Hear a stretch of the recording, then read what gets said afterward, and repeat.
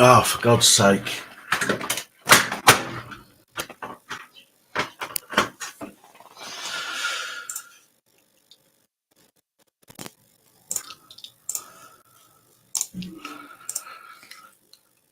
Okay, ladies and gentlemen, can you hear me?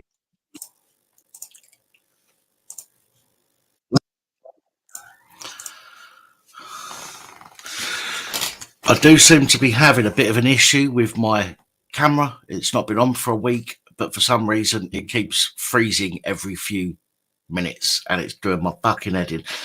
Like that, just like that, it's frozen again. Hang on a second.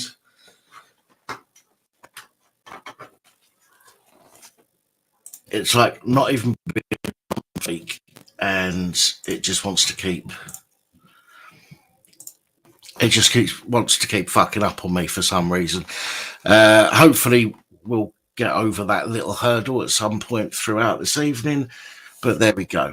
Hello, good evening, everybody. How are you all?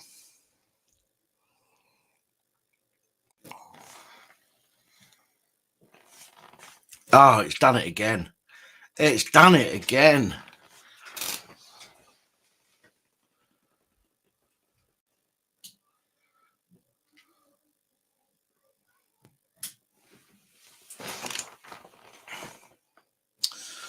This is ridiculous.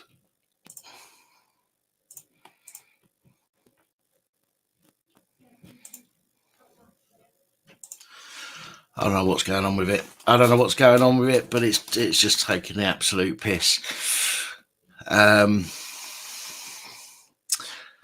Michael, it's going through the only dedicated USB slot available. All the other USB slots on my computer have got a hub in, and they're running several other things. So I run it through a specific through its own dedicated USB slot to try and prevent stuff like this freezing camera stuff. But it keeps doing it, and I've no doubt it's going to do it some more, which is really fucking annoying. But there we go. Gonna have a little game later, by the way, guys, because it's a public stream and not the private one. The private stream, the members only stream, is slightly different because there's less people on. And what we did in the last private, here we go again, frozen again. What we did in the last private members only live stream is we had a game of cards right.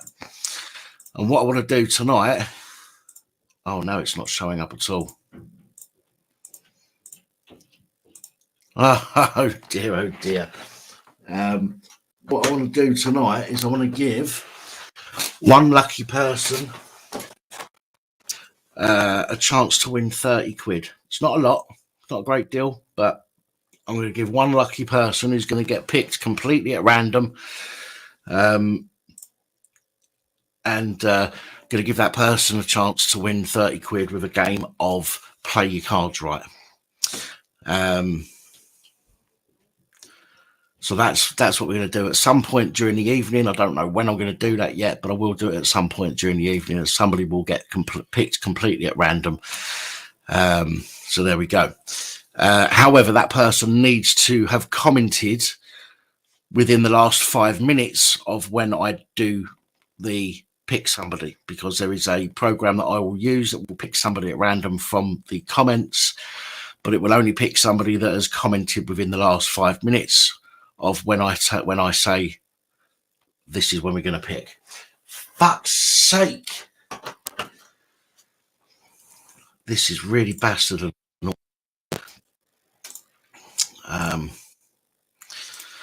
It's not been on for a whole week. It's been off 2 weeks almost, apart from the live stream last week. Other than that, it's been off since then, and now it just wants to take the piss. Absolute fucking joke is what it is. Yeah, absolute joke. Nothing that I can think of that's stopping it. But anyway. That's what we're going to do. So if my screen does freeze at any point, especially when I'm on the phone, when we open the phone lines, if the screen does pause, you'll still be able to hear me and the caller. I probably won't keep faffing about with the camera at that point. I'll probably just leave it frozen or turn the camera off for that period of time, just to save me getting the ump. Plus, for those of you out there that have an issue with me liking a little tipple on my live stream, at least if the camera's off, you won't have to see me drinking my brandy. Lovely. So let's go through the comments and say hello to people. So we've got Danny Austin, how you doing? Lost Souls, lovely to see you. White Gypsy, how you doing? Hello Scott, thanks for joining us. Hello Richard. Roger, good evening. Grand Wizard, Deputy Grand Wizard, sorry. Who else do we have? Tiffany. Oh, I've frozen again. Fuck it. Do you know what? I'm just going to turn the camera off for now.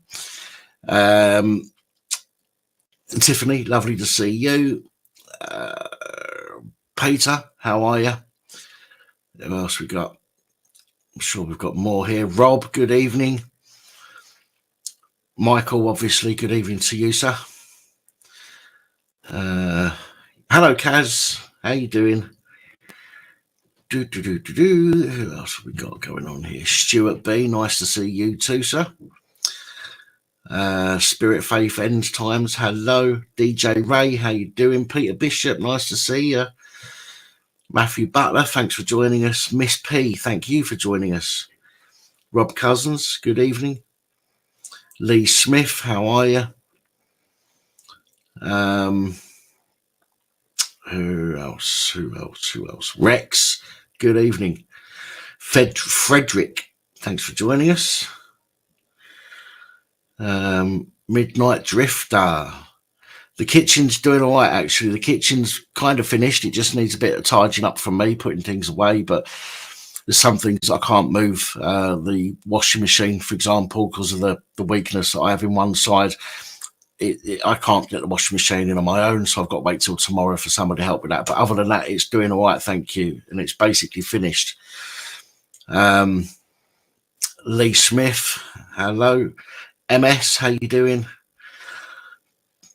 Turbo, respects to you too, bro. How you doing, mate? James N. Mickey Mouse, nice to see you. God bless, good evening. James N. Good evening to you too.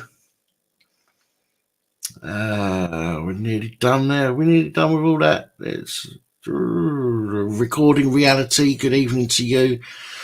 Stevie Mac, how you doing? Catlin, hey to you too. Jace the Ace, good evening, sir. Paul Essex, hello. Chris Faddy. Kitchen is okay, thank you very much. Bumblebee, nice to see you. DJ Ray, how you doing? Louise Wilcox, I think we're nearly out of people to say hello to. Marine Sat. Aid Braid, unknown. Tony Williams, Chalky 72. A few names I haven't, or a few names I don't recognise tonight. Welcome if it's your first time on here. Lisa, hello. And I think we're just about done. Crafts and other stuff, good evening, young lady. Paul Essex, hello.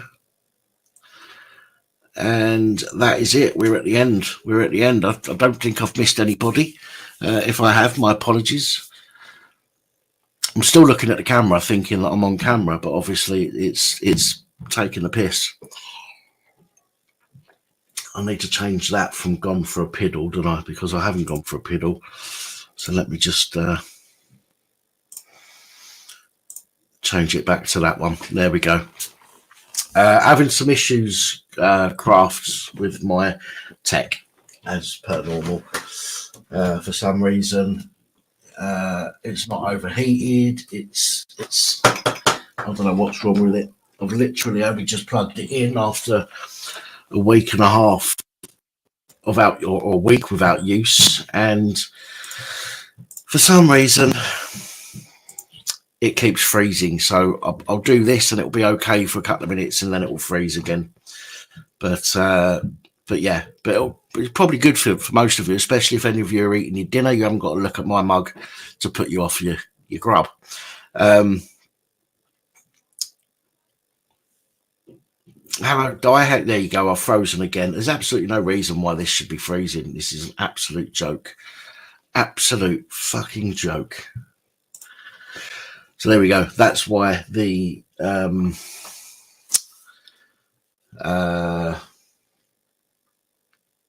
camera's off. Anyway, that's not a lot I can do about that, I'm afraid. Weirdly, the cam link is in the only dedicated USB slot on the computer at the moment, which means it shouldn't be doing any of this, you know. And I don't think, let me just task manager. No, doesn't seem to be anything going on in task manager that should be causing any issues with that. But there we go. There's not a great deal I can do about it, unfortunately. It's just bloody annoying. Yeah, Miss P, I try and keep updated with all the updates for the peripherals. I did do a Windows update 2 weeks ago, which started causing me issues, but they just seem to be getting worse. It's it's a pain in the arse, but there we go. Unfortunately, the channel doesn't make enough money for me to be able to pay somebody to come in and do the job. So yeah, we just have to make do with the tools that we have available. So anyway, hello Ash, how you doing? Hello Paul, nice to see you. No, Alex, it shouldn't be either of them, to be honest. It was working fine. Nothing's changed. I've not moved anything about. I've not plugged in anything into somewhere that it wasn't in or anything like that. Everything is in the same place as it's always been, and it was working okay, and then it's gone to shit. Gypsy, that's what I keep doing. When the camera freezes, I unplug it completely and then plug it back in, and then it will work again for a minute or so and then freeze up again. So it's an £800 camera, Miss P. So it's a Canon M50 Mark II, and I've not seen anybody else that uses these, and some of the big channels use these cameras. They don't seem to have any issues. It's just, I don't know, I think it's a computer. Maybe it's just not, I don't know, maybe it's just shit. I don't know. Fuck it. Anyway, listen, moving on anyway, because you can still hear me. Hello, Mrs. W. Nice to see you, sweetheart. Moving on, because at the end of the day, it's not going to stop us from doing what we do, which is having a chat. When we get the panel up at about 10 o'clock, obviously, it won't just be my ugly mug that you get to see. You'll be able to see a few, the mugs of a few other ugly folk. And maybe some good-looking folk. We'll have to wait and see. Depends who comes on. 850 Mark II bearded vet, 850. I do have a G7X Mark II as well, but the G7X Mark II I had, for some reason, the picture quality was never all that good. So I've got the M50 Mark II, which was supposed to be better and is in some ways much better, but still, it still causes me some issues. Anyway, yeah. So for those of you, I've just seen your comment there, Stuart. For those people who are or who were wondering where I've been this week. And this, I hate not having my picture on the screen because I like to look at the camera so you guys know I'm talking to you, because it just feels weird otherwise. One of the things, one of the issues that I've had this week is because of the chronic fatigue that I have. When I had last week, I had people in doing the kitchen. Now, they were practically done by Thursday. And then they had to come back on Monday just to do a couple of other bits. But they getting me up at 8 o'clock in the morning and sitting up until they went at sort of 4 o'clock or whatever, I was forcing myself through my fatigue. I was forcing myself not to fall asleep, which genuinely affects you. If you've got chronic fatigue, you'll know if you don't sleep when your body tells you to sleep, it will catch up with you later and it'll hit you like a ton of bricks. And what happened all last week is just that. I pushed through and I pushed through and I pushed through as much as I could. And then over the weekend, I was wiped out a lot. This week, I've been wiped out a lot as well. I had a support worker come on Monday. I had to put some of the stuff back in the kitchen that needed putting away. No, I know that, Stuart. I know that. I know it's not a criticism. I just wanted to explain to everybody, just so everybody understands where I've been for the last week or so. Where was I? Yeah. So the weekend I got wiped out. Then on Monday, support worker came round, helped me move some of the heavy stuff back into the kitchen. But just that just wipes you out, you know. As I say, chronic fatigue. I've got weakness in my body because of the strokes that I've had. And when you try and do anything physical, it can really take it out of you. So trying to put everything away over the weekend, Monday and Tuesday, has wiped me out. It's just been an absolute nightmare. And even this week, I've got stuff I've got to do. Tomorrow, I've got support worker coming round. Tuesday, I've got dentist. So on the dentist on Tuesday, they're taking out several teeth. So problem with me is I put things off and then all of a sudden they all come at me at once, and then I've got to deal with it all at once, and that could take a week or so to deal with all this stuff that I should have just dealt with at the time. Unfortunately, it's a bit of a pain in the arse. But anyway, moving on, because you don't want to sit here listening to me moan. That's not what this is about. But I will just ask you before we go and open the calls, the phone lines. How has everybody been? How's everybody's week been? How's everybody's weekend been? Have you, have you been behaving yourself? Have you had a good weekend, a good week? Have you, been out protesting or protecting the children from wrong-uns? What have you all been doing? Talk to me. Let me know. Hello, Dave Tomo from Oxford City. It's not you going out cutting all them ULEZ camera cables, is it? I know it's not ULEZ in Oxford, but it's the same sort of thing, isn't it?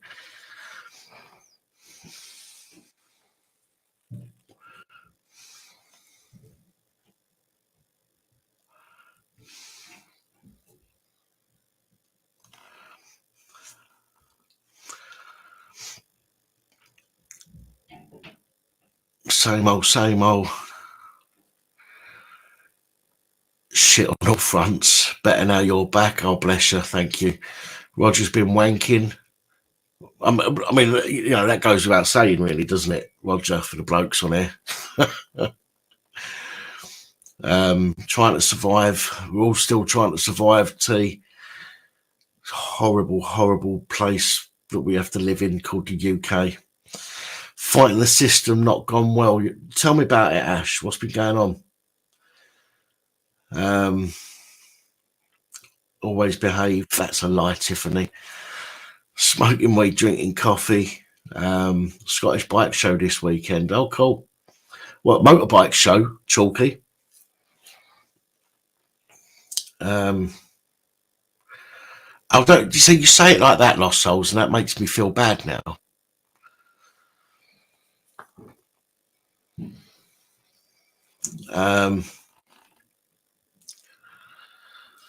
How much work to plug in another camera? Well, it's work trying to find the cable for the other camera because it's a different cable, and the dummy battery as well. In fact, I don't even know where the fuck it is. I don't even know where the camera is.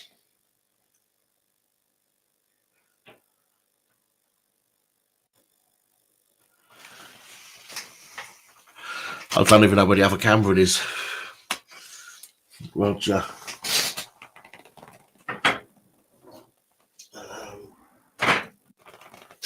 No. Hello, Adrian. How you doing, mate? What have I missed there?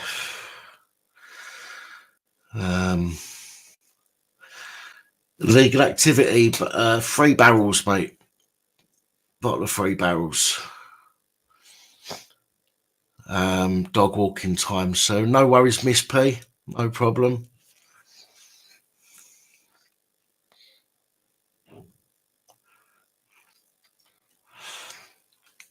Good stuff, Dave Tomo.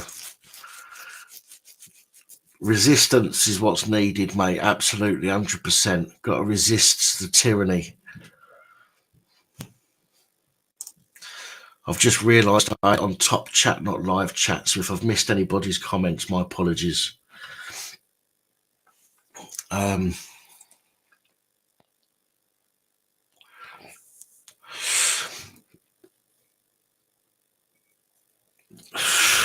Yeah, to be honest, I don't really want to go back onto the webcam, to be fair, after using the main camera, because it's like dead annoying.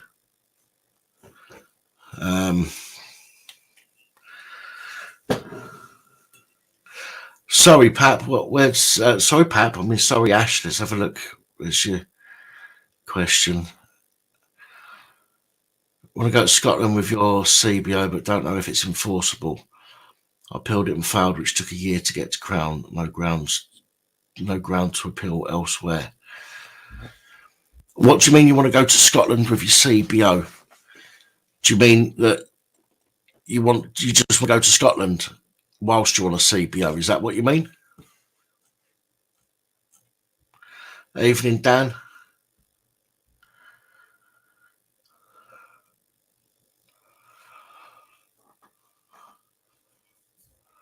I'll tell you what, Michael, it needs to be 8 p.m. every night, mate, not every Friday night. I know that's rich coming from me. I know I struggle to get out at all. You know, I'd love to be able to. But yeah, I think people need to be out there every night rather than just once a week.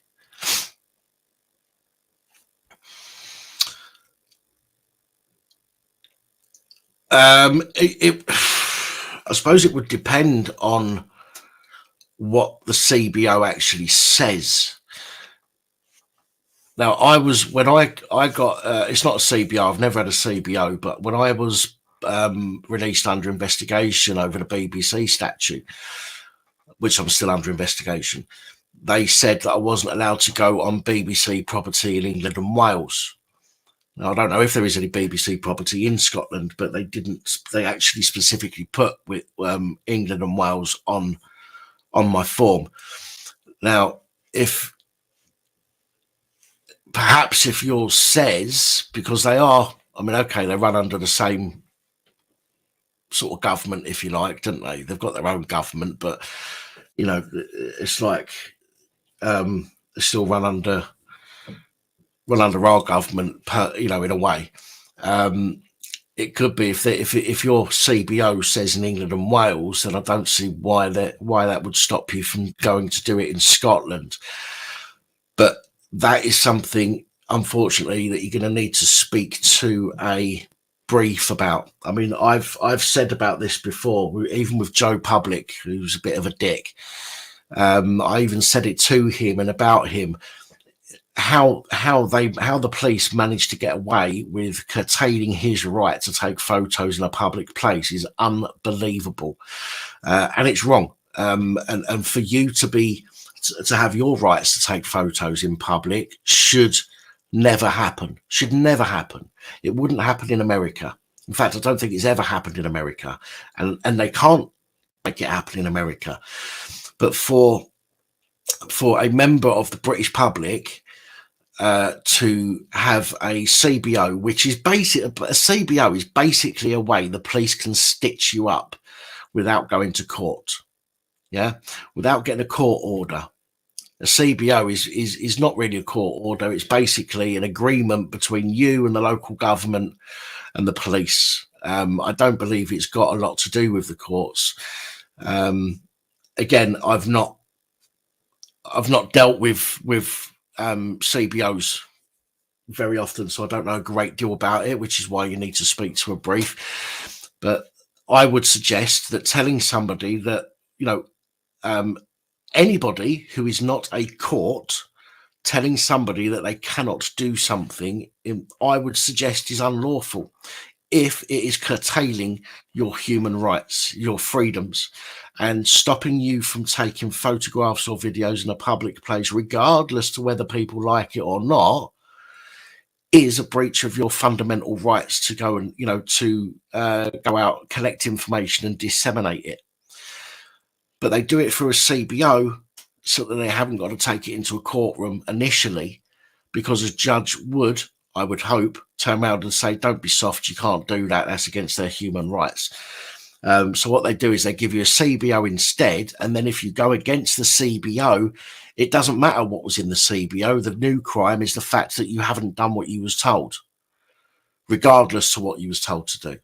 So the court just focuses on the fact that you may have breached a CBO rather than what the contents of the CBO was. So it's a touchy subject, dodgy subject to look into. It's a lot of cloak and dagger shit and dodgy stuff that they do behind the back of the courts, in my opinion, and they shouldn't be allowed to do it. Absolutely shouldn't be allowed to do it.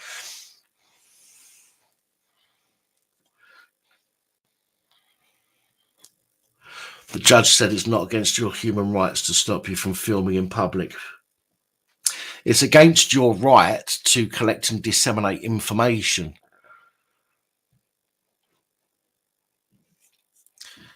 It's against your right to collect and disseminate information. Now, it's different if a single person or persons said this person followed me around for 3 hours with a camera in my face. Now that's completely different. That would then become harassment, stalking, harassment, alarm and distress. It's got nothing to do with what with your camera. Is to do with the actions that you have taken with that camera. You could have done that without the camera. But if people are a little bit upset because they don't want to be on camera, then ultimately any judge should turn around and be saying, well, I'm sorry, it's tough shit. Unless they were breaking a law whilst doing it, i.e. they were on your private property filming through your bedroom window, unless you were doing something like that, at which point all they've got to do is ban you from going near that person's house or interacting with that person. But to take away your right to collect and disseminate information is wrong as far as I'm concerned.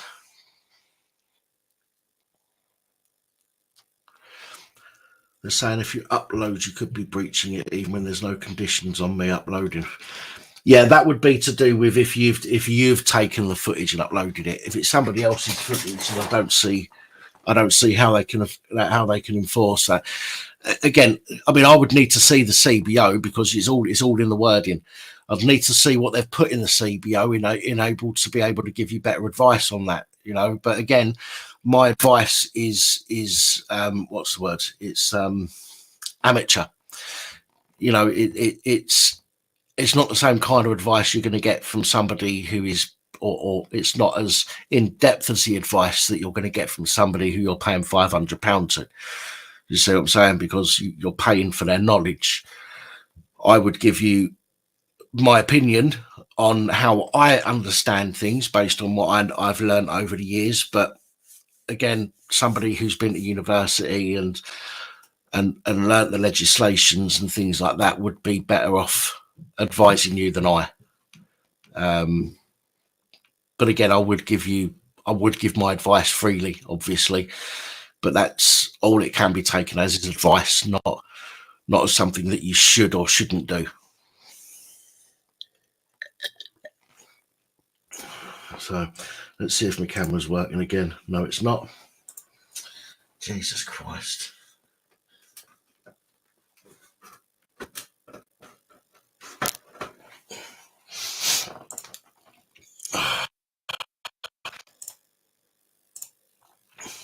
We're back for a second. I can't see it lasting for long.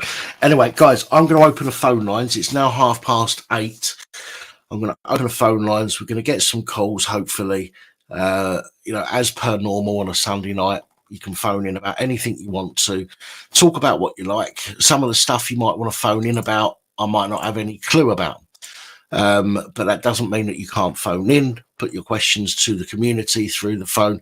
If I can answer anything, I will do. If it's something that I'm not particularly clued up about, then we'll put the question or whatever it is to the comments, and we can have an interaction that way. So yeah, bloody hell, see, I've frozen again.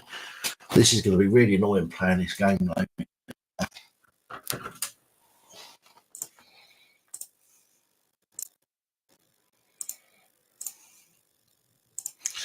Really annoying. Anyway, let's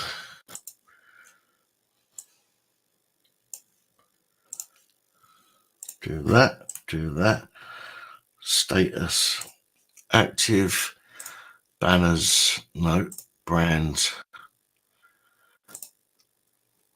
Right, there we go, guys. 01515289590. Hopefully this is going to work.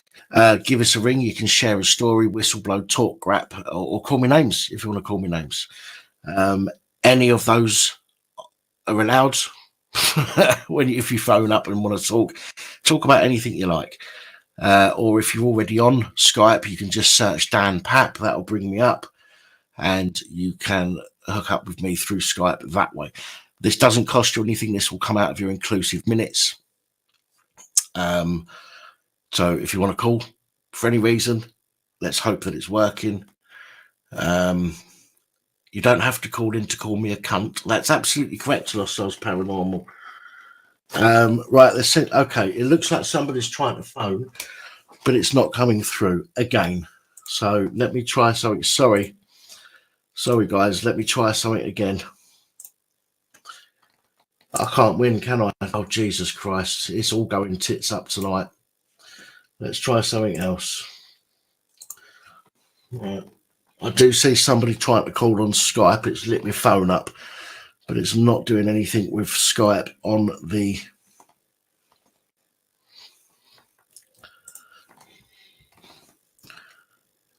Why is it not doing anything with Skype on there? Oh, for God's sake. Oh, come on. Oh, right, here we go. Right, hello, caller. Hello. Hello, mate, it's me. Hello, mate. Microwave. How you doing? Just give us 1 second. Let me just make sure everyone can hear you in the channel. Can you turn the sound down in the background? I'm just turning it down there, mate. Sound. Yeah, how are you, mate? Right, I'm doing all right. Let me just double check everyone can hear you in the chat there. So turn it down. Yes, they can. Brilliant. At least that's working. So how you been, mate? You all right? Well, I got my eyes back, so went to the old vets on Friday, so they're going to let me know. So that's that done. Right. I put him for the National Health at Epsom Hospital. Yeah. So that should be fun and games. Apart from that, it's just waiting. You know. Fucking worst part of it, isn't it? Waiting. fucking hate Yeah, but yeah, waiting. it's like you say. I mean, I see Simon the other day did some good uh, uh, things on YouTube. Yeah. But it's what I want to talk about was it the guy that the BBC on Gary Lineker. Yeah. You know, it's getting a joke now. It really is. You know, I mean, what's going to happen? It's going to get worse, isn't it? I mean, whatever you say, you're closed down, can't say anything. You know. But the thing is, I've not got much of a, I haven't got any kind of affinity for Gary Lineker, right? No, nor have I. However, and I do kind of understand where people are coming from, but I think a lot of people are letting their bias direct their way of thinking. Gary Lineker, regardless to who he works for, the same as all of us, has a right to say what he wants to say. Okay, provided it's not breaking the law. Now, one of the things that has pissed me off the most about this, and don't get me wrong, I think Gary Lineker's a dick, but he has the right to say what he needs to say. But the thing that pisses me off the most is that you've got these people who, like all of his buddies, who are turning around and going, right, well, we're not going to go on fucking and do our bit. Right, you know, we're going to stand in solidarity with Gary Lineker and all the rest of it. Where were these people when actual real people were being fucking hurt and injured and affected by others? Where were these people standing up and saying, right, look, we're going to be in solidarity with the people that are getting mugged off and turned over and all the rest of it?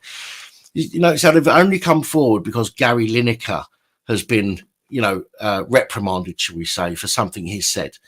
But not a single one of them has ever bothered coming forward and saying, right, we're going to stand in solidarity with the people the BBC have really fucked over.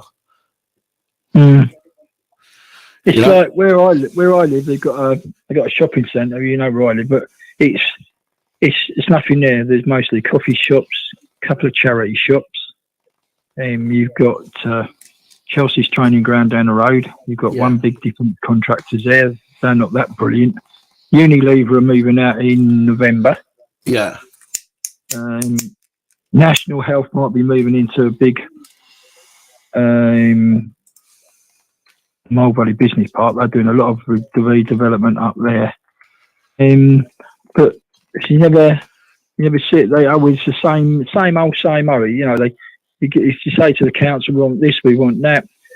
I can't even get a dentist appointment in Leatherhead. That's how bad it is. Yeah. It really is getting bad, you know. And when you can't do that, people aren't moving, but people are saying, well, you know, we're a commuter belt. We used to have, it's right on the M25 junction 9. Yeah. And you're sitting there, in fact, a big, massive industries, like, I don't know, some logistics company or that. You've got Dover, you've got London, you know, you've got to go the other way down to Sussex down there. Well, why isn't, because they're rubbing their own pockets, and yet their local authorities, like the dustbin guys, I know quite a few of them, they can't get the drivers. They can't keep them. Some of them keep smashing up the vehicles. Yeah. Some of them keep doing stupid things that you get sacked for sooner than look at you, you know. But I can't do this, I can't do that. If you can't do the job in your high street, which is easy enough, why are you? If you're a manager and you can't manage, why are you a manager? Well, if you're a supervisor and you can't supervise, why are you doing it? It's because people that employers today, they say they've got people over 50 or 63. People like me that just want to go and work can't get work. So what are you doing? You're going up. Yeah, I've done that. I've done the 77 jobs I put in for that one. I did a week with the National Health people. You know, health worker. Brilliant course. Oh, the lady said, "Oh, thank you very much. It was very nice working with you." You know, well, that's nice. You know, and I said, "Well, I might get a certificate. I hope so, because if I don't get a certificate, I'll be the first one moaning." You know, it's just the basic to. So I say they give you interview techniques and tell you, well, I'd like to put some when in my interview was as it is a changing world, I would like to put something back into society. I think that's pretty good thing to give me a chance or a job. Yeah. But it's, everything they do, you can't, you just want to go and work. I mean, my poll tax for our place is £1,400 for the year. Right. It's £76 a month times 12. And you just, harsh, isn't it? you just can't. It's absolutely mad. I mean, we do a lot for the people like that. We help the other side. I mean, where my cousin works, they're outloading the place like it's going out of fashion. Yeah. Up there, in Warwickshire, but they're saying, well, how much more do they want? I'd really like to see some of these people that they know about this and they know about that, or mostly the servicemen or ex-forces. Because when the old Challenger 2 goes out there, that'd be a good game of chess. That really would. Yeah. And the Leopard 2, But what are they going to do? They want more and more and more. Some people don't want to live in England. The families don't like living where the other people are and all that. Well, if you don't like it, why did you come over? Yeah. Well, you know why they've come over. We all know why they've come over. Yeah, they come over to basically rob us. Not quite rob us. Broke right, but they're not doing too bad, are they? You know what I mean? Actually, let me just clarify myself there. I said we know why they've all come over. I'll just clarify that. Not all of them have come over for that reason. Vast majority of them have come over for that reason, and they know that they'll literally get what they want, what they kick up a fuss over. Okay, so if they turn around and start saying, I don't want to live there, I don't want to live there, I don't want to live there, eventually the council's going to go, okay, let's move them somewhere else. And these people will do that everywhere they are until they find somewhere they like. Where the rest of us, we have 2 chances. If you're on a housing register, you have 2 opportunities to take a property. The third opportunity, if you don't take it, you go to the bottom of the list again. This doesn't happen with these visitors. No. And Mr. Mayor is £160 million for a lot of people. Yeah, really? What about the poor? I mean, there was a veteran. I don't know which one it was, but his veteran next door, his wife, these other people came in, blah, blah, blah. He said something about soldiers should be killed from Afghanistan or whatever. And he had so much aggro that they just said, no, sorry, and then they got £250 worth of gardening tools for nothing. And what do? Do they know how to garden? I don't think so, but we've got to give them that. We've got to give them this. I mean, they don't like the food they get. Well, that's the way, some Scotties would give their right arm to live in a 5-star hotel. Yeah, at least they're being fed. You know what I mean? At least they're being fed. That's the way I see it. The Scotties now, no people. I mean, I know people that are actually serving in the armed forces that they say, I mean, if it's good enough for a Scotty, why isn't it good for a refugee? Yeah. But I mean, look at Southern Ireland, lovely place. Place has gone to. It's going to be in this country soon. Yeah, and you can see it happening. We're on the path, aren't we? Definitely taking strides towards that. Well, it's not too far. I mean, we've had our Manchester conflict up there, but is it going to happen in? And everybody's saying, "Oh yes, man, we have Manchester done and dusted." Is it? I don't think so. Yeah, we haven't had our 9/11 yet. I know where our 9/11's going to be. Up where you are in Liverpool, the European song contest, the new watch. Well, I hope it doesn't, but it's getting that way. Things is Well, this is the thing, though. This is what pisses me off as well about, when the police turn around and they say things, when they have a go at people for film outside a police station. They go, well, we're living in a very dangerous times, the current climate and all this, that and the other. And it's like, no. Listen. No, there isn't the current climate. If terrorists are going to go after anybody, they're going to go after an event where there is lots of public people there. Yeah, because they're not interested. They're not interested in... Not interested in your police station. No, they're not Police are interested that in the problem. police. They're not interested in government officials, because if they were, then we'd be seeing lots of them on the street, you know, deceased, unalive. But we're Yep. not. They're not interested in these people. They're interested in the main focus The main is the events. general public. Okay, and the best place for those are in these, as you say, something like the Eurovision Song Contest or something along those lines. That's where these things are going to go down, and it's televised, which is better for the people that want to do this kind of Of course it is. shit. Yeah. But what is it? What does it? What's the word we're looking for? What does it take or come down to when someone has lost their lives in the Manchester bombings? You can understand that, and I've got a lot of sympathies for them people. But how stupid and ignorant are the police at the end of the day? Oh, we could have done better. Well, why didn't you get out there and do it earlier? Yeah. Prevention is better than tragedy. It's because they're so. They've never seen it, have they? They're so used to saying we'll learn from these mistakes, and the public lapping it up. They're so used to that they use that as their get out fucking clause. They go, oh, look, yeah, okay, we made a mistake, but we're learning from it. And then when it happens again, they'll just say, oh, well, we're learning from it. And the public will go, yeah, okay, they're fucked up, but they're given the benefit of the doubt. And it happens time and time and time and time and time again. And the general member of the public, the people that aren't awake, the people that walk around with their head in the sand, don't see the wider pattern. They just see what's being forced on them at that moment by the MSN, and they're not looking into things themselves. Lots of people don't have the time to look into stuff themselves, don't get me wrong, and I understand that, but so many people think that ignorance, just like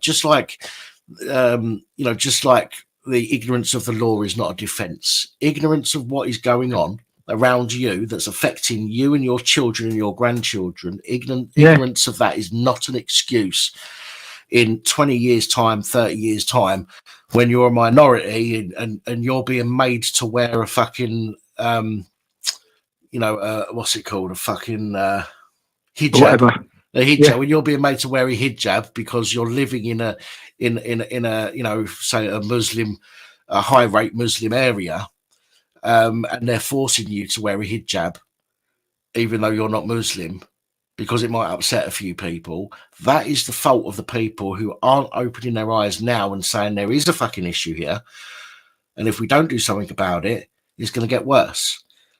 It's going to come to light. I hate to say it, but it's going to come like Northern Ireland. Some of these places. And it's sickening, for yourself and everybody else that's watching tonight, the majority of people that are watching tonight, it's sad because we know that we have to now wait for something else serious to happen before other people's eyes will open. So why do all our sisters and brothers that are in our armed forces say, was it worth it? I really hate to see the people that have given their lives since World War II and all the stuff that's come over in Afghan and Iraq and Northern Ireland and Herzegovina and all that. Look, United Nations, what they do? No, can't do that. When you go to war, there are certain human rights, but Europe has never learned. Even with the French, we bailed them out of 2 world wars, and we're still paying lip service. So we can't do that. Some people don't know that France was before she joined NATO, she was actually a silent partner. Yeah. And you look at our history. All right, we've always been that type of country, a warring country, but that's the way we've been. But end of the day, 30 years ago, we had them in the army. We had them in the army 30 years ago. Yeah. And they, even in my corps, we had them. They're brilliant. We had that other kind as well. But we just cracked on. But people say, well, Johnson Bahari, the only black guy in the British Army's got a Victoria Cross. Yeah. And I'm not going to tell you what he's in because that'd be giving the game away. But you know what I mean. But I we do that. Well, police are like, yeah, the police have the police learned? No, they haven't learned because I don't know, you know. But how come they drop the education standard for the entrance to the Metropolitan Police? Nobody wants to be a policeman these days. You know? No normal-minded person wants to be a cop these days. No, not that type. You know, ambulance drivers do a good job. Yeah. Firemen, you know, the dustbin boys, the street cleaner. Well, I've always said, right, I'm not so sure about social workers, but you know, the firemen, ambulance, binmen, you know, for example, these roles, they will go to wherever they're called and they will do their job regardless. Doesn't matter who you are, doesn't matter where you're from, doesn't matter if you're a visitor or not. They will still do the job that they are paid to do. The police, on the other hand, pick and choose what they're going to deal with generally.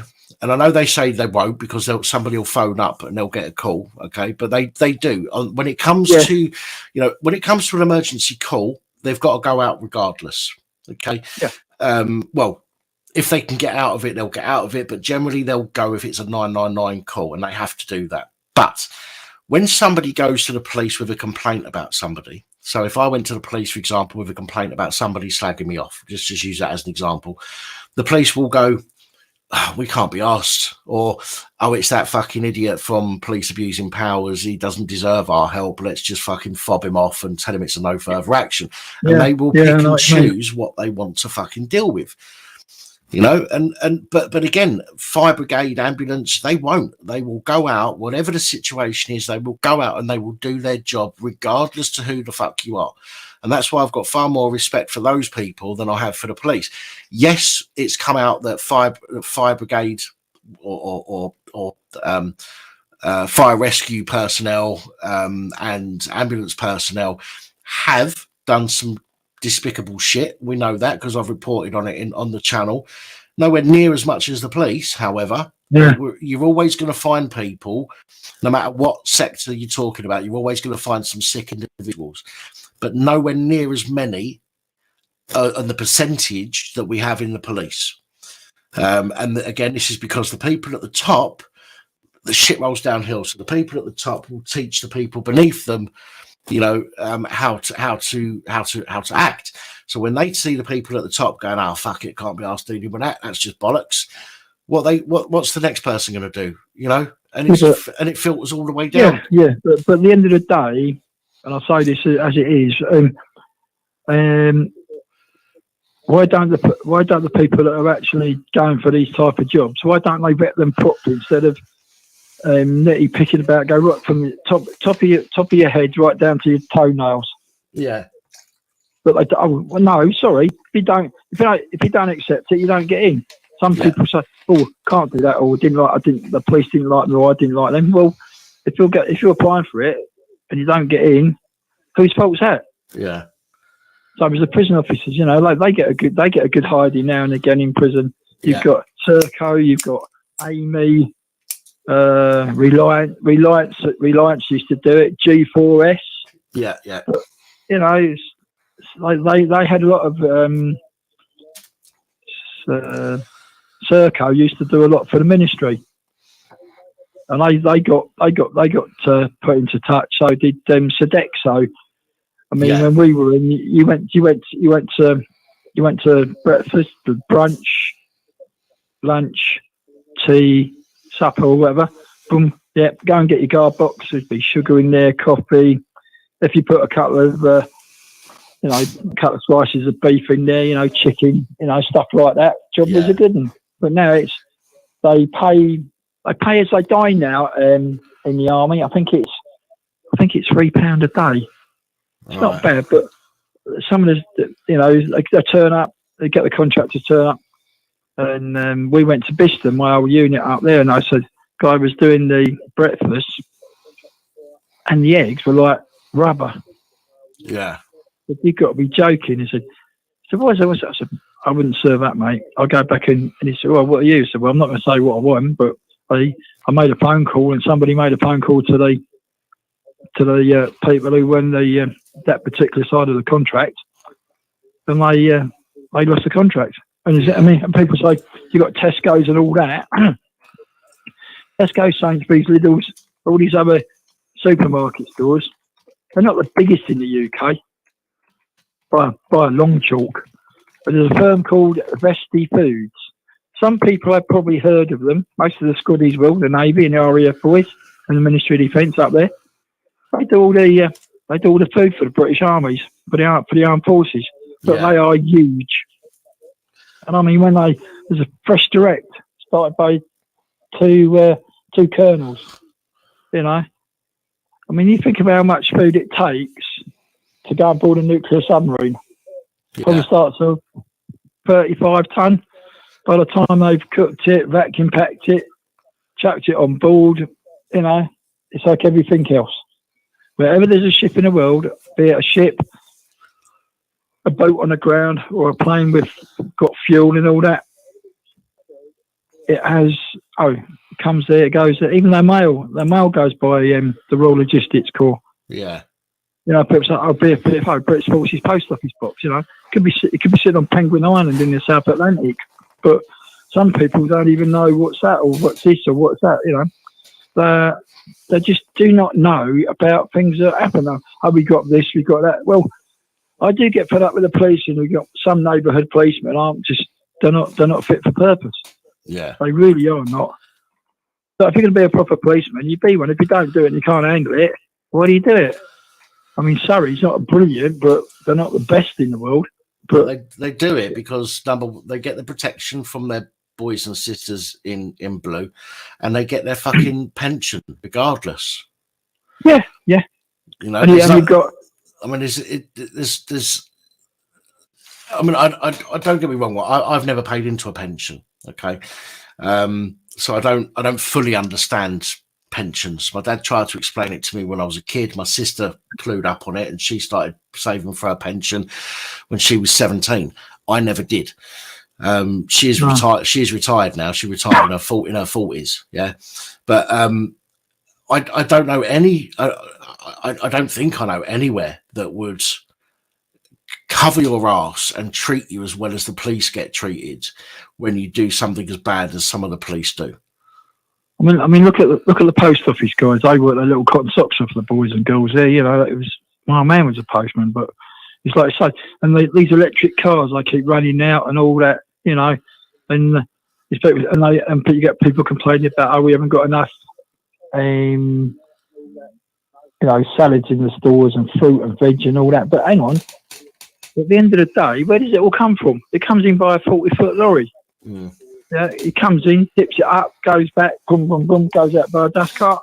But Joe Public, or especially some of the old age pensioners, well, hang on, what's it to you? Well, not to me, mate. And I've driven the truck for 32 years, so people can do the job. And there's a guy I think he's up your way or somewhere up north. He's 90 years old. He's a tanker driver for a living, and good luck to him. And he's fit as a butcher's dog. So, you know, we can't. Why do they want to pay road tax on your tyres? I mean, that's another con as well. You know, 2 years MOT. I don't think so. Well, this is why they used to do window tax. Because no, I've never heard of that one. Window tax back in, I think it was Edwardian or Victorian days. They had what they called the window tax. So you paid tax on the amount of windows that you had in your property, and this is why sometimes you'll drive around town. You'll sometimes drive around town and you'll see buildings with bricked up windows where windows used to be. Because they did a window tax, and taxing people per window is better than tax. You know, so you could have 15, 20, 30 windows in your property, right? Depending on the size of it, obviously. Now that's better to tax people on that than it is to tax people on one property. Yeah. It's the same as this whole car tax. You know, they told everybody they weren't going to tax electric vehicles. So even though they've started, they want to tax, or I think they have started taxing people on electric vehicles, they don't want to because they've said that they won't. So what are they going to do instead? They've got to make their money somehow. So taxing people per tyre is their way of going, well, we're not road taxing you on your car, you know, but we've got to tax you on your tyre so we can afford to pay you know, for road repairs, which never get fucking repaired anyway. Yeah, it's like that. It's like that guy bought a Mercedes, and it went wrong 2 weeks at it. Took it to Mercedes, and batteries weren't really, you know, up to standard. But just waiting for another bit of paper to say that they were and all that.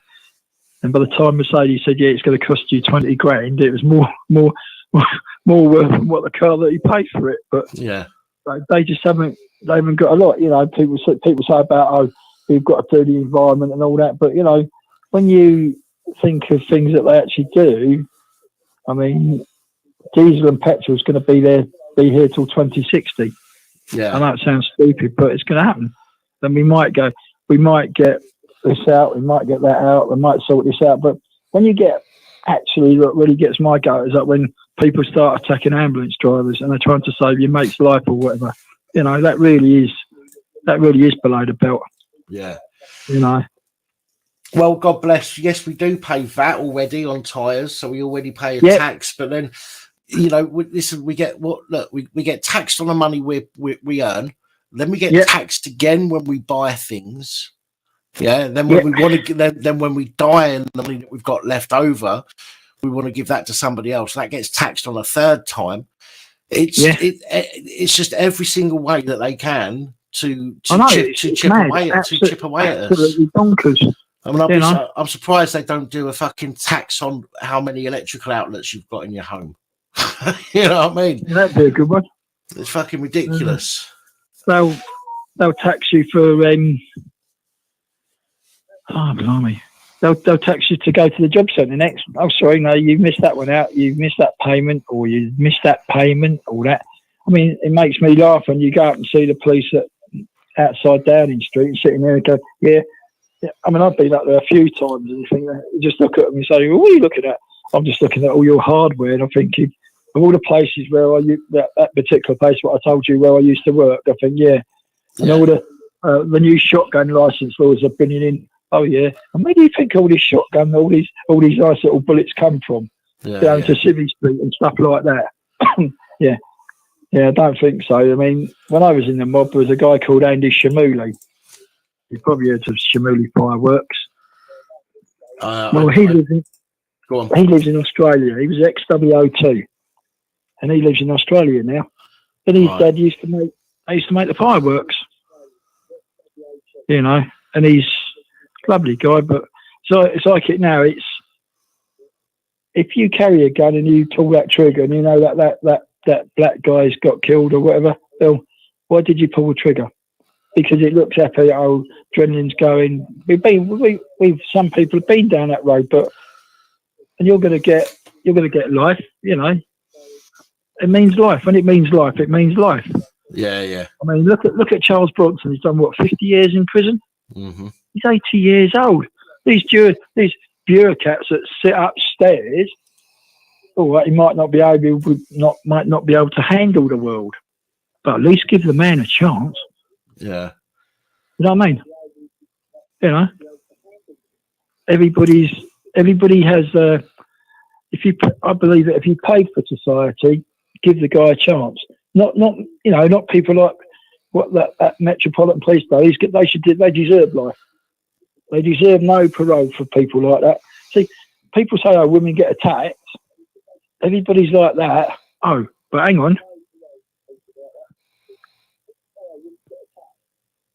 You know, but what about the men that get attacked by the women? Nobody's ever brought that up in public, have they?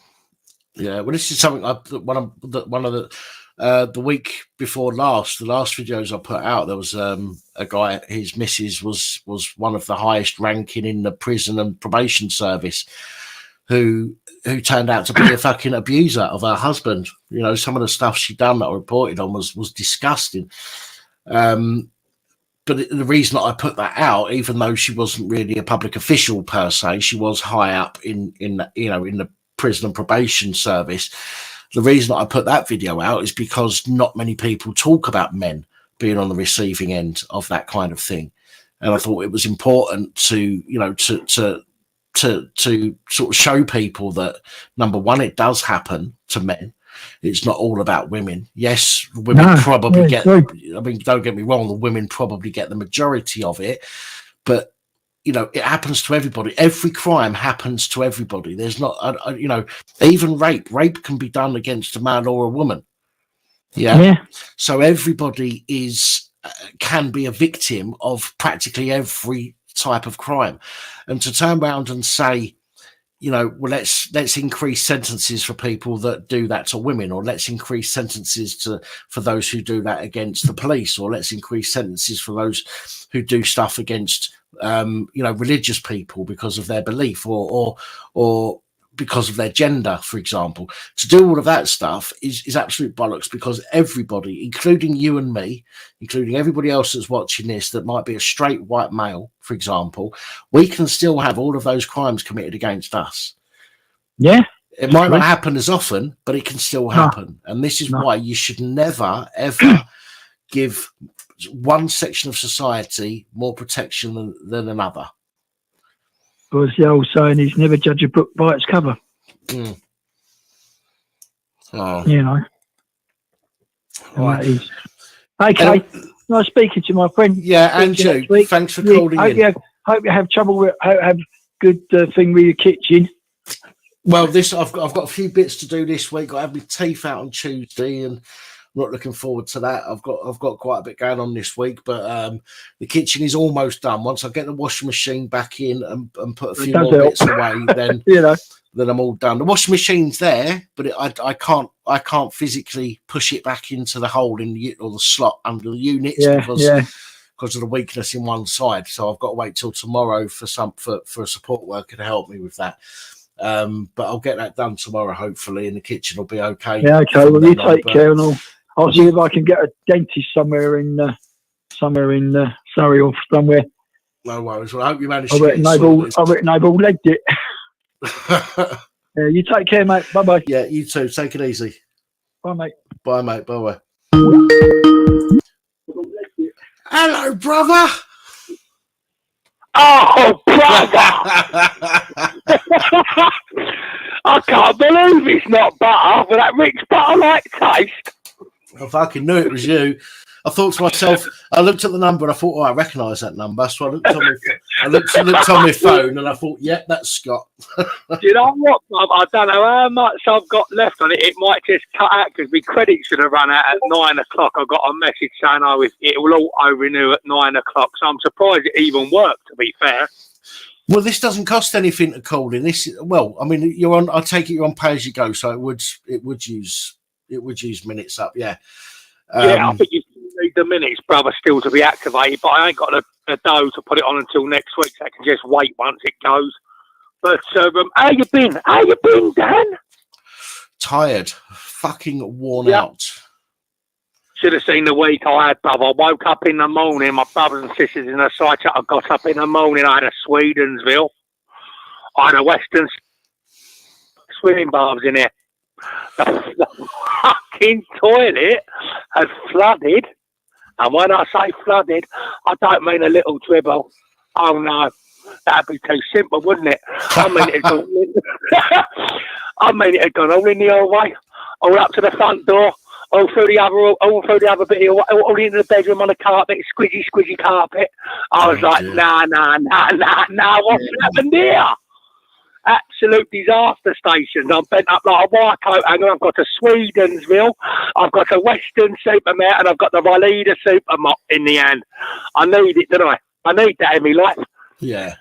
Luckily, the landlord, bless him, he was pretty good and mustard, and he got it all sorted out for me. So I got a new, I lick it up, scarf, Danny Austin. He's a boy, and I got down there with the old cup and saucer, scooped it all up. I thought, I'm running low on the water rates here. Get this water in a bucket. So, yeah, got that sorted. Got my shower fixed as well, so I've got a few things that I had to get sorted out. I actually got sorted out. But that just quickly down to that Charlie Bronson situation. Now, this, for me, I mean, I've been a victim of the corruption as many other good human beings have that rolls through this earthly realm. Fucking hell, Scott, you're starting to sound like somebody else there. Really? Who? I can't say her name out loud because I'll get told off for bullying. Oh, don't, bruv. She's done my Sweden. I know. And I know. What with that lady witness friend?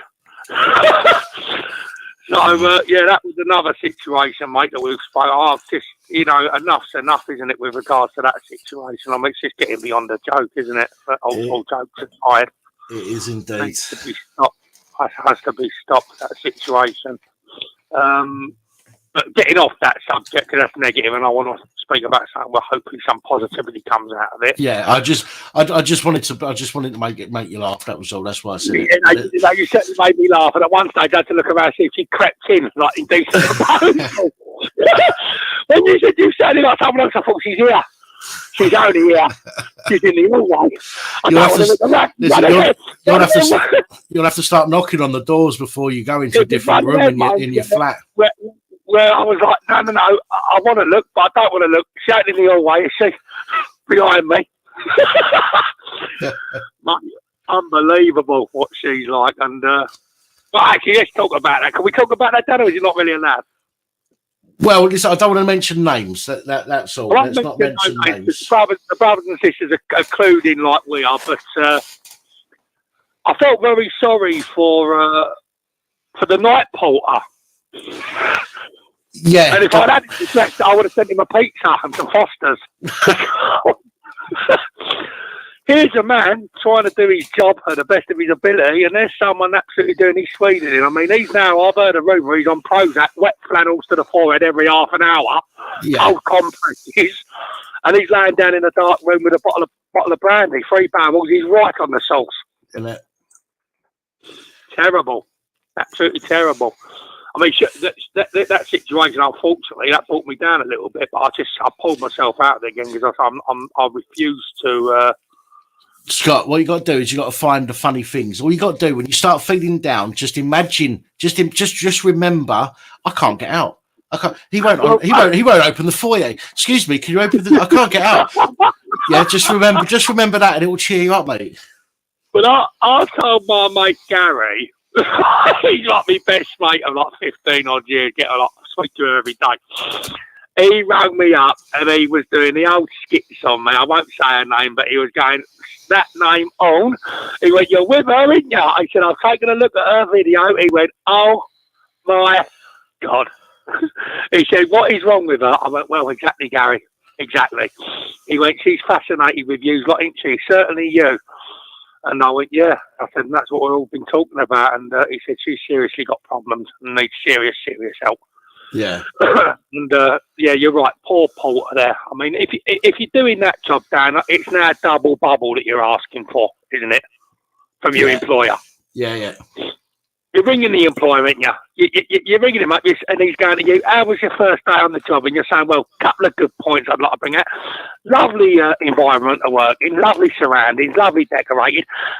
Good news, bad news, bad news. Couple of tenants I don't like.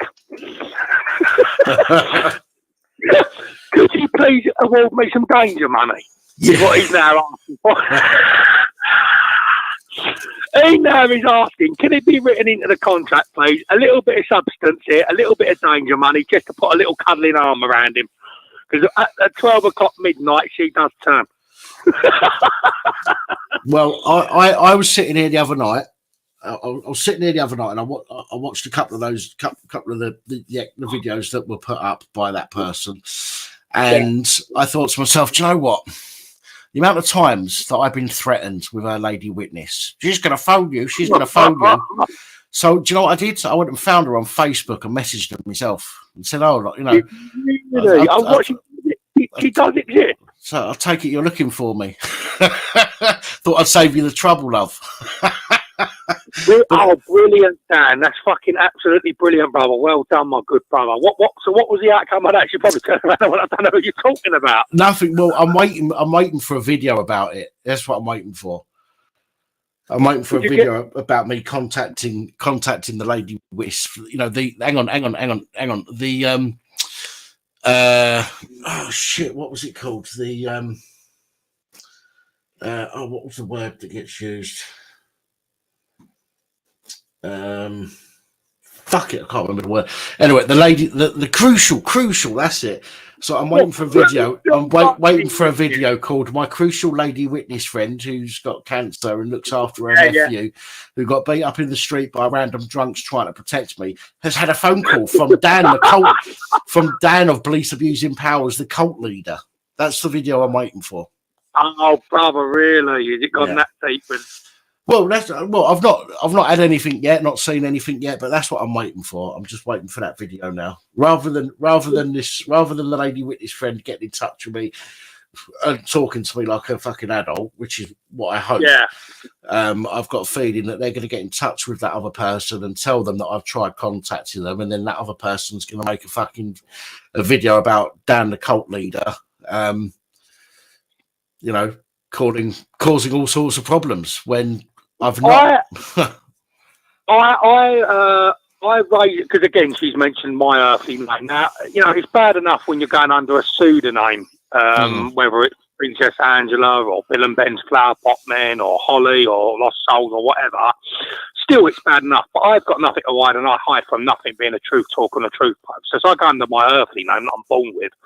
So for her to be rubbishing my name continuously is something that's got right, you know, under my skin, because it upset me health last year when I was battling suicidal thoughts. Yeah, I'm still times battling with those thoughts, Dan. So I brought it to the police's attention, and I said, look, you know, I've had enough now. You know, I don't go to them for nothing, quite frankly. But I said, enough's enough. I said, she's upsetting a lot of brothers and sisters. I said, and one of the sisters is severely unwell at the minute, battling cancer. I said, and I'm worried about her, and that's Angela I'm referring to. Yeah. And I said, and we don't need it. I said, this is one of the best channels, this Police Abusing Powers channel. And I said, Dan suffered strokes, you know. Angela's been very unwell with her illness that she's going through. I've battled suicidal thoughts, and I dare say Tina and many others have gone through earthly lifetime problems where they didn't need to exasperate their own mental and physical health trying to help someone that, quite frankly, doesn't appreciate it. Yeah. I said, the reason she doesn't appreciate it is she's soulless, okay, she's demonic. I told it straight. So, well, according to some people, I've not had any strokes, even though I've proved it with the hospital paperwork. But apparently, some people think I haven't. There you go, Dan, because that's just to come back to the fact of what she says about her lady witness friend. That, you know, I you know, it's probably a hand puppet, you know, stuffed on her hand that she talks to herself with and says, "Hello, Juliet. Hello, you know who? Hello." You know, and on we go with a little skit that she does in her bedroom. And it's quite concerning. And I said that there's one person that needs. I said, and I don't want her arrested. I'm not nothing like that. I'm not a scumbag like that. I said, but I said, you're supposed to protect and serve. And I said, and quite frankly, some of you couldn't protect and serve my Carlsberg beer because you're soulless with them. I said, and the reason you represent people that are soulless is you've also lost your souls to the devil. I said, it's about time you police started standing up to be counted and went to her and said, listen, enough now. Scott suffered a suicide attempt. Stop bringing his name up. Dan's had a stroke or two. Leave him alone. You know, this, that, and the other. Angela's got serious illness with cancer that she's fighting. Enough now. You know, enough. We've had enough of the calls. We've had enough of what you're doing to brothers and sisters of ours outside of our remit. That's the good police, how they would behave if they were morally correct. Now, shockingly, and I'm so angry by this, and I've posted it. I post everything on my Facebook. I use it as a journal. Yeah. I had my friend man Glenn, who's having a few lifetime problems in a minute, and he's another good friend. So I had him round here, and we're having a couple of vodkas and a little bit of a chin bag. And he left about 2 o'clock. So I was very tired, and sort of I got up on this particular day, the same day, but sort of later on in the afternoon, about 5 o'clock in the afternoon.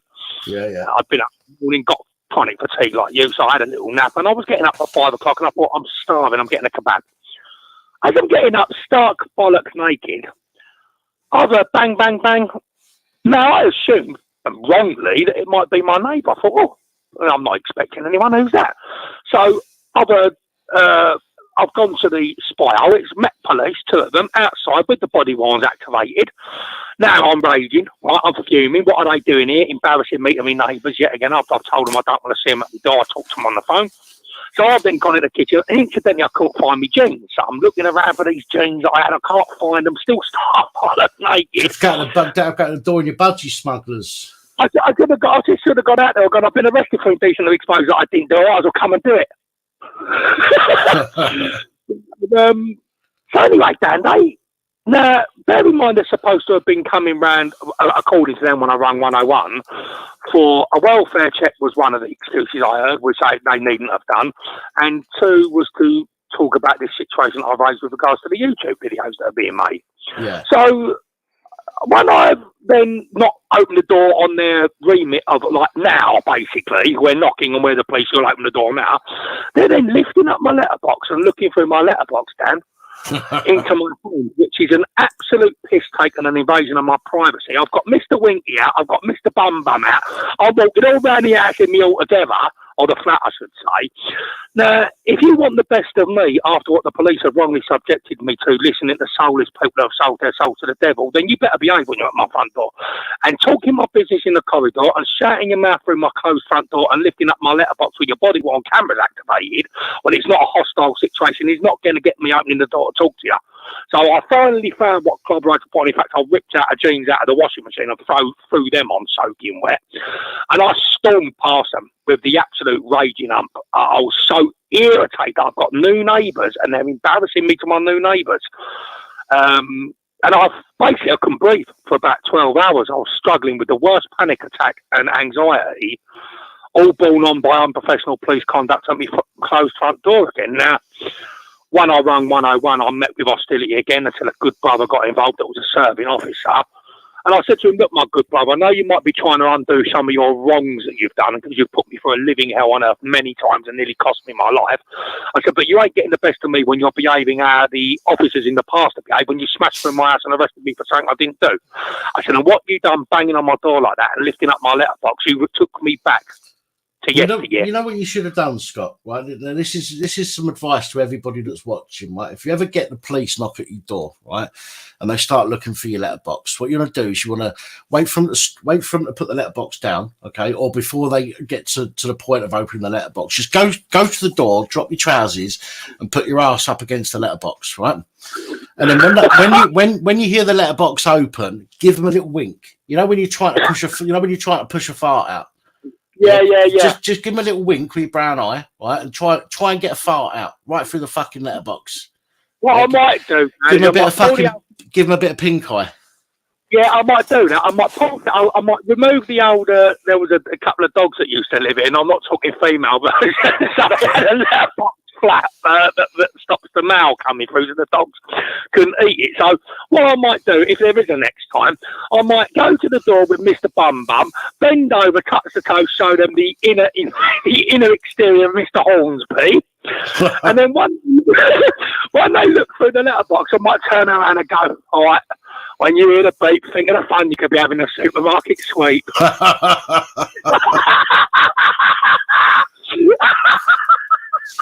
So, and then I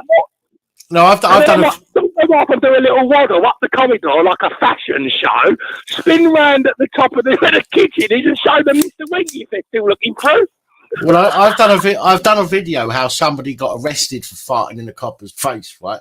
But that was whilst he was being searched, right? Apparently, he farted in a copper's face, and he said to him, "How'd you like that?" Right, and he got charged with it. He got fucking taken to court over it. Now, I would argue that if you're within the confines of your own house, right, and the police have got no fucking right to be looking through your letterbox anyway. So whatever you're doing in your own house, whether it affects somebody who's looking through the letterbox or not, cannot be fucking used against you. As in, you can't be arrested for that. In my opinion. Right, you're in your house. If you have a fart, your privacy and looking through your letterbox. I mean, how uncouth to do that. I wouldn't dream of doing that to anybody. And if you're knocking on my door and I'm not answering it, it means go, doesn't it? It means I don't want to open the door for whatever reason. Yeah, of course it does. And two, I'm sleeping and I'm just got up, go. I didn't expect you around here. You weren't invited around here. Don't be lifting up my letterbox. And when I say lifting it up, I mean multiple times and then talking really loud outside for all my neighbours to hear my business, which I find absolutely repulsive. Yeah, I'll definitely go and stand at the door, put my kicks around my ankles and just stand there with my arse at the fucking letterbox. And just I think what I might do again.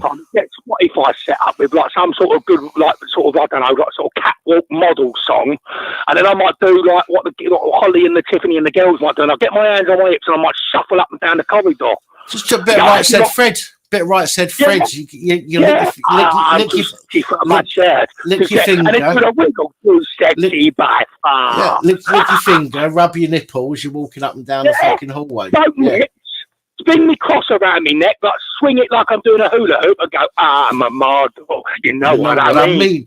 And I'll do my little turn on the catwalk. Oi, Dad, I've got to do it for a laugh, innit? And if they moan about it, go, mister, I'm going to have to arrest you for doing that. I'm going to go, what, arrest me for walking up and down my hallway? Yeah. Go on, then. But yeah, I had all that. So I had that this week, just gone. I had the flood. I had the leaky toilet. I had the, and then get this one, Dan. Oh, Dan and the brothers and sisters, you want to giggle, listen to this one. So I get a new phone, it's only a 23, 24 pound cheapo phone. So I get this phone a little few weeks ago because I broke my other one. So I fix it. I'm just getting used to it. It's not my normal one that I normally buy, so I'm just about getting used to it. And then I go to the toilet, and like a silly boy, I think I can multitask. No, not while you're doing a wee with a cup of coffee in your hand and you've got a cigarette on the go and you've got your mobile phone because you know what's going to happen. So it's going to be dropped. And guess what? It was the mobile phone. Yeah. So I've dived into the pissy water. Yeah, there was no pride. In the hand went, wee water on it. I'm fucking washing it with bleach in the sink. I'm getting it on the radiator, Dan. I thought, I'll save you. Don't you worry, phone. I've got you all under control. I've stripped it bare. Yeah. Should have walked it up and down the corridor for the police, naked. I've got it all on the radiator. The back's off, the battery's off. SIM cards are out. I thought, I've saved it. It started working. I thought, fantastic. I ain't even got 23 quid at the minute. You know what I mean? So I thought, thank God for that. I've managed to save the old blower. Anyway, text me pals, talking to me pals, my mate went, sounds brilliant. It's better than it was before, Scott. You got holy piss. Yeah. Glenn's having a laugh. He went, crystal clear. He said, before, I struggled to hear you. I went, I've got to be honest, Glenn. I struggled to hear you. He said, I think we should get your piss and bottle it as holy piss. We can make a fortune.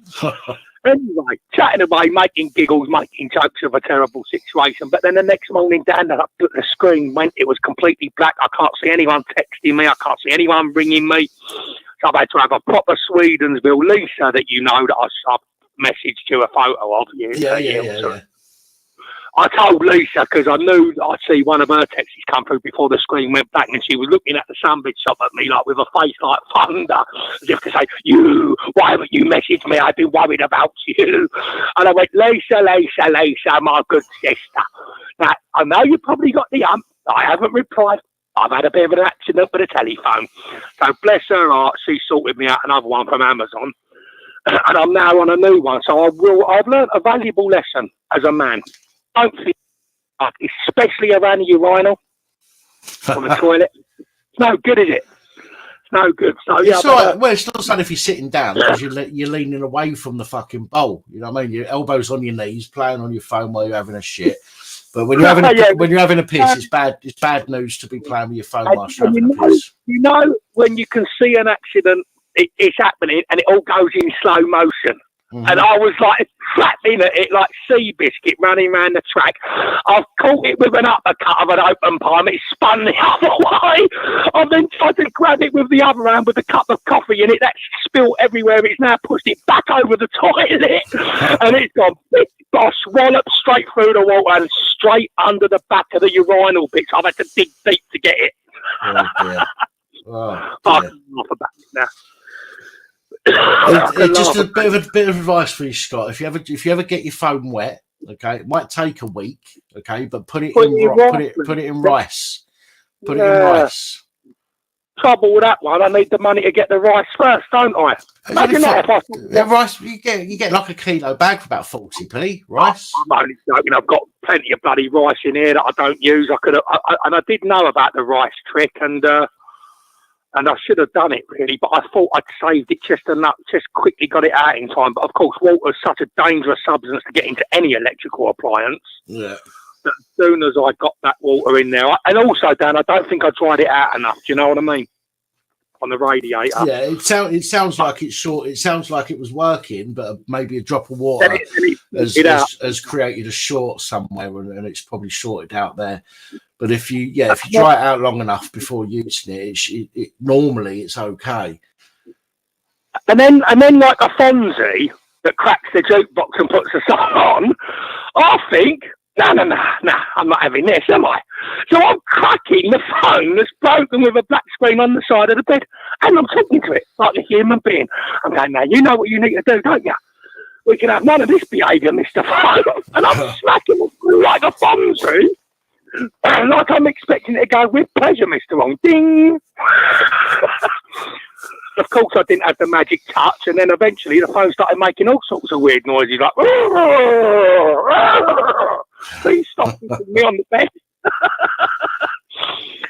And then I had to admit defeat when I was pushing the buttons and it was making bleeping noises. It sounded like it was underwater. Yeah. But yeah, other than that, fantastic. Onwards and upwards. I'm in the police station this week. I thought it was Monday. They've told me it's Wednesday. So that's annoyed me because I would have thought, Dan, that if they were going to drop it, they would have sent me a letter. So it means more than likely they're going to be charging me for this bullshit that Lee pulled in December. Right. For that Facebook hurty word shit, which just fascinates me that more police want to go, well, got to be honest, you know, got to be honest, Scott, when you said you're in the police station this week, I thought it might be because you've seen a wanted poster. Wanted man for theft of mobile phone. I bet you thought to yourself, cool, I could do that. Gone in with your CV. Yeah, I saw the wanted poster in the window. I've come for the job. Yeah, I definitely want the job there. So yeah, I got that. I don't know how that's going to go, and I'm hoping that I don't know, Dan. Would it be that if they were going to drop it or an FIA that I thought they would have done and should have done, that they would have wrote to me and done this without bringing me to the station? Normally they'd write to you, yeah. Normally they would write to you and say that it's an NFA.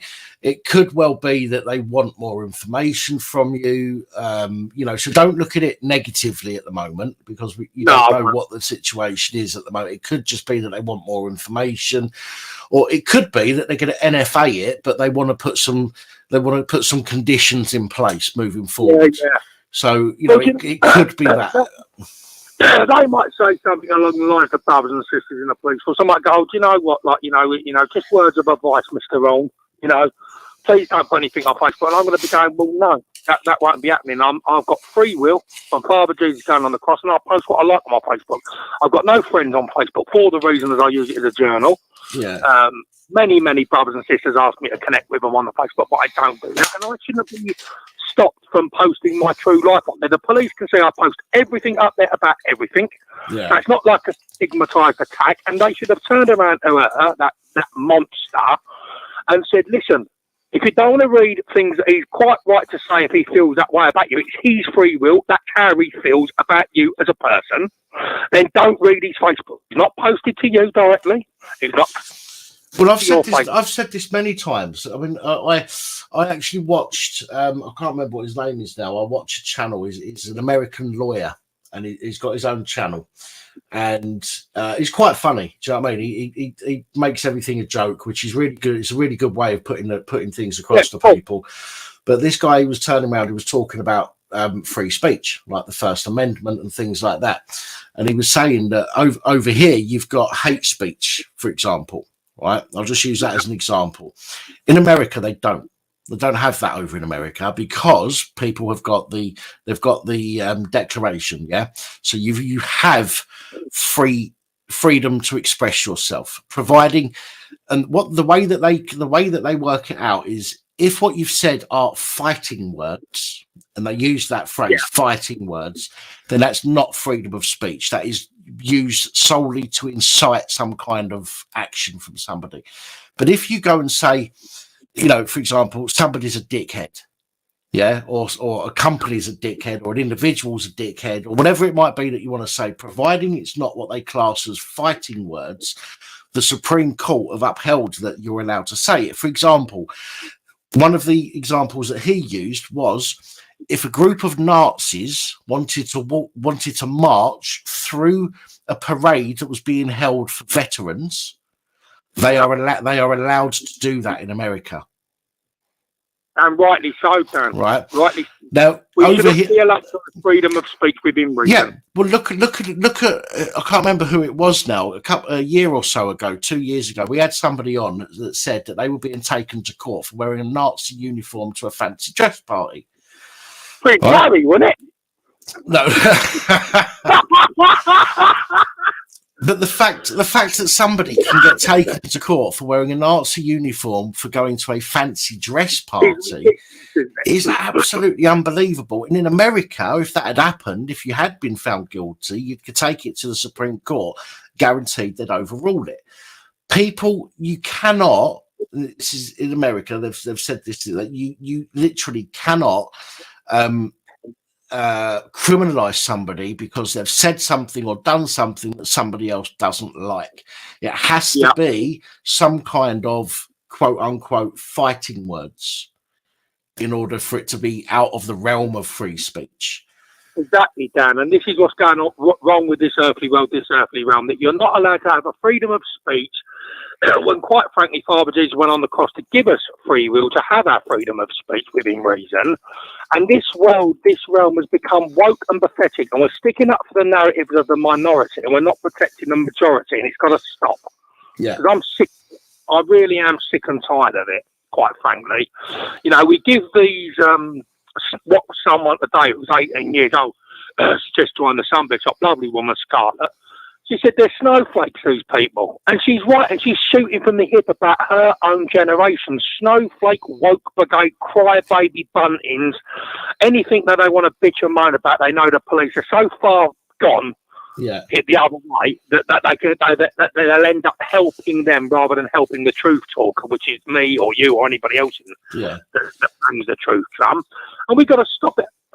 We really have got to stop it, Dan, because it's going on. If I was in charge of this country, right, I'd tell you what, there are a few bits of legislation that I would repeal.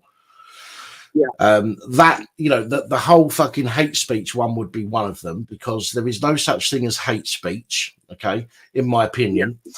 And the laws that were already in place covered for that. If you say something that you know, again, using that term fighting word. So if you incited violence against somebody or you threaten somebody, that's completely different from sharing an opinion about somebody or about something. You're going to smash someone's head in. That's completely different attitude and behaviour, isn't it? Yeah. But that's what I'd do. I'd fucking repeat it. I'd say, no, we're not having it. We're not fucking having it. Listen, not being funny, but, you know, 0.whatever% of the population are trans, for example. No, we're not going to. We're not going to get on our knees and fucking worship you and give you everything that you cry about. You're going to get treated the same way as every other motherfucker in this country, and that is. If somebody threatens you or if somebody incites violence against you, we'll use existing laws to deal with that, not make some shit up to make you feel more protected. Yeah, 100%, my good brother Dan, 100%. And we're becoming a woke world now. It's becoming unbearable for any human being to live on. And it's becoming unbearable for us that are righteous and morally correct. And it needs to be stopped. It's sickening, really sickening. On a real lighter note, now, I went out today, popped out and went up the Sunbed shop there, not for a sunbed, just to see my pals, my friend Lisa, Scarlett, woman, and Gemma that I've known for a few years. We was having a little chinwag and this, that, and the other. And while I was outside reading my mate the riot act about what's going to happen to these people that have caused misery to God's earthly world, his earthly realm, that was Gary that I was reading the riot act to. Not for him, just in general about the soulless people that really let this world down. A young boy walked out about 12 years, well, I found out he was 12 years old, and he had a great big cross around his neck, and he was having it outside his shirt, which is how I wear mine, my wooden one. He's actually had a silver one. And so the phone tower signalled down, and I went up to him and I went, really, really nice of you, my good young brother, to be wearing that cross around your neck and wearing it with pride outside of your clothing. And you know what, Dan? He blew me away, this fella called DJ. He went, I love Father Jesus. He said, he's the one and only, isn't he? I went, yes, he is, my little brother DJ, because I asked his name at that stage. I went, yes, he is. He's our Lord and Saviour. He went, none of my family are religious. He said, but I am. He said, and I've got a couple of crosses. He said, I've got one indoors that I face out my window because it's got a snake around it. And I went, oh. I said, don't wear that on the snake crossed with the snake crossed with the cross. I said, because the snake's the serpent and that's the devil. He said, yeah, I know. So I make sure I face it looking out the window because I don't want him looking at me, he went. And then he went, and I could have kissed him and cuddled him and picked him up and spun him around, this little brother of ours. He pointed to the floor and he went, because there's only one of him, isn't there? That idiot devil he was referring to. And then he went, but there's two powerful forces, isn't there? There's Father Jesus and God. And I was like, wow, at 12 years old, what a narrative to shoot for anybody that was on the fence and not really wanting to believe or listen to that sort of talk. What a wonderful, beautifully well-raised up young man that young man DJ is, and his nan should be really praised now. I think he lives with his nan, he told me. But his nan should be so proud of him. I was absolutely honoured and privileged today to have met a young boy of 12. I mean, quite frankly, if my son was like that, I'd be absolutely ecstatic. Proud as punch to wear the cross, not just wearing it for a fashion symbol, but wearing it for a status. And we ain't got many 12-year-olds that walk this realm that behave like that DJ did today. So for having a bad day that I was having, that really, really lit me up like Blackpool Illuminations. And I gave him a cuddle when he went, and I went, God bless you, my young brother. And I said, Father Jesus is really proud of you. And Daddy went, God bless you too, and I hope you have 20-odd years of happiness, he went. What an amazing young man, do you know what I mean? And it really restored my faith in humanity. It really did. So I had that happen. And then a friend that I haven't seen for about, I say friend, but it's not a friend. It was someone I knew that knew a friend of mine that ran a hairdresser's in Chadwell Heath when I had my own business down. Right. So a load of good things happened today. So I'm sitting there talking to the girls that are my friends for years. And I won't say a name case ears are listening somewhere, but because I'm not a grass like, but someone walked in that knew Lee and knew me, and I said her name, and she went, hello, Scott. I went up to the girls. Oh my God, I haven't seen this lady in absolute years, a decade plus, I'd say. I said, and she knew me, and she stopped me, and she went, I knew him when he was doing really well for Ferraris and was going out with Lee, wasn't it? I went, yeah, that's right. And all the girls were, don't talk about her, because we all know what she's done to him. And she went, to be honest, Scott, I didn't like her. And I wanted to get up and give her a kiss and a cuddle to the fact that she see through what that woman's been doing to me for many, many years. Right. Is that you? Who's put that? That is one. No, I was just going to ask you, is that how you wear your cross like that? I tend to wear it without the Speedos. I draw the line. That is one big cross. He's making a status there, and he's making a big status symbol. That one's blinged up to the max in it. My one that I wear, because mine was a gift from someone that was a church person, that was a pastor with inside the prison, that was a father in the prison.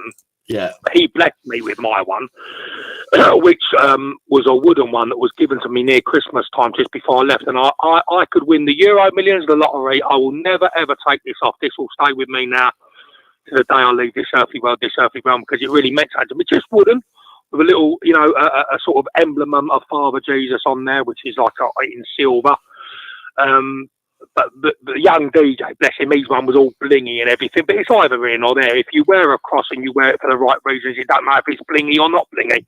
Yeah, yeah. But yeah, my one's not quite as big as his, but my Speedos are a lot bigger. what you got thick thighs? Why is that? Have you got thick thighs? No, I go so far to say my Speedos, I call them Bermuda shorts, because I don't wear Speedos. That's an attractive look in it. Imagine if you was a woman and you went, hello, sweetheart, I've been chatting to you for a few weeks now. They got a photo of you. You send me over. And then that pinged over. That's you, Dan, innit? Actually, I'm going to save that picture to my file. So next time somebody says, have you got a picture, I'm going to chuck that one over. I reckon that is definitely you when you had a moustache and a little bit of that hair on the head. I've never had a moustache. Let me clear something up. I've never had a moustache. I think moustaches are only for one type of person. Two types of people: gangsters and gays. Yeah, and if you can't put it off as a gangster, you've got to get old Remington and get it off immediately. So it's I don't do moustaches. Not going to happen. Anyway, Scott, listen, man, I'm gonna have to crack on, mate. I've got to see if I can get someone else on before the 10 o'clock switch over to the panel. So, listen, man, thanks for calling in, much appreciated. I've lost you. Where you gone? Hello, Scotty. Scotty, where you gone?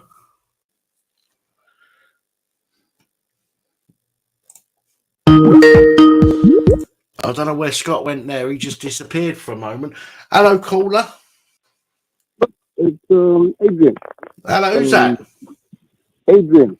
Hello, Adrian. You sounded a bit muffled there, mate. Yeah, I don't know what happened to my phone. Keep putting stuff in my pocket and the phone in the pocket, and I don't know exactly what's happening with the microphone and stuff. It sounds like it's in your pocket. It's a little bit difficult to hear you properly. So if I ask you to repeat yourself, don't be offended by that. So Get it out of the casing. Is it better now? not really. How about now? 1, 2, 1, 2. It still sounds muffled. It genuinely still sounds muffled. I'm gonna bang it a few times. How about now? No, it's still muffled, man. I don't know what's going on there. Oh, yeah, I'm gonna send it to repair, and I call you next time. All right, then, mate. Okay. Thank you. Take care. Take care, Dan. Bye-bye. All right, I think you said goodbye then. It's a little bit of a. There's a bit. That was incredibly muffled. It sounded like it was in his pocket.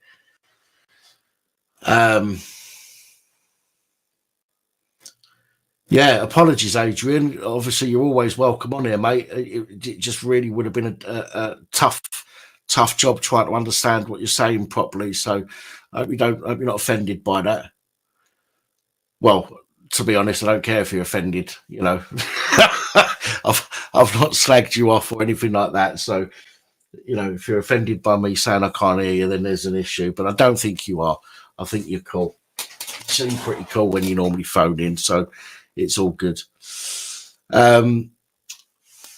Yeah, no worries, LSP. I think I saw that message anyway. So yeah, it's all good. It's all good. Oh, excuse me. Dear, oh dear. My apologies. Right, so if anybody else, I've taken the banner off, haven't I? Let me put it back on just so you've got that. So anybody else want to call in? We've probably got time for another 1, possibly 2 calls. Here we go. Hello, good evening and welcome. All right, Dan, how are you doing, kid? Who's that? Ray from Runcorn. Hello, mate. How you doing? Oh, bit shit, but I'm sorry to hear that. What's that? What's going on, man? Talk to me. Oh, well, few health issues, but the reason I'm calling is I'm after a bit of advice from yourself and anybody who's listening. If we can, we will.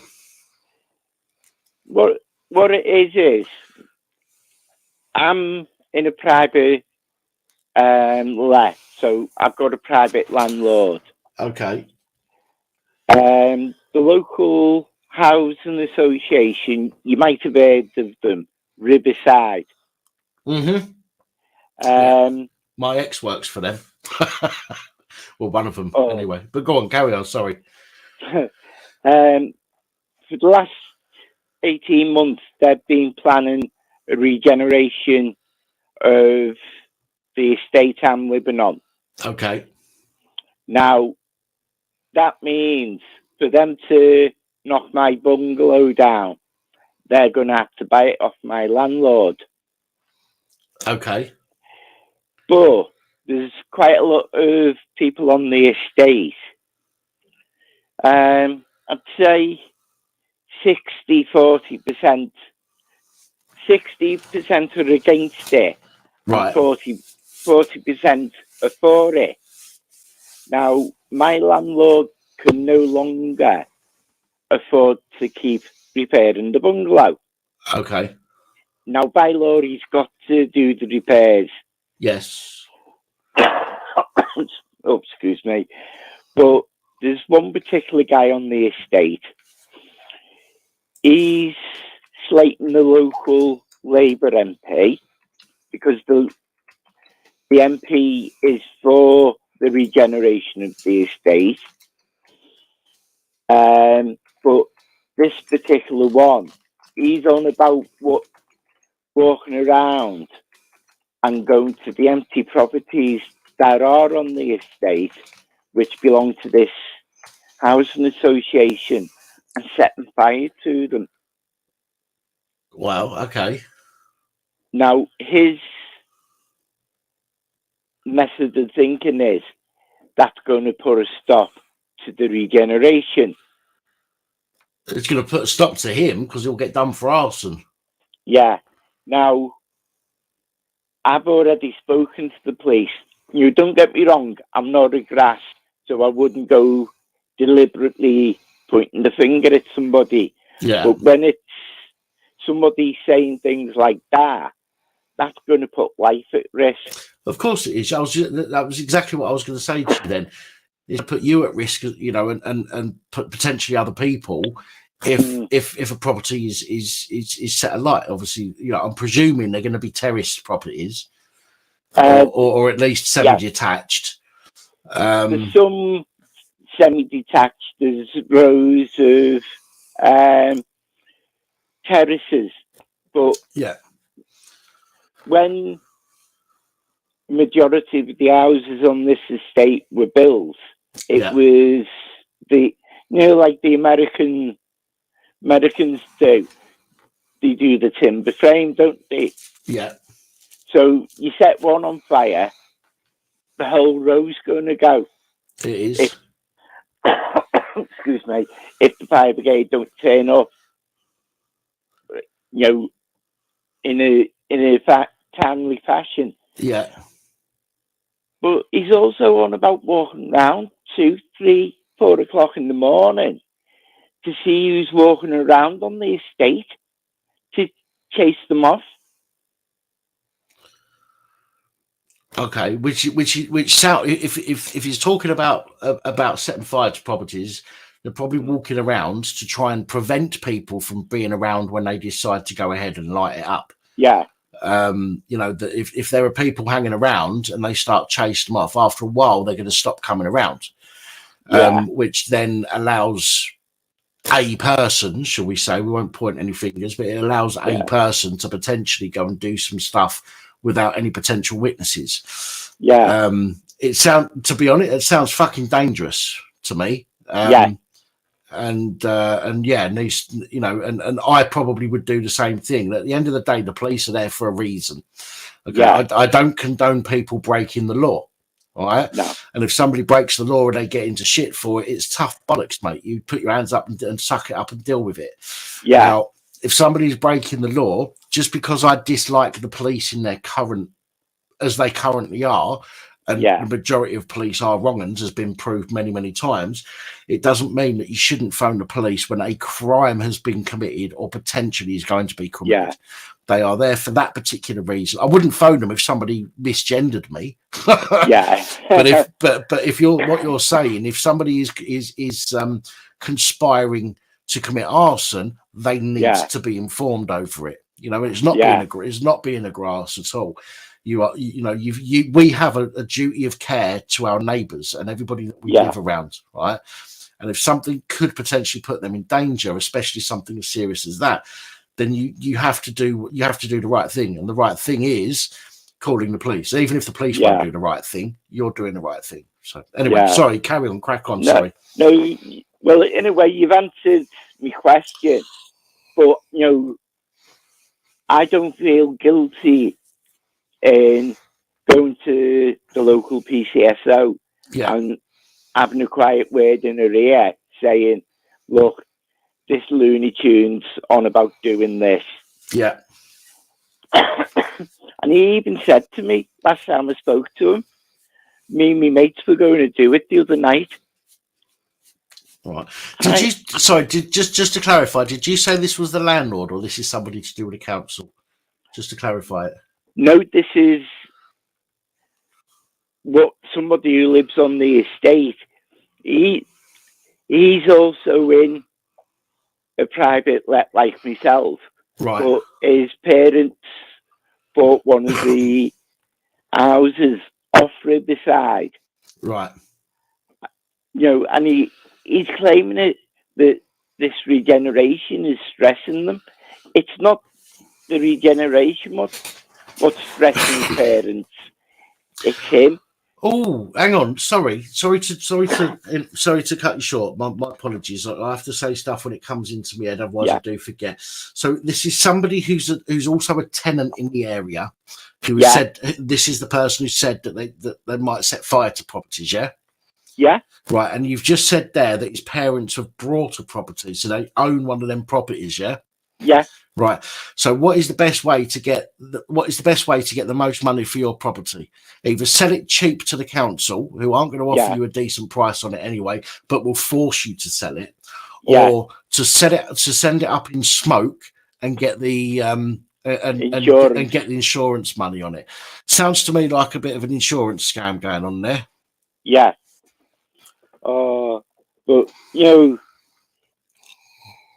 I'm angry with him because he's saying these things, but he wants to keep the estate how it looks. Excuse me. But the estate does need tarting up. Yeah. Because, the Housing Association have let the houses go that far that it's going to be cheaper to knock them down and put new property in its place, right, and bring the houses up to modern standards. Yeah, yeah. Well, somebody go on. No, you after you.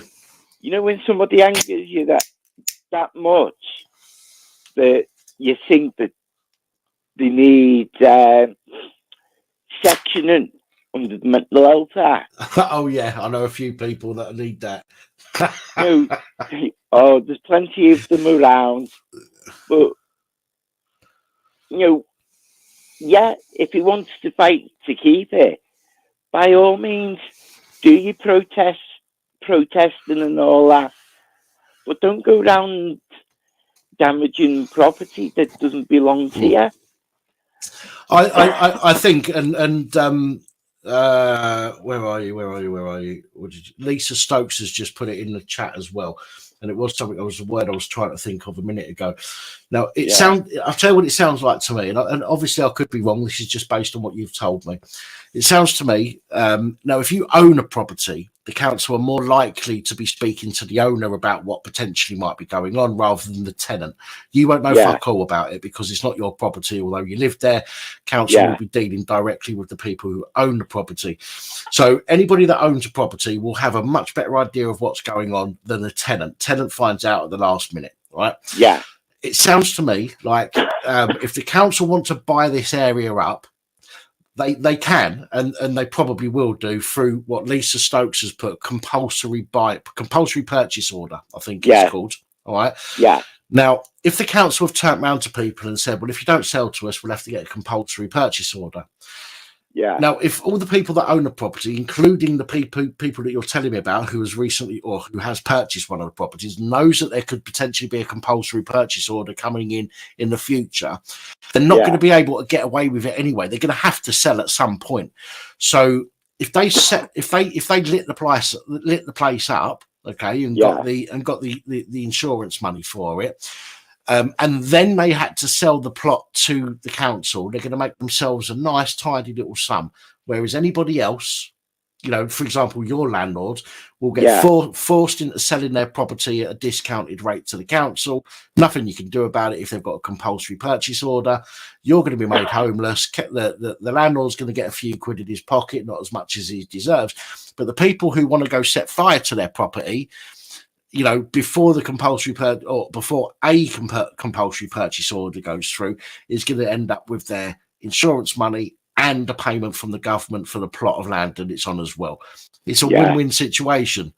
You know, they're going to make twice as much as any other fucker in the area, but it's going to put people's lives at risk, which is why you can't sit back and, if that's what you've been told, you can't sit on that. You know, that's a dangerous situation. It could set something on fire, and it could very easily spread into other properties and put life at risk. And that's where we have an obligation to each other as human beings, and a protection for other people's life and property that we have. Yeah, you know, I'm glad I had put it in with the police. You know, there was no doubt that I wouldn't have done it anyway. Yeah, it's just I feel guilty for doing it, just in case he hasn't or he doesn't do it. It doesn't matter if he doesn't do it. As far as you're concerned, as a resident, as a human being, somebody has made a potential threat to do something that could put people's lives at risk. Yeah. And if you sit on that, even if you have an inkling that he wouldn't do it, you don't know for sure. So you have to, in my opinion, you have to act on that. Again, it's what the police are there for. I wouldn't recommend going to the police just, you know, if they'd called you a cunt, for example, because that's, you know, that's misusing the police time, etc. But if they've said to you that they are thinking about committing an offence, and it's an offence that can put other people's life at risk, I think you are very, very bad person if you don't actually act on that.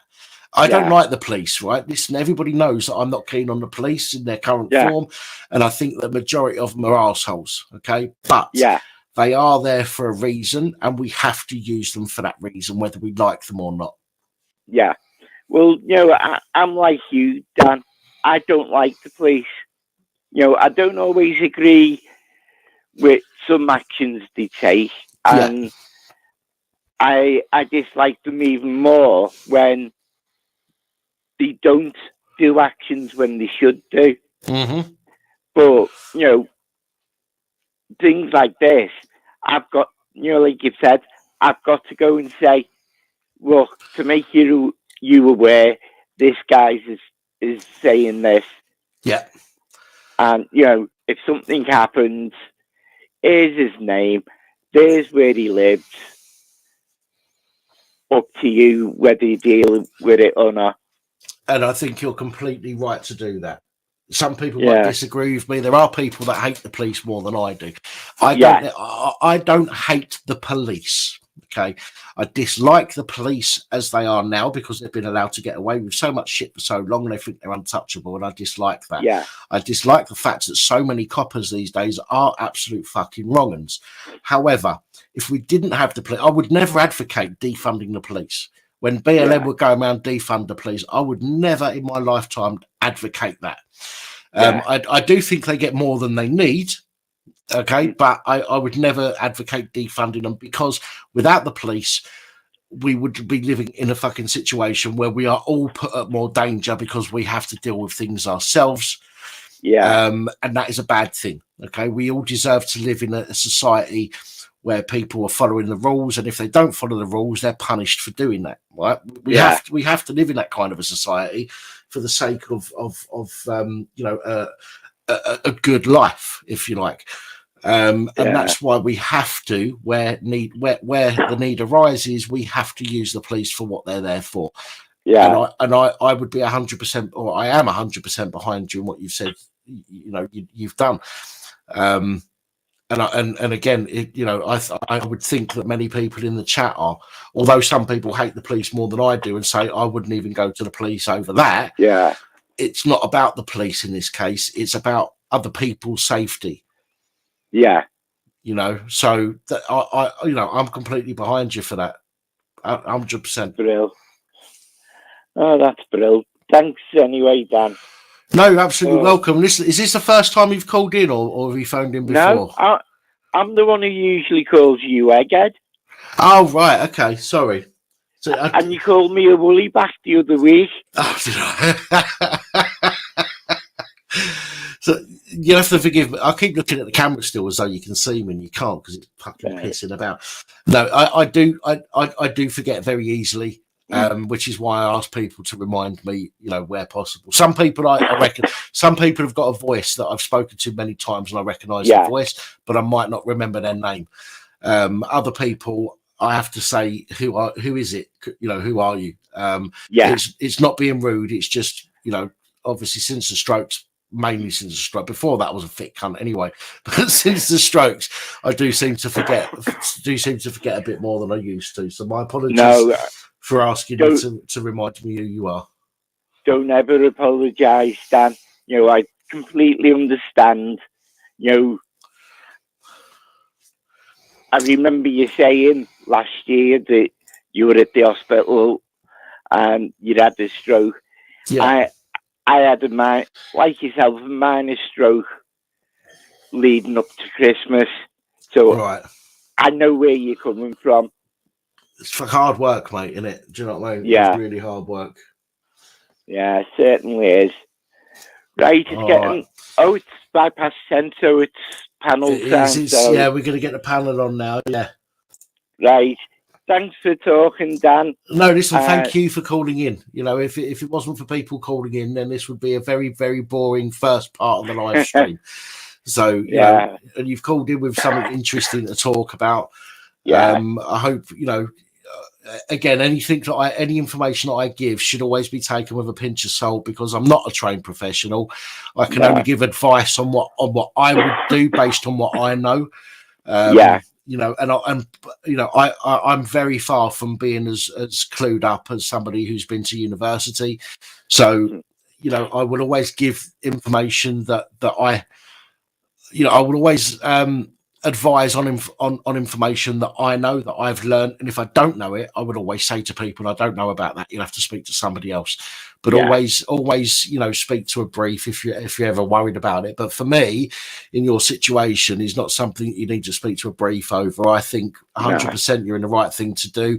People's lives could be at risk and their property could be at risk. Yeah. And we have an obligation as members of the public, members of society, to look out for one another. And unfortunately, there's not enough people doing that. But I think we have to do that, and give it a couple more years, and a lot more people will think to themselves, shit, I need to be part of society now, because I need support from people.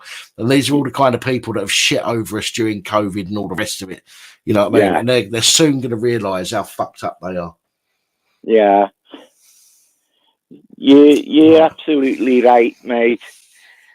Right, I'll get going. All right, mate. Look after yourself, and I'll see you during the week. You too, my friends. Take it easy. All right. Night, Dan. Ta-ra, mate. Good night. Ta-ra.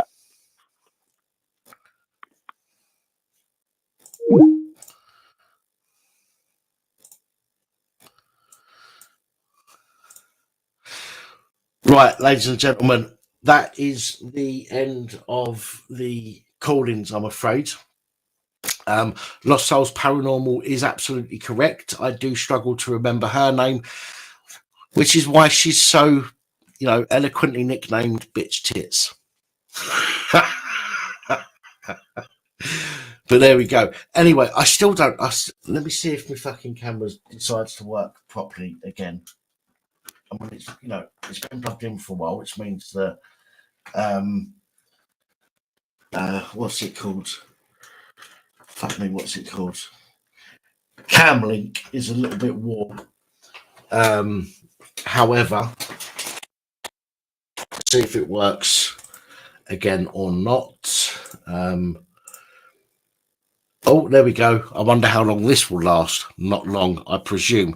But there we go. Anyway, guys, I'm going to have a quick wee. And then when I come back, I'm going to be opening the panel up for anybody who wants to come on. Now, it would be absolutely fantastic to hear from some people who haven't been on the panel before. So if you've not been on the panel before, now please feel free to come on and we can have a chat and we can get to know each other, and you can ask your questions, or you can talk about anything you like on these panels, as you've probably guessed over the years. But so please do think about, oh, here we go, frozen again. So please do. Yes, Miss P, I did see the message, and I will do at some point. I'm just a bit afraid of messing around with the computer, to be honest. But yeah, I will sort that out. Oh, fuck's sake! What? I don't want to look at myself for pause like that. This is really fucking annoying. We're gonna struggle playing play your card, you know. But I think I need to format the computer and redo it, because it is taking the absolute piss tonight. Yes, you'll all be able to see the panel, Stevie. It's just, you just might not be able to see me on the panel. You might have to put up with my logo instead. So with that said, I'm going to go for a quick squirt. When I come back, I'll be popping the link in the comments and I'll be pinning it. So again, please, if you've not been on the panel before, please think about jumping on, because it's always nice to meet new people, and to talk to people that we've maybe not have spoken to before. Plus, if some of you guys come on for the first time, it means I won't have to bring Sonic on, because Sonic can be a right pain in the arse sometimes. So have a think about it while I go for a quick wee, and I will be back in just a moment.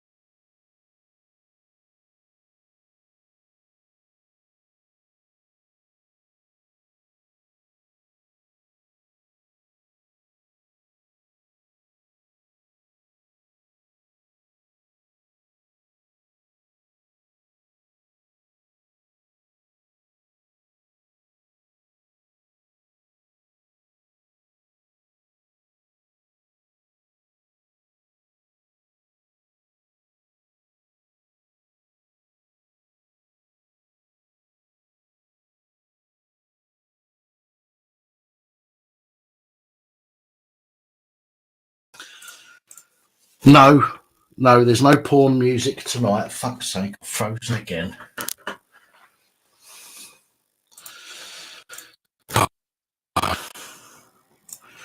Annoying. Anyway, if I freeze again, then I'll just go off camera, and yeah, we're gonna have a game of higher or lower shortly. Play your cards right. That's going to be fun when this camera keeps freezing, but we will do that shortly. Anyway, let's get the panel going. So copy that, pop that in the comments. Right, ladies and gentlemen, there is pinned message. There is the link to the panel. If you want to jump on the panel, again, if you're new or if you haven't been on before, please feel free to jump on. You're more than welcome. Oh, fuck's sake.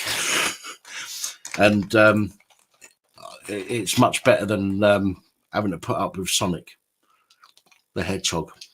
Mind you, at least you can't see me eating Maltesers.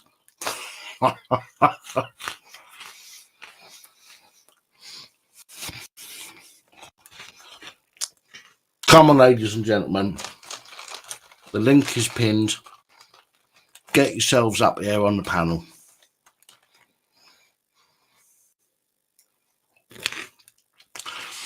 Hi, Animal Rights. How you doing?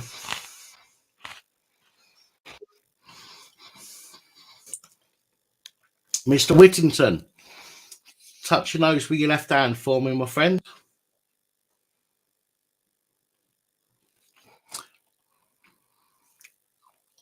There, lovely jubbly. Good evening, sir. Oh, you've got a wide lens on. We can see. Yes, we can see the monkeys in the back there. I got a new camera. Hi, Mrs. W. Hello, my darling. Oh, How are you? I'm good, thank you. Good stuff. Good stuff. Always. Now I see the drawbacks of a wide angle. At least your camera's fucking working.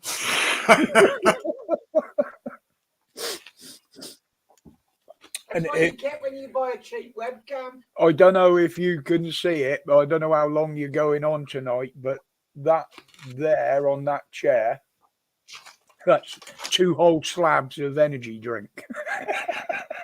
How long do you want to go on? Well, I've got some pills here that I can take that will go on a bit longer. Oh, I've got some a day. But I wouldn't like to mix them with the energy drink.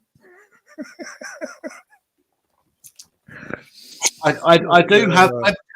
I do have webcams, young lady. Lost Souls Paranormal. Let me just see which ones are plugged in. I was going to say that's all I'm using. This is just a better one than the one I was using. None of them are plugged in. Give me a second. Let me see. If And I got my laptop back, so I shouldn't be dropping out tonight. Cost me a fortune, this one. She went to pick my laptop up and come back with a brand new webcam. Let me plug this into here. Let me see if I can get this fucker working. Any USB port, enable, away you go. Yeah, we need to see your face down. So, a lot to be said for having a cheap setup, isn't it? Really? Oh, hello. I can see something. It's not showing. Hang on. I can see a blue ring of LEDs, it looks like. No, it's a good thing it's not a red ring because that will show that I've been eating curry. Got an arsehole like a Japanese flag. Why the fuck is that over there? Where the hell is that coming from? Wave your hand about, I'll tell you. Is it in your lounge? No, I'm looking for the.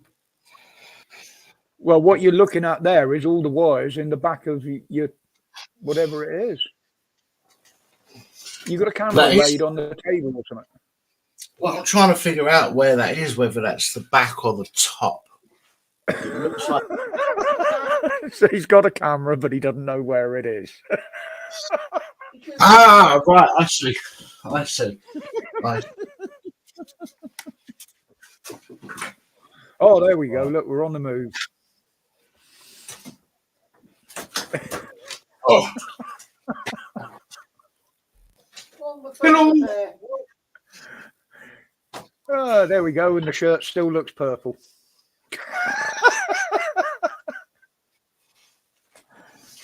Right, let's try. Oh, that's a bit high, that. You look like a Chad. Not a chav, a Chad.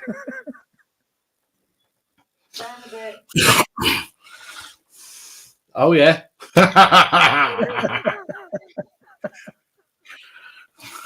I'm not afraid to give him strings.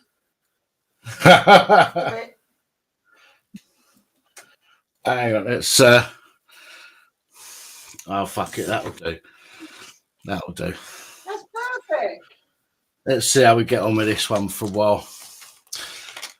It's fucking ridiculous that the cameras that cost like 40, 50, 60, So 70 there you go. quid. See, I can have two. But yet the fucking £850 one doesn't do fuck all. Keeps breaking on. Right, okay, sorry guys, got a couple of people in the back here. Sonic, do me a favour, give me the birdie.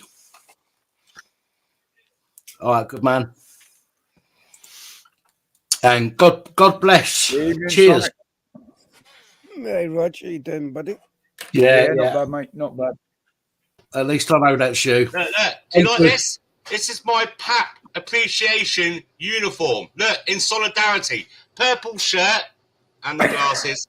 Yeah, but yours looks blue. Oh, fuck off. Right, that's it. That's it. Good evening, Simon. It does actually, doesn't it? Good evening, Bodge. Long time. Good to see you, mate. How you guys doing? Yeah. I I've been need a bit to as quiet. well. But better say hello to the host. How you doing, mate? I'm all right, yeah. You're lucky you can see him tonight. Yeah, you're a bit blurry tonight, Rog. I've only had a couple.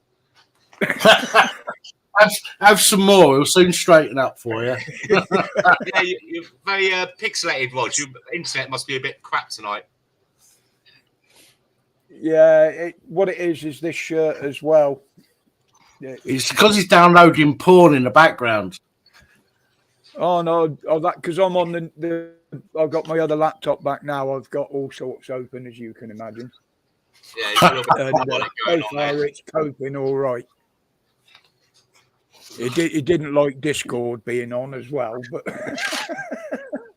Well, He can't be downloading porn. Heather's still sat in the room. yeah, it's I've only been- got 12 gig of RAM. So You can download I've been what thinking you about- want, know about it. I've been thinking about getting another computer because this one was okay, for what I was doing. I was never intended to do 6, 7, 8 videos a day before, and it is for some reason it has affected this computer. So I really need to think about getting something else. But there we go. That's neither here. it was literally either a 300 quid second-hand computer or a 40 quid fix on this one. So no brainer. Yeah. Dan, don't spend no money yet. I'll give you a call tomorrow. You can have a couple more hours of my life. What was it? How 2 much hours do you charge? yesterday, wasn't it? Or Yeah. the day before? Yeah, and it just went like within seconds, didn't it? To be honest, It did, yeah. very pleasant, very calming. So, yeah, it was nice to have a decent conversation with somebody for a change. Most of the time, I have to put up with him, and that's not a fucking decent conversation. I like how he's got that. I like how he's got the Sonic emblem doing the break dances. It's quite clever. Pretty cool, man. You were freezing up again then, Pat. I don't know whether it was doing it anywhere No, else. he's all right here. It's you, Rog. Rog, what it is? Who's your provider? BT. Yeah. Oh. Okay.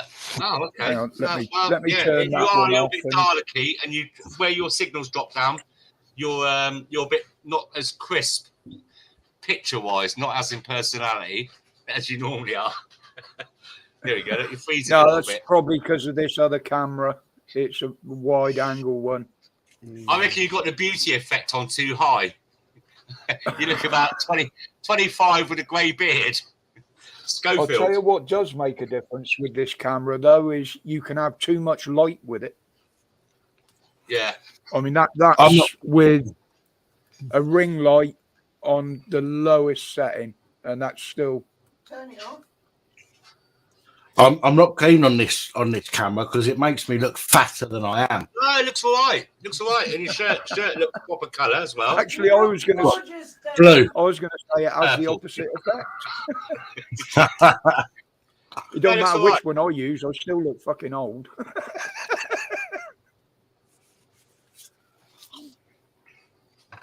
7 hours, Miss P. Fucking hell. That's a long chat with somebody. I remember being on, I think the longest I've been on the phone to somebody was 4 hours. A couple of times. That got thrown back in my face. But I do know somebody who spent 13 hours on the phone to someone. That didn't work out well for them either. Yeah, don't do Viagra before you make the call.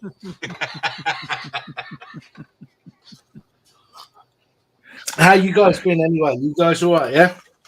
Yeah. You're showing off now, Sonic. That wasn't like that a minute ago.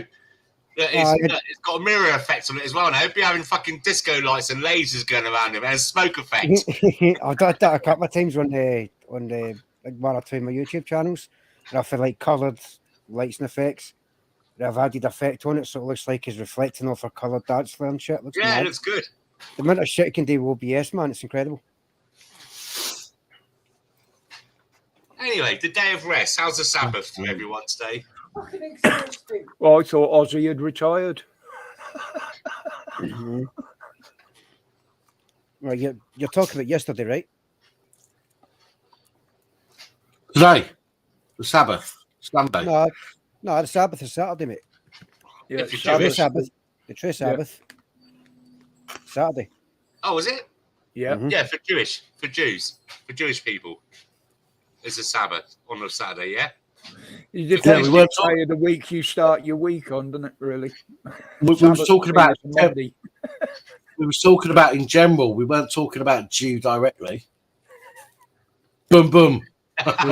Shalom. I tell you what, I'm going to touch this for 1 second and that's it, because it'll go on all night. That fucking prick, what's his name? Match of the day. Refugees are welcome here. Fucking. Oh, yeah. Lineker.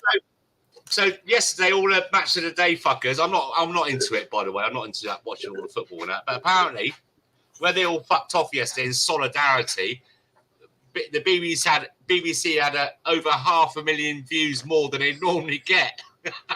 Of course, he fucked off. What does that tell you?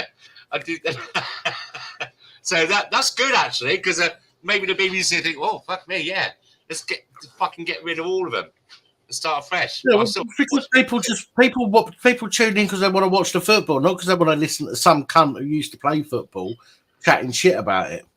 Yeah. And a fucking hypocritical cunt when it had the football in, was it Dubai or whatever it was? World Cup. Yeah, so you can fuck right off. I'm glad this has happened. It's just making people wake up to the bullshit. Well, I actually agreed with you, Pat, with what you said earlier on. Okay, he put it wrong and he shouldn't have said it, but it's his opinion and they shouldn't have shut him up for it. And he stood by it. And he stood by it. That's I can't stand football, as you know, and I certainly can't stand him. But I admire him for standing by what he said, even though it was wrong. There are a few people that said in the comment, but he's under contract with the BBC, therefore there's certain things he's not allowed to say. I understand that, but on a personal level, forget the contract that you've signed, because let's face it, most jobs you'll sign a contract and within it will say things. For example, you can't go and work for an alternative firm within 6 months of leaving that is in direct competition with what we do, for example. So every contract has caveats in, but I don't think, I mean, yes, he signed it and he should fucking abide by it, but he made a comment which was what he allegedly believed at the time. I'll say that because I don't know what he believes. You know, he made a comment based on his own feelings about a particular subject, and for people to lose their shit over it, especially a lot of the people are people that advocate free speech, and they're losing their shit over it. I believe that he had the right to say what he said, regardless. What it showed me is just how deep in sport politics goes now, and it shouldn't. Yeah, it's in the Formula One. It's been in and out of football for a little bit in the background, but this is the first big blow up they've had with it. Yeah, but I have to say, Dan, I probably I'm up for free speech as well. But when you see these protests against these mums with their pushchairs with their kids and that, protesting outside hotels, and you get the lefties calling them Nazis. I mean, look, we've all done history. We've seen the videos and the films, and we know in history what happened. Unless you're one of these Holocaust deniers and flat earthers and whatever, you cannot. Look, you just can't. You just can't compare it. It's no, it's unacceptable. No, I mean look. We've still got Jewish people still alive now. Well, he had an opinion on something that he said. Now we've got the right, okay. Just as he's got the right to say that, we've got the right to disagree with him, and that's how society should work. Somebody says something, we've got the right to be pissed off by that. You know, I won't use the word offended, okay, but we've got the right to be pissed off by it because we don't agree with it. And that's where this whole fucking equality and freedom of speech comes into play, isn't it? But for people to make a big fuss about it, I think what pissed me off the most is what I said earlier, is how you've got people like Ian Wright and some of the other fuckers that are coming out now and going, "Oh, we stand in solidarity with Gary Lineker." Well, where were these people standing in solidarity with the parents of children who got fucked by Jimmy Savile? Where were all these people from the BBC that were saying, right, we're gonna have a protest because we don't believe that the BBC should be doing X, Y, and Z, but they're allowing it, or whatever it might be? None of them came forward when real fucking issues were being brought up. They're just coming up, they're just popping up over a fucking woke twat, i.e. Gary Lineker, having a fucking hissy fit over something, okay, and making a big fuss about it. There are far worse of things that have happened that the BBC have been involved in, and not one of them cunts has ever come forward and said, "I'm standing in for solidarity with the fucking victims of the BBC." Exactly, like the thing, like I said about the World Cup in Dubai, where he's over there, he took the money. You know, all those, they got slavery that still exists. There's still all the beheading people, stoning, and everything. They kept quiet. Yeah. It's a fucking Judas. He's a little prick. You look at what happened with all the construction workers around the World Cup. Yes, that's what I'm saying. You know, slavery. It's still. They were dragged in, paid peanuts, living in slums to build the place, and then they were told they weren't allowed to go anywhere near it during matches because it would show the country up. Qatar. Thank you very much, Stuart B. Qatar. Tree dudes. Starmer wasn't a lawyer who got Jimmy Savile off. Starmer was in charge of the CPS at the time, and didn't feel it necessary to overlook such a high-profile case. He gave it to somebody who was allegedly junior, okay, to look at the case and make a decision on it. But apparently Keir Starmer never had anything to do with the decision-making process regarding that, which I find highly unlikely because it is such a high-profile case. Exactly. Of course, he would have been involved in that. Guaranteed. I think the fact he wanted not to do it is, I seen that as a red flag. Yeah. It's like he fucking knows something, man. I mean, he knows what went on. Yeah. And also, just recently as well, we had that murder in London, and that guy that murdered this Jamaican guy that murdered some other guy and stabbed them up with I think you've probably seen a video when in broad daylight in a car park. Keir Starmer was one of the ones that got him back off the plane that was going to be deported. That person would still be alive today. Yeah. If that's not blood in your hands, I do not know what is. Oh, totally.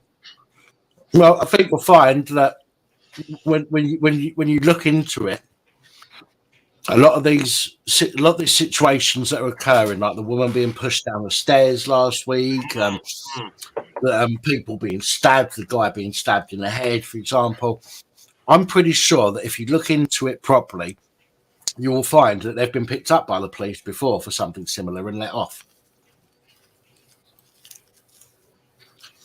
And allowed to go and continue doing what they're doing and behaving the way that they're behaving.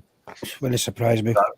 As with the terrorist attacks, every terrorist attack we've had in this England, like like Manchester Arena and the London bombings and that, were known to MFI MI5. MI5. The furniture place. Yeah, they're fucking gone as well. MI5. It's always known. It was always known. It was always known. So, you know, we got, I mean, what was it? 2016, there was 23,000 in England on a terror watch list. How many is it now? Yeah. So our government is not protecting us. They're supposed Oh, to well. No, of course they're not. They're protecting their pockets, is what they're protecting. Whatever makes more money. Voters. I See, I mean, reckon- Labour are all in for the votes. See, I reckon they're letting the fucking terrorists do certain shit. Then they're using that excuse, oh, there's been a terrorist attack, so now we have to up the fucking security level, which means then an excuse to take away their fucking freedoms. So deliberate.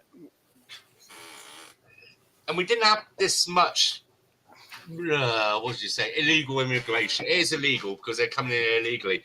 Prior to leaving the EU, we never had this, but now we've got such a massive influx. Yeah. That's another thing. It is weird. This is why there's got to be some underlying issues going on that we don't know about, because as you've rightly said there, the this influx of people landing on the shores like it's fucking Dunkirk, okay, landing on the fucking shores of this country and fucking running off into the fucking fuck knows where. It's like the people landing at the beach of Dunkirk. You know what I mean? But this didn't happen before. We didn't have this before. So what has changed for this to now be happening? That's something that nobody's really talking about. There's always been war in different parts of fucking the world. Okay. Yeah. So what's changed for them all to want to come here now when they weren't coming here before? I think it's something to do with the EU doing that on purpose to us, to be honest. France, I mean, has been given a fucking half a billion rather. You know, they don't do fuck all. Look at all the other millions we've given them before. What's that? What good has that done? Nothing. Well, this is one of the reasons that they wanted to keep some of the European laws, including the European Court of Human Rights. I mean, Stuart B saying, yeah, we did. Who do you think's been negotiating with Sunak this weekend over France? It's part of the WEF. WEF. It ain't Macron. It's the EU. And the WEF, isn't it? It's all part and parcel.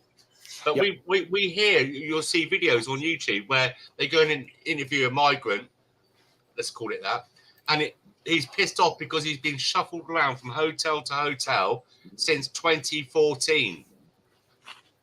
So that means he's been in near 9 years as a refugee with no status, bouncing around at a taxpayer's expense from hotel to hotel, fully paid up with meals and everything. Well, you look at how many times that kiddie had been deported that me and you put on Facebook that's come back again and then stabbed somebody in the back to get deported again.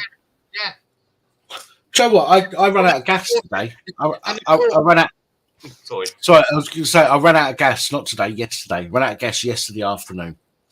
And do you know what? I had to sit here and think to myself, right, have I got enough money to put money on the gas at the moment, or do I have to wait till next week? Now, isn't it fucking amazing how residents of this country who have been brought, are sitting there thinking to themselves, shit, I've run out of gas. Have I got enough to top up? And yet you've got dozens and dozens or tens of dozens, thousands, if people sitting around in a 5-star hotel foyer, rubbing their hands together, going, oh, it's lovely and warm in here, isn't it? Let's reorder something from fucking windows. Let's open the windows. It's too hot. And the ones that are not in the hotels, that are in the houses, as you've probably seen them before, Roger will know about this, are getting those ones with the key meters and that. It's free. It's unlimited credit. Yep. Right, guys, 1 second. Mark, do us a favour. Just put yourself on camera and touch top of your head with your right hand, please. And just so I know it's actually left hand in your finger of your nostril and the other part. Thank you, Mark. Right, I'll bring you on now, Mark. Thank you, mate. How you doing, Mr. Kelly? Yes, all right, Pat. Yeah, how you doing? Good evening, Mark. Good stuff. Evening, Kelly. How you doing? Yeah, you were just talking about the gas prices. Well, guess what? The Russians will not be turning the gas back onto Europe, so that's just been announced. They sealed it. The USA blew up the fucking tube, didn't they? their gas stream, the Nord. Yeah, well, what they're saying, they're not going to give it to Europe no more anyway. So that's final now. It was Russia that blew up their own pipe. Don't you know that? Yeah. Well, that's not good news. That's bad news. And the fuel is being sold to other countries, and we're buying it as a third party. We're still getting Russian oil. Yeah. Well, yeah, they're not going to trade with Europe no more anyway, so that's not good. And even when it's over, there's the Chinese and all the other countries are all getting together, and it looks like it's not looking good for the American dollar and stuff like that. It's going to be, it's looking bad. Holly said, "Can you check your WhatsApp?" Mark, I've literally just opened it there, Roger. Literally just opened it there. Sorry, mate. Yeah, Mark Kelly, the USA is shipping it over. So they are quids in. Yeah, I know they're quids in at the moment, but I mean the US. I was just watching a thing earlier. The yen has topped the dollar for the first time in history on one of the markets today. In the first time in history, so that tells you something.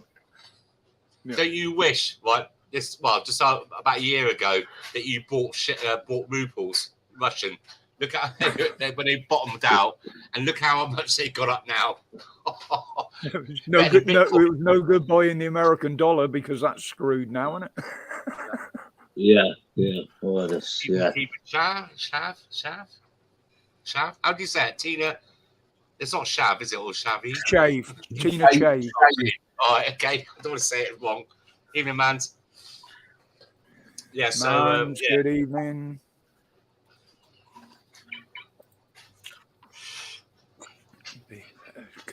That's God bless. That's me just messaged you, by the way. Yeah, I know it came up on my screen. I've got it on my PC, and I need to have I feel like doing is taking a break.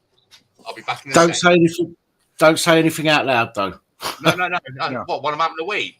Oh, this is better than sex. No, I'll be back in a sec. I can assure you it ain't. I can't remember. Gets a bit messy when you can try and combine the two, but there you go. Oh, fuck. What have you been up to, Mark, anyway, man? Oh, sorry, it's not near midnight yet, is it? Shush. Not yet. What have you been up to recently, Mark? Not a lot, mate. Yeah, not a lot. I've got to get down to the boat, start getting. I'm waiting for the weather to change a bit to get it finished and then sold on. Okay, that's what I do. It's a bit of a hobby of mine, But last year I had so many engine problems. I ended up sort of not finishing it. I was meant to finish it in June. Then I said, July, then August, then September. And I just thought this ain't getting done this year now. But lucky enough, the great thing is I met a guy who helped me with the engine, and he owns a small part of an island where there's about 10 or 12 different boaters what live on this island. And it's basically free. There's no moorings, there's no thingies, and it's safe there. It's all gated up and all that. So it's not part of the River and Canal Trust, you see. And they've got no jurisdiction there. So it's free and it's safe. So I'm happy where it is. And that's probably why I haven't been in a rush to do it up. You know what I mean? Yeah. Because if it was on a video on that, Mark, a little while back. Yeah, the island. Yeah. The thing is I just... It, what it was, he said to me... I looked at it and thought, man, this is nice. You could have some nice barbecues here, get some chairs and tables, which they do. And I was thinking of herself. But what I forgot is I'm only there till spring when he gets his new boat. As soon as he gets his new boat, I'm off there. And I also forgot that he's subbed to me. And everyone was putting in, to build this and build that. And I was thinking, hang on a minute, this guy's subbed to me. He's probably thinking this geezer's taking a piss. he's going to build a fucking thing on my island. But yeah, No, anyway, it's it's stuck in my head. I remember seeing that video you put up of it. yeah. Well, it's not mine really, the plot. So I should imagine in the next month or a couple of months I'll be moving on. You know what I mean? But I want to have it finished close by then. The engine's all ready to go now. So I messed up with the roof last year. The ply I got was marine ply, and then the second bit I got wasn't marine ply, and that's fucked already, mate. Yeah, even though it's all been protected. Yeah. So I'm going to have to unscrew all that and then start again, you know what I mean? I thought it was marine ply, but it wasn't. So unfortunately, yeah, waste of time and money, you know what I mean? I had the same with my workshop because that was clad in marine ply, but one end of it was normal ply, and that's all falling off now. Yeah, innit? You think, yeah, I'll get away with this, put some undercoat on it, you'll be all right. Boss, the weather gets in it. It just folds it up, doesn't it? Behind it. Yeah, it just turns into all little lumps, doesn't it? Folds it up, and it's fucking. Water gets between the layers. The outer layer stays intact. Yeah. All of a sudden, it's just a sponge. Yeah, so yeah, that's cost me a bit of time, but I want to finish it by June the latest, and then sell it, and then get another one, something a bit more bigger. You know what I mean? The plan is to go out to sea eventually. Sorry, guys, I wasn't concentrating on the chat there. Yeah, that's the plan, to go out to sea on it at some point. You know what I mean? Get out through the Thames and off. Well, that's what it's for, isn't it? Exactly. Yeah. Well, most people be. I mean, I've had boats for years, and I've only ever been on the river and the canal. You put you on the sea, it's a whole different ball game. You know what I mean? Tell me about down there. I used to earn my living out there, mate. Did you? Yeah, as I was growing used to fish down in Cornwall. We had our own boat and everything down there for a few years. Yeah. We used to have a boat as I was growing up. We had a boat in the Thames. I can't remember how big it was. It was big enough for most of the family. There was 8 of us in the family, so it was big enough for most of us. But that was good fun. We used to go fishing off of that, and I remember my middle brother, the one above me, and my youngest sister. I'm the youngest in the family, so she was older than me, but she was the youngest of the girls. My middle brother and my sister went out in a dinghy, went out rowing, and I had to get rescued by the Coast Guard because they were drifting off and they couldn't get back in. It was good fun as I was growing up. The problem is, when we had that hurricane in 1987, the boat was out the water at the time, being maintenance. The boat was out the water, and the hurricane down south in 1987 literally picked it up, threw it across the boatyard, and smashed it into pieces. Absolutely gutted about, but it was one of them things. And my dad was just like, it's going to be too expensive to redo the whole thing again, so we just didn't bother after that. Good fun growing up. It really was good fun growing up. Yeah. I mean, listen, boats are great in the summer. In the winter, they're not really that much fun, to be quite honest. Just wet and dreary. On the north coast of Cornwall, we couldn't get insurance for the winter. We used to have to take it out of the water. You fishing and all that. You still fishing on all that on it? I live in the Midlands now. I heard there's a bit of a saying when it comes to boats. There's two of the best times you ever fucking have is the day you buy it and the day you fucking sell it. Yeah, I've heard that. I don't agree with that. I've had a few now, and I've always made a profit on it because I've always sort of done them up a bit and had a good fun with them. You know what I mean? So I've heard that saying, and the thing is, you've got to have time for it, and certain times of your life you ain't. You know what I mean? And I'm just lucky where I live ain't too far to where it is. If it was 10 miles away. I just hope that prophet wasn't pissed be upon him. Sorry, I had to say that. Sorry to interrupt you, Mark. That's all right, man. That's all right. Yeah. Yeah. Well, talking about, I tell you what, I'm exercising my pedorial rights on the piscatorial species of our waters. Other words. yeah. Well, I tell you what, me and a pal of mine, what we used to do, a couple of us, and we'd, there's all these little rivers what run into the Thames, yeah? And what we would do is in the summer, when it was a really, we'd go out to about 50k out and then paddle back. And I'll tell you what, some of the things we see and that, but bringing through these small rivers, coming back to the Thames, it was a great little 4 or 5 days. You know what I mean? It was back to nature sort of thing. It was good. Well, I'd recommend it to people, but a lot of people think, you can't do it yet, because you always get one idiot on the river somewhere along the line. You're going through forestry and sort of, and someone would claim to own the river. Someone would go, hey, this is private land. And I think, well, we're actually on the river, you silly fucking idiot. But, you know, that's how they are, aren't they, people? I don't know. A lot of people don't realise that you can class the first 3 foot of the bank as part of the river as well. Yeah, well, under the Magna Carta, you're allowed to navigate the river, but it's not, you know. That's the rule, but I come from a medieval town, and it's actually, I can't remember whether it's in the Magna Carta or the Charter that followed, but it's the only place in the town, in the country, where you don't have to have a rod license from the agency to fish it if you live within 2 miles of the town centre, and that's the Thames. Really? And that runs between Abingdon Lock and Culham Lock. All you have to pay for is a little permit from the council that you prove that you live in the area and you can fish for free. Yeah. Where's Abingdon Lock?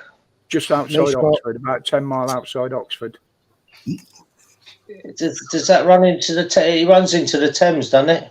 The Thames runs through Abingdon. It's an old medieval. Yeah, I think we might have done that, Abingdon. Has it got an old ruin there? Is it an old ruin? You've got the old abbey, and you've got the town hall up on the stilts by the market square where they used to throw the buns off. There's no old ruin there. Roger doesn't live there. No. There's a lovely little park there. Yeah, that's the Abbey Meadows. That's down by the Thames, by the swimming pool. Yeah. It's the old I think we might have done that. Where you got the Abbey, there's a lovely park right next to it. It's really great to take your kids, and then a little splash park as well. That little water thing. Yeah, there's an outdoor paddling pool on the green there. Yeah, we drive up there just for that, and there's good toilets there as well, public toilets. Yeah, I've slept in there many a time. Oh, there we go. Let's go outside. Look at him. Do you want me to give you a postcode, Dan? I'm just wondering how you identify somewhere by the fact it's got public toilets. Well, when you got kids, right, it did flash through mine, that fact. You have to use 400 bits of toilet paper and hold them up to have a piss. It's a nice area. It's nice. I'm sure he's numbers written on the wall. Is there lots of cottaging? I mean cottages. How far are you away from that, Rog? Oh, me, I'm up in Birmingham now, but I was actually born in Abingdon, about 500 yards from the Thames. Yeah, it's a nice area. Yeah, used to be.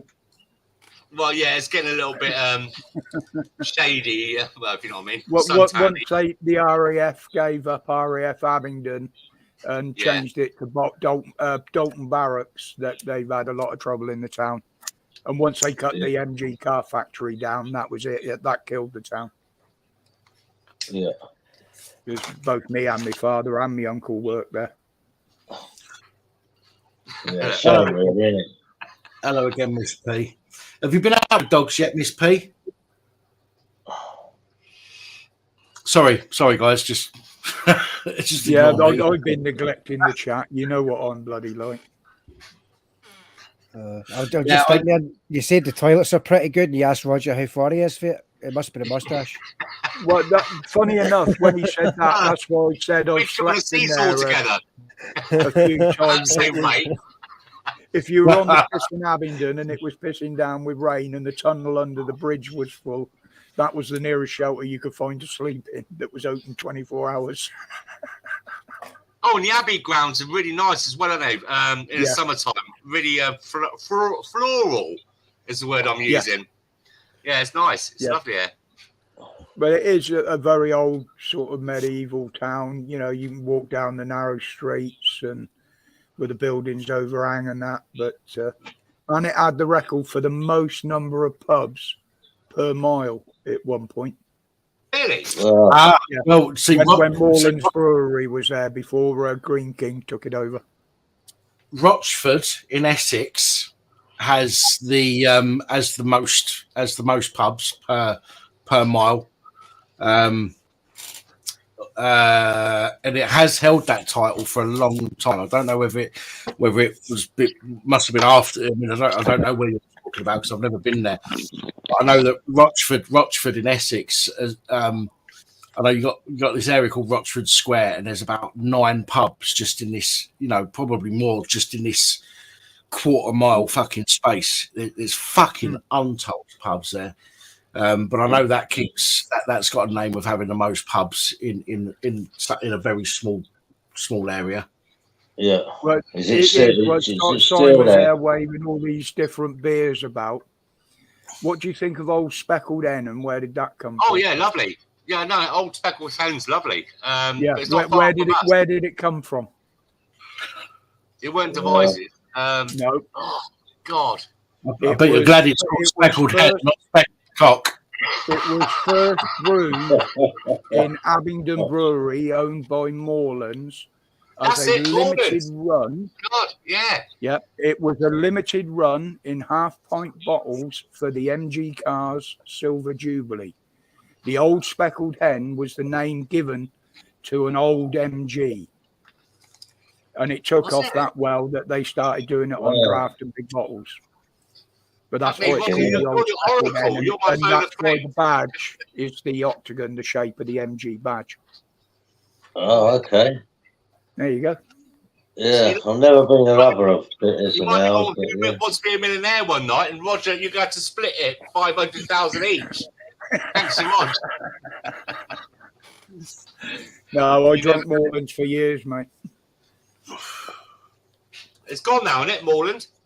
Yeah, Green King took it over. Oh, but your Speckled Hen is still available. You can buy it in Aldi.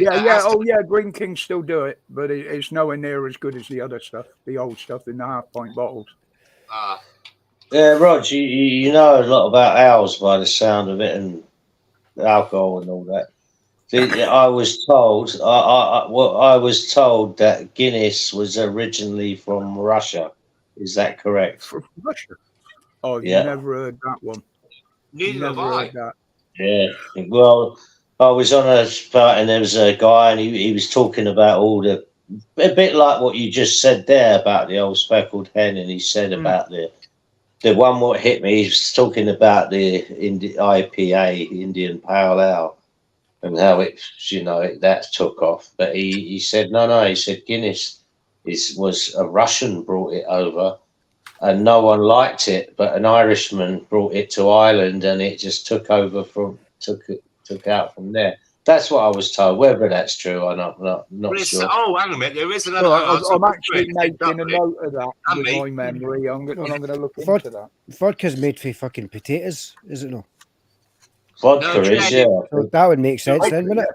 Fucking it originated from Dublin. Potato. Yeah, well, where did you get that info from? I'm looking on Google now. Guinness, German, is an Irish dry stout. The originated brewery of Arthur Guinness at St James's Gate, Dublin, Ireland, in 1759. And that was to the reply to someone said, "Is it Irish or German?" Well, no, this guy told me. I don't know where he got his information from, but he said it was Russian, and Guinness, that guy you was talking about, took it over to St. Whatever's Gate, and then started brewing it. You might have got That's it what from Matt Hancock at 6 o'clock in the evening. yeah. Follow the science. Yeah, or trying to trade some gas with it. Yeah. Yeah, I couldn't see anything on it. I just looked, because that's quite a shocking thing. I've never heard that as well before, but I've just looked through it. Yeah, no. There is a few questions, though, of people asking, is it German or Irish? So there might be something behind it. So what, have everyone dismissed the Russian? Has the chat dismissed the Russian theory? Oh, I said Russian. Sorry, I thought you said German. Right, I've got to go back now. Well, don't talk about the Russians. We'll get fucking shut off. Well, think about it. When they got their maps on, they look like a pint of Guinness, don't they? Yeah. Pat, is YouTube getting that bad now that you can't even talk about things like that? Nah, I don't know, mate. To be honest, I'll just talk about what I want to fucking talk about anyway. Yeah. No, I've noticed when I've been on a few channels recently. Randy's had to be honest, what subject we get. Well, no, I've been on a few channels recently, and you're trying to talk about things like that, and then the host is no, don't talk about that. We'll get his chat down, and you'll think, well, what do you want us to talk about? The way I see it is we've got the right to talk about what the fuck we want, as long as we're not inciting hatred or violence. I don't give two fucks. You can talk about pretty much what you want on here. Yes, sometimes it's handy or advisable, maybe, you know, if you're talking about a jibby jabby, to call it jibby jabby rather than yeah. Well, there's a long list of that shit. I got struck myself with that. And when I looked at the list, it's fucking a list for your arm, you know what I mean? What you can't say. It doesn't mean that I restrict people from talking about that stuff on here. Do you know what I mean? Most people on here understand anyway. Most people won't use certain words because they know that we'll all understand alternative words that they use. But I think everybody's got the right to talk about what they want, providing they're not inciting the other hatred. thing is, on here, like a lot of other channels, you can have a difference of opinion, but that's all it stays as. We discuss differences of opinions. We don't get arsy about it. We don't start threatening people about it, because everybody's got the right. Just because it doesn't fall in line with mine, if Dan had an opinion and it didn't fall in line, me and him ain't going to fall out about it. We'll talk about it, but we won't fall out. Oh, right, that's no good to me. I like falling out with people. I'm kidding, of course. Listen, apparently, Mark, we're a cult and we're troublemakers on here. Yeah, absolutely. I wouldn't worry about listen, it. I have got a question I'd like to ask the panel, if they don't mind. Go on, mate. Go for it. Do you know this Gary Lineker thing? Do you think it was a psyop? I personally think he didn't think about what he was saying when he said it. Okay. But he's the sort of person, yes, he might think, okay, I shouldn't have said it, but he's sticking by the fact that he did. Okay. I mean, I don't like politics being involved in sport anyway, because I've seen it. Yeah, you're right on that one. Yeah, I agree on that one. My opinion on it, the Olympics, the World Cup, disgusting. Yeah, sports is all politics now. My opinion, although people say that it psyop or distraction tactic or whatever, I don't think it's that much of a big deal to be used as a distraction tactic or a psyop. To be honest, it's different. I mean, look, we've got people being stabbed in the street. You know what I mean? We've had the whole COVID thing, the Russia thing. We've got people being stabbed in the street and people being pushed downstairs and people being abused, by a particular type of persons. Yeah. I genuinely don't think that Gary Lineker, who's a woke fucking knobhead, I genuinely don't see how him saying what he said is even remotely anywhere near something that would take people's attention away from other stuff. Yeah. So I just don't. Perhaps psyop's the wrong label, but me personally think the whole thing was staged and planned. The whole thing. What do you Because think it's Chris? sorry. What you think is smoke and mirrors? Oh, well, I think it was completely planned. Right, let's just work it out. Yeah, he says something. Yeah, all of a sudden he gets cancelled. Everyone's talking about it, especially football supporters, which most football supporters will not agree with a lot of immigration and stuff. And then all of a sudden, bad Gary Lineker turns into good Gary Lineker because he uses. The word what was meant to be so what everyone was upset about was invaders or invasion. Now let's think about how many times Gary Lineker would have used that word in his being a football commentator, and he would have used that word 1,000 times. You know, do football fans invade the pitch to celebrate their team getting promoted? Do they feel insulted that they were called invaders? No, they don't. So it was my view, it was a complete psyop. It was a setup, and now all of a sudden there's a BBC grovelling apology to Gary Lineker. Can anyone tell me if Match of the Day was on last night? I don't know if it was. I thought it was, but listen, they had where they all fucked off in solidarity. They had 500,000 more viewers than they normally do.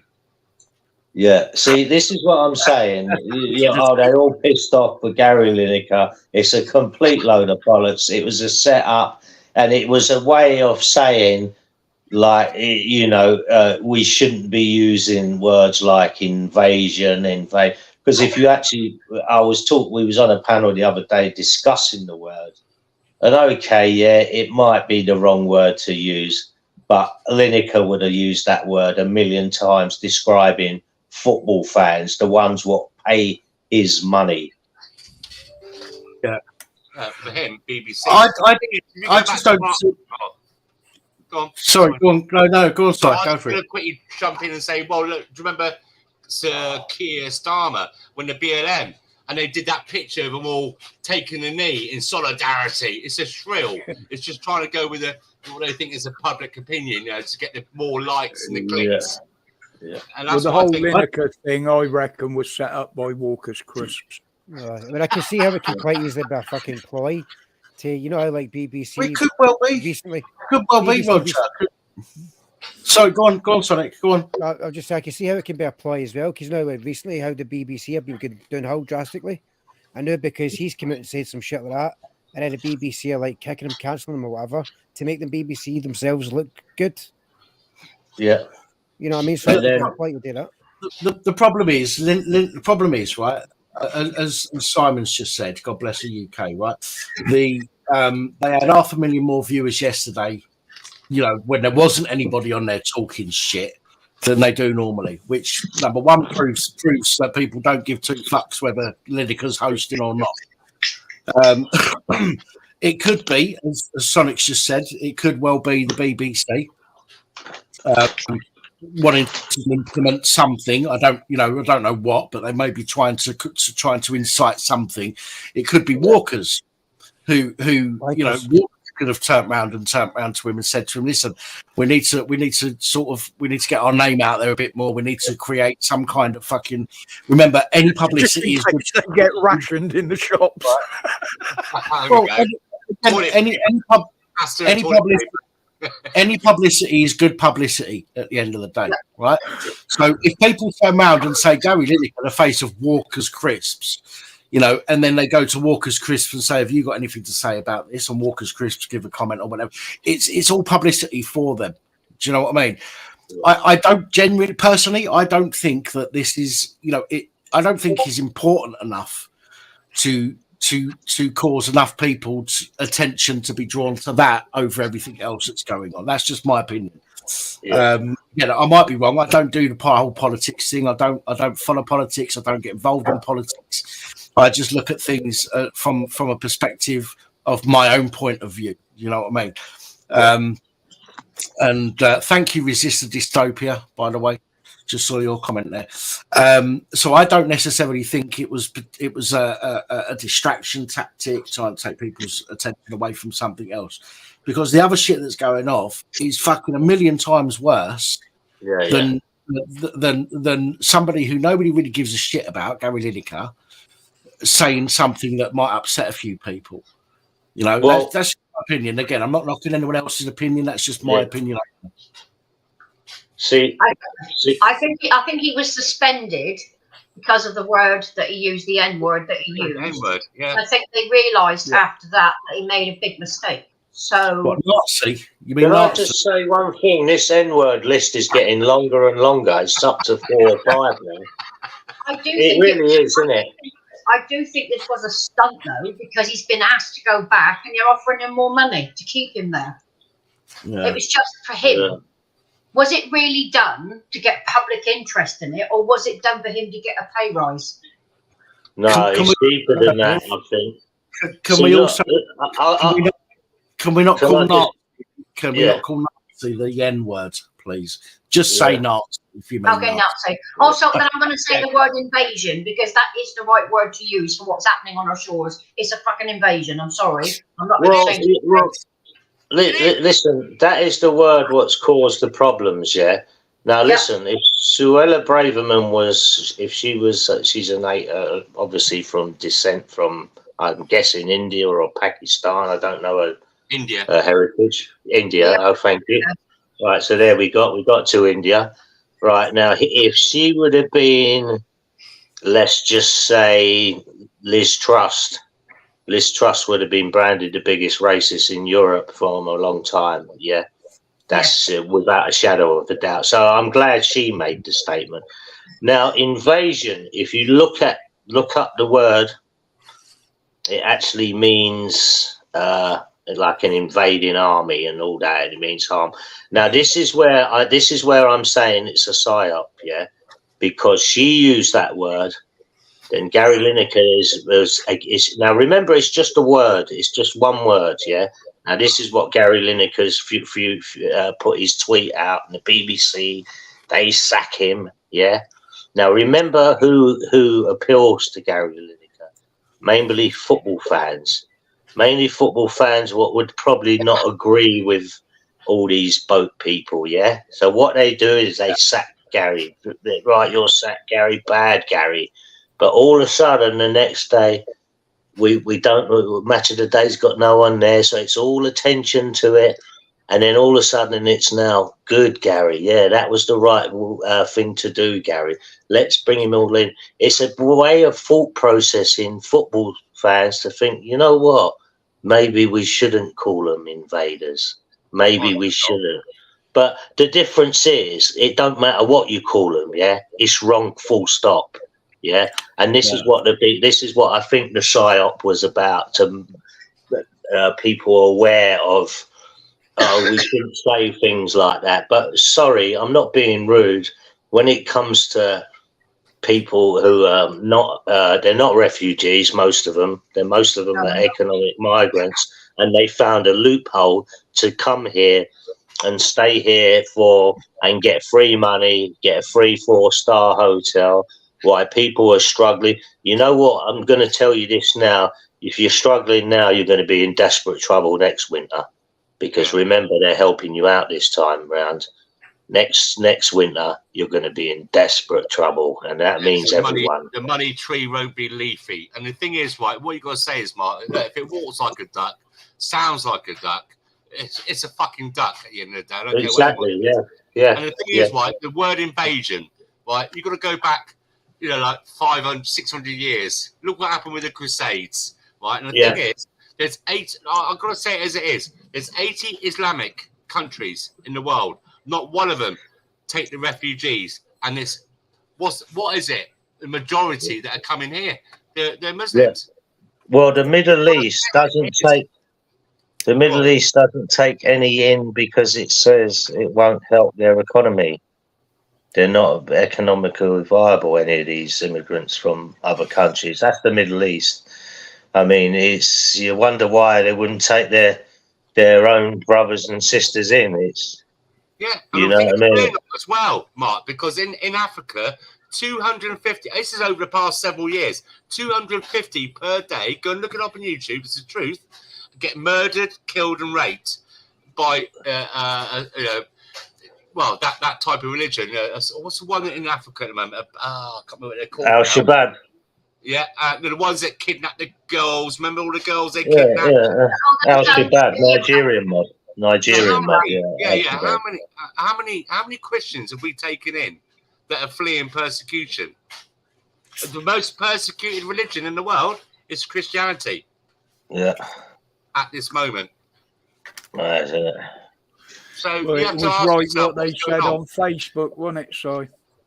There's free travel. Anybody And the thing running is, from war brings their Yeah. wife and kids with them. Anybody running to war are single men willing to fight. Check I out. saw. Thank you very much. Yeah.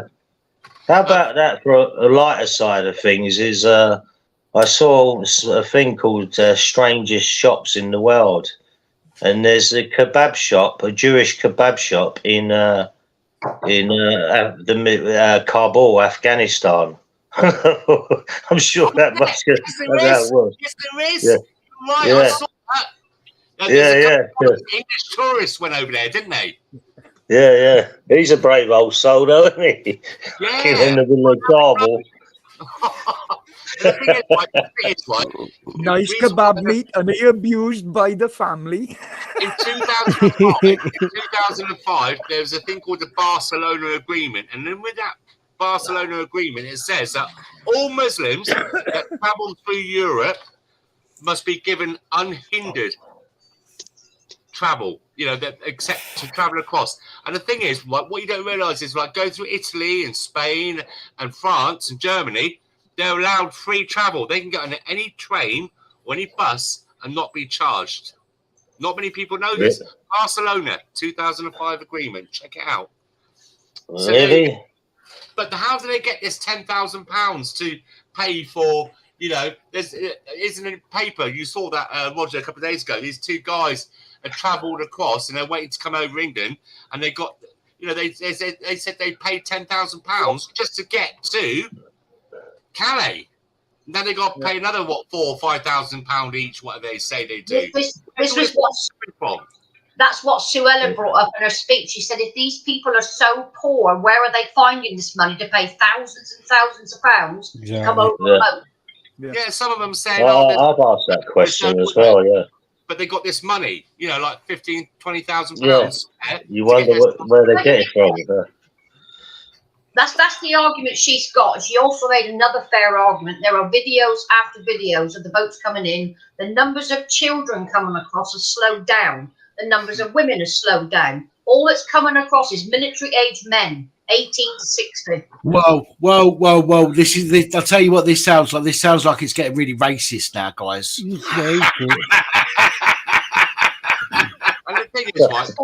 And if you look at the videos, they're dropping their ID and their passports and their iPhones and their backpacks in the sea. They don't want to be identified.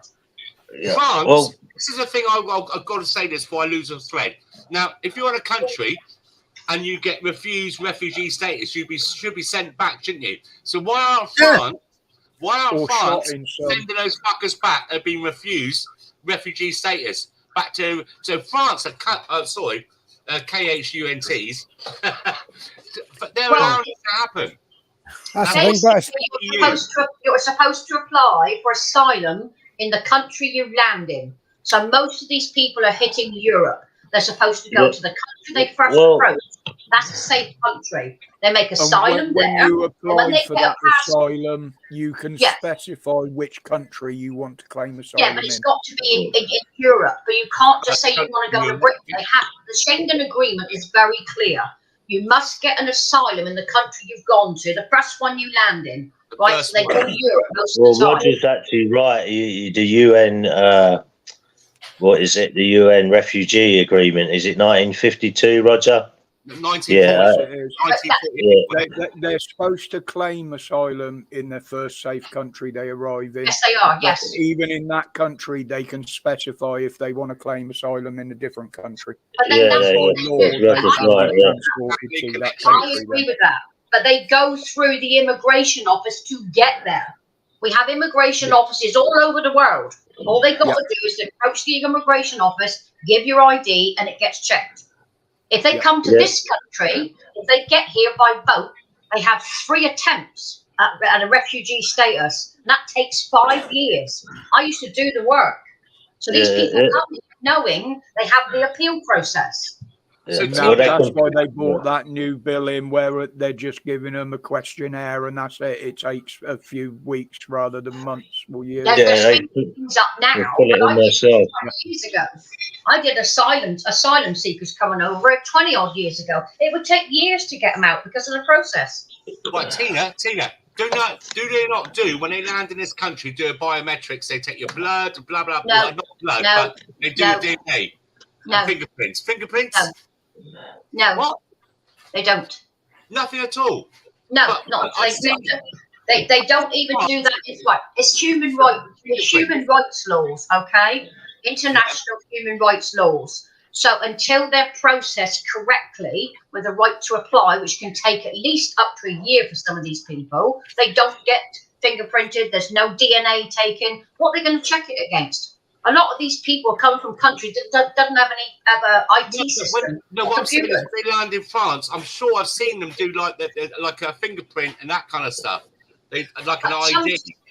It depends on where they're from. Where's the database from the ones that have been failed asylum in France when they come here? Can't they share? Say, do you understand what I'm saying? That's what the problem is, Simon. They're not willing to share. All they want from the UK is money, money, money, money, money. Yeah. Maybe they're doing nothing. We've had this problem for many years since the borders were opened. When we joined the EU and they started coming here, everybody went through the right channels. These people, I'm not going to call them migrants or refugees, these invaders that are coming here by boat are coming here for a purpose.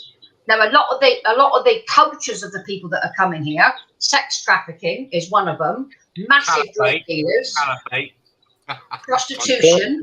Can I ask this question? Is, like before there was them camps called Songat and all that. Yeah. I remember that.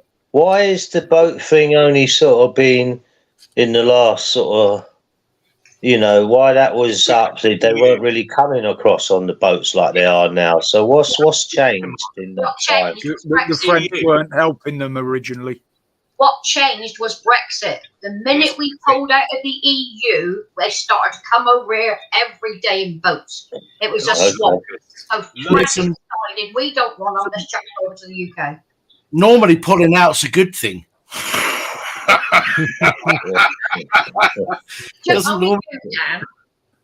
But that's exactly what happened. Once we left the agreement with the EU before COVID, that's what started the actual boats coming across. Yeah, because they didn't like the fact that we'd shut our borders.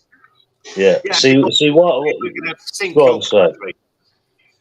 Yeah. See this is why I was saying about the Gary Lineker thing being, because they're using a word now which they're saying Gary Lineker's saying it's like the Nazis used and whatever and all that kind of stuff. So it gets people to start thinking, we should, this is what the PSYOP's about, to start thinking, we shouldn't be calling them invaders. Well, in effect, they're coming here to just ponce our stuff, really. That's the way I look at it. Know what I mean? You're right, Mark. When it comes to the British people, if it's an organised way of movement, when we had the EU people coming here 20 years ago, they couldn't claim benefits for 5 years. They had to work. They had to earn their money. Then the benefit system got changed. Now it's different. The French have never helped us. They stood watching on 2 videos, 6 dinghies walking straight past them and they were waving them off. They don't do anything. We've paid them tons of money. Well, the only ones they stopped on the beaches with the ones they did for the TV cameras. Yes. But basically, immigration is quite clear. Our new policy, when we left the EU, you have to go through a proper embassy for an application. People saying they're not affecting us, they are affecting us. Holly's just put a comment. True. The public That's true, could be in condition not to see him as a threat. That's correct. Yeah, this is what I was saying. Yeah, she's summed it up pretty well. The problem is the video evidence proves otherwise. Yeah. Look at Ireland. Look at Ireland posting all that stuff. Look at all the other people posting things on. But the papers. What do the papers do? So if you do get a description of a girl getting attacked at 3:30 in the afternoon, they might say there's no description, or they might have to say a person with olive skin. There have been attacks across the UK on girls. There was a report the other day saying somebody with olive skin and dark hair. You mean a foreign? Yeah. And a bit. Must be one of those kids. Yeah, that's it. This is what I'm saying about words. You can't use these words because people are being offended. Like the left, oh, you can't say that. You can't say that. There's an answer. So you can't say, well, you know, what you think's to be the truth because it might offend someone. Right. But yeah, they can do what they want. That's what they want you to follow. Sorry, Tina. I just want to say, Chrissy Morris, how you doing, mate? I didn't see you in the comments there. Chrissy Nice Morris, he's in the comments. He was in court the other day. I saw his video. Been a while since we've spoke, mate. I hope everything's going all right, mate. Sorry about that, people. He's He used to watch Chrissy Morris's stuff, Pat. That's true. There is a legal route into this country if they go through it. That's why there's embassies everywhere. That is true, Chalky. I used to work with the embassies in London when we had people coming over to check their status with their country. Luckily, most of them spoke English. And we sent a lot back because they weren't supposed to be here, even coming through the legal route. They had no right to be here. They were lying about having university degrees, false papers, all that kind of stuff. So we'd send them to London, to their embassy to get put back. The problem is, though, Tina, is that since we came out of the EU, we no longer have access to the database. We do. Okay. At the customs and immigration, when people come into the country, we used to have access to a database that all the other EU countries had, okay, that said whether somebody had a criminal record in their country or whatever it might be. That was taken away when we came out of the EU. That's the thing, Dan. It's not. We still have access to that system. If you did DNA and fingerprints on people, all of these people coming in, they've only got to put it through Interpol and other services. We've still got that system. We're just it's that not for 1 minute you don't think our services are not going to use theirs and they're not going to use ours. That's no. Right, but before, you know, I don't want people thinking I'm a fucking, you know, a woke idiot. I know the one you mean, Dan, but there is another. We do have our own databases. Okay, we do have. So when people come over here and, you know, then they get fingerprinted or whatever, for whatever reason that may be, they are in a database and they'll stay and remain in that database. But there are people that have never been over here before, okay, that have got criminal records in their own country, which they are to share with EU subscribers, shall we say. And because we're not part of that EU system, allegedly, anymore, then we've lost ability to access certain databases. We still have our own database, and Interpol is slightly different because Interpol, when it comes to Interpol, is we know that people take the piss and misuse all of the fucking tools at their disposal. But I do believe that Interpol, if you need to find out something about somebody from Interpol, you have to have a reasonable suspicion about that person. And then you ask Interpol and then they'll give it to you. They won't, from what I've gathered, they won't just give out the information willy-nilly to anybody over any reason. So if you've got somebody that you've pulled in for a potential crime, you can then go to Interpol and say, right, does this person have a criminal record anywhere else? And then they can use that, or are they wanted anywhere else? But, from a data protection point of view, I believe, and I might be wrong, I'm not saying that this is how it is. This is just from my own, from what I know. So this is my own opinion. Yeah. It could be that people are coming to this country. We haven't got a reason at that point to say, right, we need to search or we need to ask Interpol for information on this person. There's not anything wrong at that point, although they have, because they've illegally entered the country. But that seems to be, pushed to the wayside. Everybody seems to be overlooking that fact at the moment. But until they commit a crime over here, at which point our law enforcement can then go to Interpol and say, right, they've committed a crime. Have they done this before? Have they got a record? And then Interpol will say yes or no. But at the point of entering the country, that is the database that I'm saying that I believe that they've lost access to. If they go through the legal route and they go through that process, which was put in place when we left the EU, they do check with a country of origin. They go direct to the embassy. So if they're coming in the UK, they can go any embassy in London or any part of the country, or even direct to the country itself. Like these Albanians that are coming over en masse, these men, they're going to the Albanians to get history. And some have already been removed from this country. They came here about a year ago and they're gone because they were not allowed in. And that's what the legal route is. It's basically people lying to get into this country. We are a very small, tiny unit. Compared to the rest of the world, our island is tiny. And yet everybody wants to come here. What is the government doing? Like Suella Braverman made a point when Labour got up to poo-poo her bill she's bringing in. And she said the British people have had enough.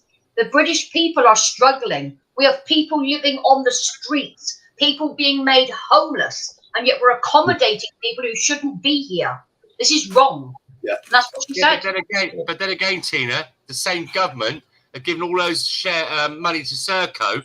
Serco are like doing hotels and stuff, booking them up for 7 years. They gave them, what was it, 4 billion a couple of years ago. So they have, our government, and she's part of it, have no incentive or no, they're just giving you a bit of a, look, we'll say this and say that. They're not actually doing anything.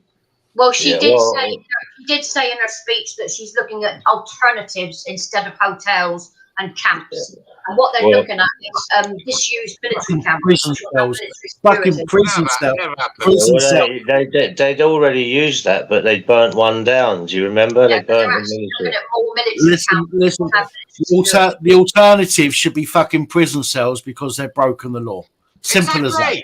Well, the law is, in most cases, the law is pretty black and white. You've either broken the law or you haven't, in most cases. Okay. When you enter a country illegally, okay, that is breaking the law. End of. There's no ifs, buts, or fucking whatevers. There's no grey area. If you don't come through the process that's been set out, the legal process, then you are outside of that legal process. Therefore, it is illegal. But yet people are coming in illegally and they're being rewarded for coming in illegally. Yeah, the thing is, Pat, because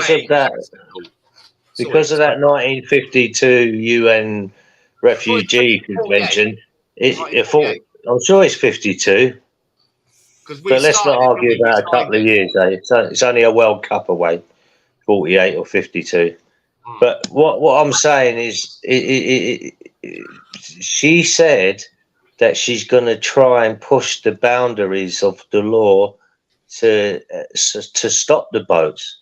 Now that means that it is lawful. It is. They're using that 1952.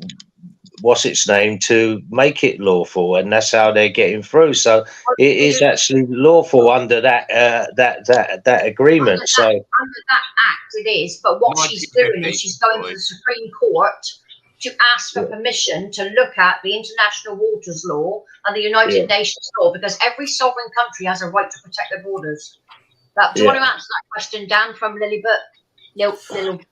Well, I just first of all, I'm just wondering why a little bit wants to know what people's occupations are.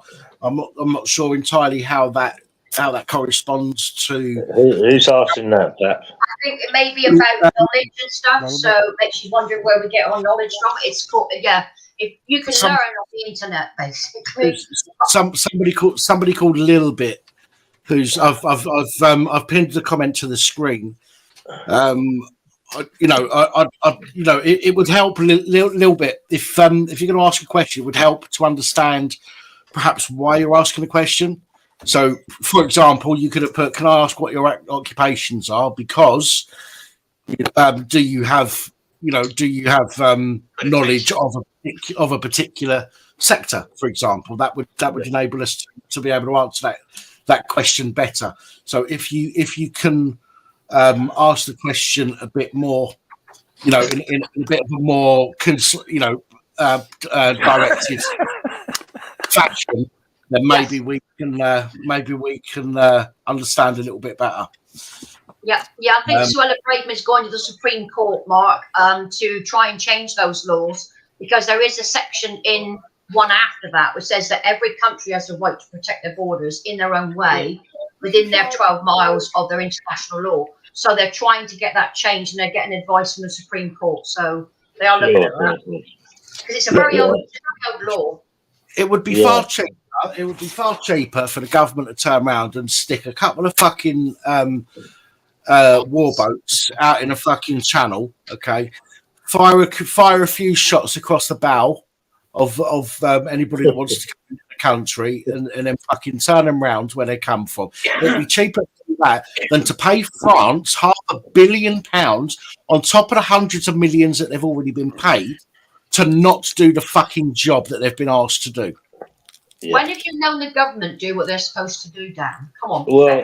Well, never. The only way to stop it, and it's pretty obvious what it is that you come over on the boats, but you'll be picked up, put straight on a plane and flown back to whichever country you're from. Simple as that. That's the only way to stop it.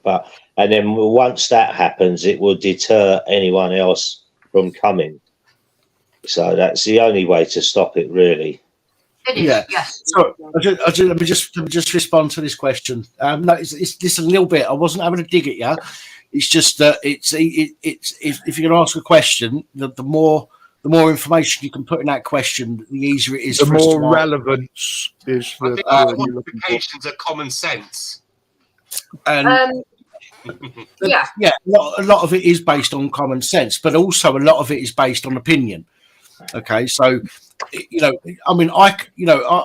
not a doctor. Okay, but I could say, based on my own experience and based on what I know, how a doctor should tell a loved one that their loved one has died, for example. Okay, and I don't need to be a doctor. I don't need to have gone to medical school in order to know what's right and what's wrong in that respect.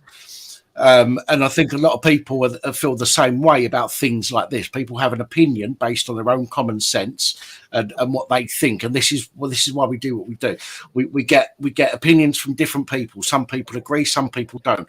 But we'll discuss that and we'll find out why they don't agree or why they do agree. Because that's the way that we learn, isn't it? We learn by discussing things and by hearing other people's points of view. Unlike some places that will scream and shout at you or force you to follow their narrative, or they'll kick you off. We try and we discuss things as best that we can. So I wasn't calling you out by putting your question up, by the way. I just wanted you to explain a little bit more what you meant by what are your qualifications. That's all. So don't take that the wrong way. Just wanted to put that out there. Well, I know how to gut fish. A lot of what we say. Has Lil been in your comment section many times before? I don't know. I don't recognise the name. I've seen it around a couple of times. But again, I want to be, and I will be cordial with people until they deserve otherwise. So if somebody's cordial with me, I'll be cordial back. And a little bit didn't come in and start going, "Oh, you talk shit, you don't know what you're talking about," which would get a response the same as how they've spoke to me. But they put a question in. I wasn't quite sure what they meant by that question, so I've asked them. And again, it wasn't a dig at anybody. It was just asking if you are going to put a question in the comments, to try and be a bit more explanatory in your question, so that we can understand that a little bit better. I think she's extended it to ask whether or not it's protocol. I am trained in immigration legislation on my previous job. So, and I keep myself updated on new law. However, nothing is black and white ever, because we are being fed so much crap from the government through websites, through chat services. So they will feed different information to different people. It depends on where you get your research. The only way you can make clear indications of what's going on is the gov.uk site. Any new policies they bring in, or new bills around immigration, or what any other topic, it is always available on gov.uk. So if you want clarity, that's where you should go, because they have to put the truth up there. Little bit. It wasn't that you did anything wrong. You didn't do anything wrong. You asked a question, which you're perfectly entitled to do. And we're happy to answer those questions. And I can say that for everybody on the panel. Right? We're happy to answer people's questions. All I wanted was a little bit more context to what your question was referring to. That's all. So you didn't do anything wrong. And as I say, I wasn't calling you out or anything like that by highlighting your comment. As you just said, clarity. I just wanted a little bit more clarity on what the question was asking. That's all. So again, I won't listen. I won't berate anybody unless they come on here and start slagging me off. How people treat me is how they're going to get treated back, and it's as simple as that. And I can say that for everybody on this panel.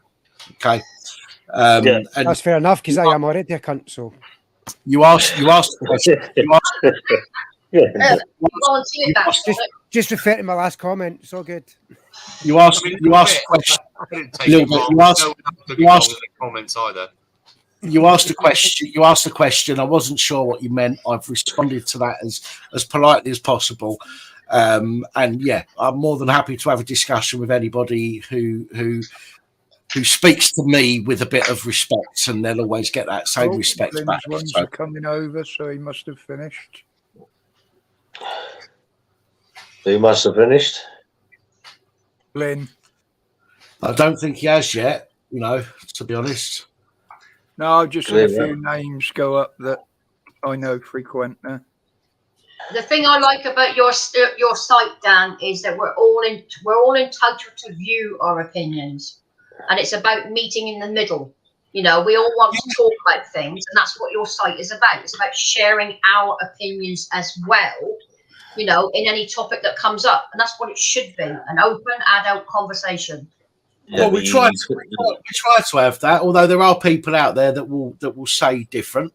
As we know, there are a few people out there that like to talk about us behind our back and call us all sorts of whatever. But at the end of the day, we are what we are, and I'm not going to change for anybody. Either people like me for the way that I am, or they don't, and that is entirely down to them. And I couldn't give two bucks one way or the other, to be quite honest, because all I'm interested in is people that are going to have a reasonable and respectful conversation with me. Yeah, well, you can't please everyone either. They don't have to watch, so that's it. They can turn off. Exactly. What's crazy is that we've got all this. Everybody trying to come over here, change our culture, change our ways, kill us, and everything. And we all basically are birds of a feather. We all kind of stick together. We're supposed to be all supporting each other, yet there's so much infighting going on at the moment. Yeah, I thought we had the same kind of views in life, and I want our kids to be able to walk to school, or our missus to come out of a nightclub and get in a taxi safely to come home after she's been out with her mates. What's wrong with everyone? But we've lost that spirit. YouTube, innit? What do you mean, YouTube or the real world? A real world. And YouTube. What's going on YouTube as well? Yeah. We're supposed to be all friends, and we all want better things. We want our kids to have a good education. We want to be able to have a roof over our head and be warm and have food in our bellies.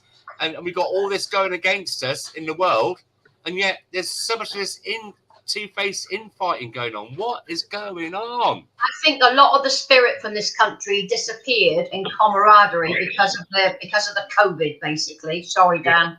So I think it literally tore people apart. It tore communities apart. Neighbours stopped talking to each other just in case you infected somebody. Other people who didn't have the jab, they were being targeted. All this kind of stuff. And I think that has broken down the trust amongst British people. We don't support each other anymore. There's very few neighbourhoods you can go to where a neighbour will knock on your door if they haven't seen you for a couple of days because you might be sick. Check if you want any shop. It doesn't happen anymore. It's gone. And I think the government are responsible for that, for the pandemic and for locking this country down. They separated all of us. Do you think it's the worry of the cost of living and heating and all that kind of stuff that are making people more, you know, like an apocalypse kind of thing, Yes. you know, scenario? They're scaring people not to talk to your neighbours, Well- not to do this, not to do that. Well, the thing is, if you go back in history, it's looking pretty grim, mate. The way the politicians are acting with these conflicts around the world at the moment, because there's not one of them are talking peace. It's all Yeah. about this and that. Yeah. Not one. Where's your Kofi Annans? Where's these people? What would you know? All these other wars or conflicts, they were out right in the front. Now, perhaps there is, but we don't see them on mainstream media, do we? We don't see them on any YouTube clips. They're just not there. They're all promoting war, and it's if you look at history, it's seriously not looking good. If you Well, go they around, want to keep it going as long as they can, Sorry, because Roger. then they've got an excuse for everything else they're doing. yes, I do exactly. try to explain to people, look, listen, we need each other like never before because there's no one out, there's no government for us, there's no NHS and all the other things. We need to help each other more than ever before. That's why I We say, do, Simon. Yeah. why is that? Welsh, English, Irish, Scots unite people. You know, us Right. country, you know, I know we have banter, Yeah, you know, that's true. you northern bastards, you southern fairies, and we have these jokes. It's banter, but we need to support each other and look after each other and watch out for each other. Because I tell you what, shit is going to get worse and worse and worse. Yeah. That's I why just they're, want to, why they're trying to separate people. They're trying to separate counties. If you look at the start of that, oh, sorry, go ahead, Dan. no, it's right. I just wanted to say, I just want to touch on the comment that Little Bitch just put there. He said Yeah. that Yeah. they've lived I in agree posh with estates and rough ones. I used to do door-to-door sales. Okay. I'm one of those fuckers that everyone hates, by the way. We always knock at your door at the wrong time. So I used to do door-to-door sales. And I found that people that have less want to give more. Yep. Okay. Yeah, that's correct. That's 100%. And it's the same as, I think it's the same as in situations where what you'll find is you'll find the rich people won't come out and protest with people because they don't give two fucks. Because they're rich, they live in their gated communities, and it doesn't affect them. It does, but it doesn't really affect them. It affects people like us, the normal fucking, Joe Public, yeah. Which is why we are the ones that have to go out and put ourselves in the line of fire to be heard, and so I totally agree a little bit with that the ones that live in the rougher areas, the people that have less, always want to give and do more. They do. 100%, mate. I go get food. I go and pick up food because I help out. I don't get paid, by the way, and I'm a nasty cunt, so carry on thinking that. But I do go and pick up food for the homeless and other people now. And I tell you what, Marks and Spencer's, the posh one, they have like a bucket, you can donate food for. Fucking, do you know what? I've had maybe a dented tin of soup and maybe some. Listen, this is true. When I do the Aldi, it's overflowing. It's come back sometimes. So, you know what I mean? What does that tell me? The rich want to stay rich. I'm only laughing at the dented tin of tuna. That is for some reason that They want made to me stay laugh. rich, Simon. They don't want to. They don't want to waste their funding on groups of people that they. But like, how many people look around your own area? Can you describe to me how it looks? Because I live in Exeter. All right, anybody that's listening, yes, Exeter. If you want to knock on my door, don't. So basically, knock on my door. Come and knock on my door instead. You don't knock on my door, you'll get a very bad answer. So basically, what it's come down to, if you look at your city since COVID, ours has been destroyed. It's been knocked apart. We've lost 150 major shops in the high street. The welcome wagon, when you get to the bus station, is tent city with illegal immigrants and drug addicts literally jacking up right in front of the people getting off the bus. That's how bad it is. It looks like a shootout. We're supposed to be the jewel of Devon. We've got the capital city of Devon as our marker. It looks like a bomb's hit it. It's gone back to the 1900s. I'm not kidding. You've got no public toilets here you can go to. None in the town. You've got to go into a cafe or a pub. It looks like Victorian England now. It doesn't look like a 21st century city. It's disgusting. Says we need to have a new sign fucking put up then. Welcome to Devon. Twinned with Paris. I wouldn't recommend anyone going into the town centre in my city now because it's too dangerous. A guy was stabbed in the street 2 weeks ago, broad daylight. Well, yeah, welcome to England. Pat, listen, I'm going to jump off, mate. Thanks for having us, yeah? Nice to meet you, Mark. Nice talking to everyone. I'll see you all soon, yeah? Take it easy. All right, Mark. Take care of yourself, buddy. But if you do look around your cities, you will see the desperation that people are going through with all these homeless people on all the streets. People are being kicked out of their houses with UC cutting off their benefits. The elderly are dying in their houses for a lack of heat. This isn't Great Britain. This isn't the United Kingdom. This is Victorian England. Before we even had all this stuff, we've gone backwards at least 100 years. And this is the people that are struggling here. This is disgusting what the government are doing. They're making us fight amongst ourselves, like Simon and Mark said. But it's not just that. It's they're not doing anything about the poor people that are out there struggling. I mean, I'm lucky I live in a little nice area with its own shops. And we've got nice neighbours and we check on each other. But that's not what everyone's got anymore. People don't even speak to people in the street. They won't even look you in the eye. They just walk past you.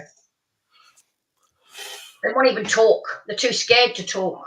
That's what the government want us to do, is shut up and just walk like minions down the road without looking at anybody in the face and keep your eyes to the floor. Sorry, I was just thinking, I don't know why, but for some reason, I've just thought to myself, Richard Upton's been quiet tonight. I wonder where he is. He's normally on here, isn't he? He was earlier on, wasn't he? Yeah, he was earlier. He's been quiet for a while. He's normally... No, he must have gone. In the comments. He must have gone because you've got to type in at something. You put the first few letters in. It gives you the options of people. His name's not appeared at all, so he must be gone. He said he was having an early night earlier. Oh, right. Oh, over on Glyn's, is he? Ah, fair enough. He's normally about somewhere, that's all. It's just weird not to see his name pop up in the comments. I wonder if any of them are streaming this shit then. Anyway, moving on. Swiftly. Yeah, well, Mark brought up some valid points on that there. Yeah. So, yeah, very valid. Again, this is why I like to have people on, because people bring up things that we can discuss, and it gets everybody kind of talking, and it's not just the people on the panel that's been talking; it's people in the comments. So, it's why I enjoy this part of the night, because we have multiple different views coming up. How'd you get on at the dentist, Dan? I've got to go back on Tuesday to have several teeth out. I could do that for nothing. Guys, don't feel sorry for him. He's doing it on purpose. He knows that later on that night, a special fairy is going to come and visit him. What's it, a pound stuff now? Even worse, Dan's going to pay the fairy as well. Wow. That's the money under his pillow. So was it that tooth that was giving you all the problems? And I would imagine it's got problems either side though, Dan.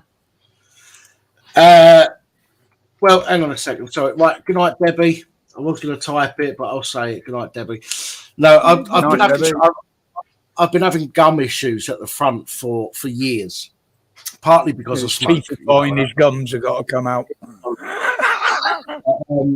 But the dentist has been trying to fix it, so I keep them for as long as I can. And for the last 3 years, we've been trying to fix it, but I'm getting an infection every other month, and it's no good. So it's the front teeth as well at the bottom. Now, when I talk, you can see my top teeth all the time. It's very rarely you see my bottom teeth when I talk. Yeah. I've got to have 3 teeth taken out at the front. You said Right. 4. Or maybe 4. Okay, maybe 4. I've had a drink. Fuck off. So 3 or 4 teeth. 3 or 4 teeth I've got to have out at the front. I don't know how that's going to make me feel afterwards. I don't know whether it's going to a confidence issue or whether No, it won't matter. but I've got to have them taken out on Tuesday this week. She's going to take a mold. She's going to take a mold, then she's going to whip them out, and then I'll go back a week, hopefully a week later, and get something to fill in the gap, so to speak. So they'll give you a temporary denture until one's properly made. So, Something like that, yeah. I'm not looking forward to it, but you know what? I mean, the thing is, right? I've always cleaned my teeth twice a day, sometimes 3 times, depending what I've eaten. Sometimes I'll clean my teeth midday because I've eaten some sugary stuff like chocolate or whatever during the morning or whatever. But I've got to have them. I've got to have them taken out now, and because it's been really painful recently. it's not because of lack of care, though, Dan. Don't forget, you take a lot of medication, which can impact on your health in many different ways, and a lot of drugs do affect, like the nails, the hair, the teeth, all those kind of things come into play as well. So you've got to understand that you did the right thing, because if you leave an infection too long, it will turn to sepsis. What's that? On the nails, you know the little cuticle bit. Yeah. It's not supposed to be very big. You can see that mine's quite big on my thumb. Yeah. And on that finger. In fact, all of them, it's really visible. Yeah. Where the cuticle is, where the bottom of the nail is, and that's supposed to be a sign of bad health. It can be, yes, but because you've got other health issues, which I'm not going to talk about. When you look at medication, what you need to look at, everything you take, is look at the side effects that accumulate. So with all those drugs going into your body, they will have an impact on you. That's why I use a lot of herbal preparations myself, because I won't take commercial tablets because of the poisoning that they've got. So when it came to my osteoporosis, when I shattered the tibia, the doctor said, oh, this particular drug, we're going to give you this, and it causes fractures. And I said, I've just had a fracture. Why would I need any more? You're not going to give me that. We'll give it to the elderly. Do they have any right to say no? Are you forcing it to them? So I took medication, which is K2, MK7, and D3, which binds the calcium, takes it out of the body, and strengthens your bones. That's had an impact on my eyesight, my nails, my hair. It's improving. I've had to change my glasses 4 times in 2 years because my eyes are dramatically improving. The next time I go in, I won't have to wear glasses all the time, which to me is going to be really weird because I've had glasses since I was 8, because I was a bookworm. So now they're telling me I'll only need glasses in the future just for close-up work, like a tablet or a phone. So it's amazing what herbs can do, but the medicines they provide chemically do have an adverse effect on your body. So I always tell people when you go for it, look at all the meds you take and look at all the side effects it has on your body, because that also impacts on your daily life. It can affect your walking, your breathing, all sorts. Pain, everything. Move the Amazon rainforest. All the answers are there. No, they are indeed. That's where they found a particular spider many years ago, about 40 years ago now, and the scientists were shot down. And this spider's blood had the potential of killing off any cancer cell, and it was poo-pooed by science. Yeah, well, no, it's not poo-poo because there's no money in it. Exactly. Anything natural, they don't want to know. Name me a president or a king or queen that's ever died of cancer. Well, apparently the Queen did. She had stomach cancer. I thought she had blood cancer. It was stomach cancer as well, so that's why she lost so much weight. Apparently, but she had a cancer of some sort, yeah. But she's the first monarch they've ever admitted that had that, so they don't usually say. The first bollock. There you go. Oh, I just want to say, by the way, sorry, go on, Roger. Do you want to say something? I was just going to say I am now officially a year older. Oh, happy birthday! Yes, happy birthday, you bastard! Happy birthday! I was Rogers first. So you're 62 now, Roger? Yep. Yep. Did you get? Have you had a card for the post? Yeah, I was going to say you're a bit fucked up because we were talking about that. That's what did it, didn't it? We were talking about the Queen. Not yet. Our postman don't come till the morning. No, but it's I done it to be delivered on Friday, so you had it. No, I haven't had one yet. Have you not had your telegram for Charles III yet? You have Speaking to to understand everybody in the that chat. the postal services are still running on slow at the moment, so mail's Yeah, not they're getting terrible through. here. Parcels get through quicker than letters. Well, they've decided now, Roger, to sack all the older posties in every area and replace them with young men and women. Yeah, not 5 because they young can't fit run mighty around males. quick enough. Where are you planning to do today, and Rog? Where are you going to go later? Are you going out for a meal later on? No, mate. You should celebrate some way. Depending on what time we finish here, I might spend the bloody day in bed.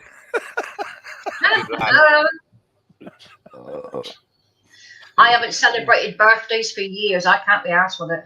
No, not quite. It's just we my birthday was to- 2 days ago, and it's like 1 year closer to death. Well, I don't think of it like that. And I don't worry about that. But I don't want people wasting money on cards. It's such an expensive thing, though, to send bloody cards out. I'd rather celebrate that than fucking crumble Like bullshit. Mother's Day's coming up on the 19th. I don't buy my mum a card. I just buy her a bunch of flowers and a box of chocolates, and she's happy as anybody. Oh, got flowers and chocolates. So yeah, she's fine. She doesn't worry about a card either because she don't look at it. You can stick it on the sideboard. It's just a piece of dirt. So she don't look at the card. She just wants the flowers and the chocolates. I'm not sure she'll remember me this time round. She's got early stage dementia, so we're going for a battle with her. So. Because me and Heather are more or less the same age. She's 62 on St. Does that Sorry. mean, Rog, you're going to put your birthday suit on now? Guys, Oh, he's, you don't he's, want to see that, mate. Believe me. he's got to that fucking age now, man. He has to use a More fire wrinkles extinguisher than to a blow the candles out. rhinoceros. Every year is a blessing. That's all we can say. It's all a blessing if we get to survive another 12 months. It's not a rehearsal. Enjoy Right, it. ladies and gentlemen, it's just gone 12 o'clock, and do you know what I'm going to do now? Frank. We're gonna play a game. Yeah, what's that? One of you, and I'll figure out who it is in a minute. But one of you will have the opportunity. It's not a lot, but 30 quid will help a lot of people. But no, Sonic, it can't be Roger. Why? This is Have you done this before? Have you done this before? Yeah. We done this last week on the members chat. Yeah. So I'm gonna pick one well, last week it was 7 or 8 people. Yeah. But that was a tenner each that they won. But this week we're gonna do a £30 win. Okay. So I'm gonna pick somebody. Where's this money coming from? From YouTube. Oh, From how much people help me earn by watching my videos, which is not a great deal. Otherwise, I'd be giving away a lot more. But 30 quid. 30 quid, isn't it? Gas. Yeah. And that's if you don't put your heating on. You might just be lucky and find a dozen tomatoes low enough price to buy. I have noticed in Devon, though, our gas costs are going down and it's lasting longer. So I don't know what they're doing down here, but it is getting less. So the price is dropping here. Yeah. So let me just explain to people, right? So, if the person that comes on first doesn't win, I'll bring somebody else. I'll choose somebody else to do it. Okay. I will give away £30 to somebody tonight. As I say, it's not a great deal, but in the current climate, it's every little helps, as they say. So So I'm shuffling the cards at the moment. Okay. Every down is shuffling. Shuffling. Yeah. So I'm shuffling the cards there, right? I'm now going to put. Saul. Thank you very much, Saul. Saul's just become a PCSO there. Much And also appreciated. thank you to Ms. P for the donation. Any more than 3 shuffles? Any more than 3 shuffles? Yeah. Now I leave the jokers in this. We didn't do this last week on the members chat. Jokers are going to stay in the pack. If you get the black and white joker, it's an instant loss. But if you get the colour joker on any of the cards, if you get the colour joker, it's an instant win. Okay, so straight away you win if you get the joker. Okay, so that's how we're going to do it to make it a little bit better, a little bit easier for people to win. So that's what we're going to do. I'm going to shuffle that one more time just to show you. Shuffle, put the cards together, and I'm going to put them down now so my hands are free. So I am going to go into Nightbot because Nightbot enables me to pick somebody that has been. There we go. Channel luck. We'll leave that as normal. Users, ordinary users, channel members, regulars, and mods. So everybody is involved in this one. Okay, so everybody's involved in this one. Users that are active within the last 5 minutes are eligible to win. So while I'm talking, if you've not commented in the comments in the last 5 minutes, make sure you put some comments in there now, because then you'll be involved in the draw when I run it in a second. But other than that, all I'm going to do is I'm going to use Nightbot to pick somebody. That's somebody. Welcome, Loafer Sheffield is a PCSO as well. Thank you, my friends. So when we pick somebody, I'm gonna pick 5 cards off the top, and then I'm going to show you a 6th card. That 6th card is your starting card. You can opt to change that card if you want to, or you can keep it as it is. And then it's a case of higher and lower until you get through all 5 cards. If you manage to get through all 5 cards, okay, you'll win 30 quid. If you don't manage to get through all 5 cards, unfortunately, you won't win, but we'll move on to somebody else and give them the chance to win as well. But if you get the colour joker, you will win just like that, and you won't have to look at any cards. You won't have to go higher or lower. You'll just win at that point. If, unfortunately, you get the black and white joker at any point, it's unfortunately an instant lose. Okay, but that's... Oh, shit, I just dropped one. Hang on. Oh, yeah, it's just like National Lottery. Yeah. That's your starting card for 6 on the floor. I dropped the cards. That's going to go on the bottom. Don't worry about that. Have your 3rd shuffle. Yeah, I am on the desk, as usual. Okay. I was nearly there then. Do it again.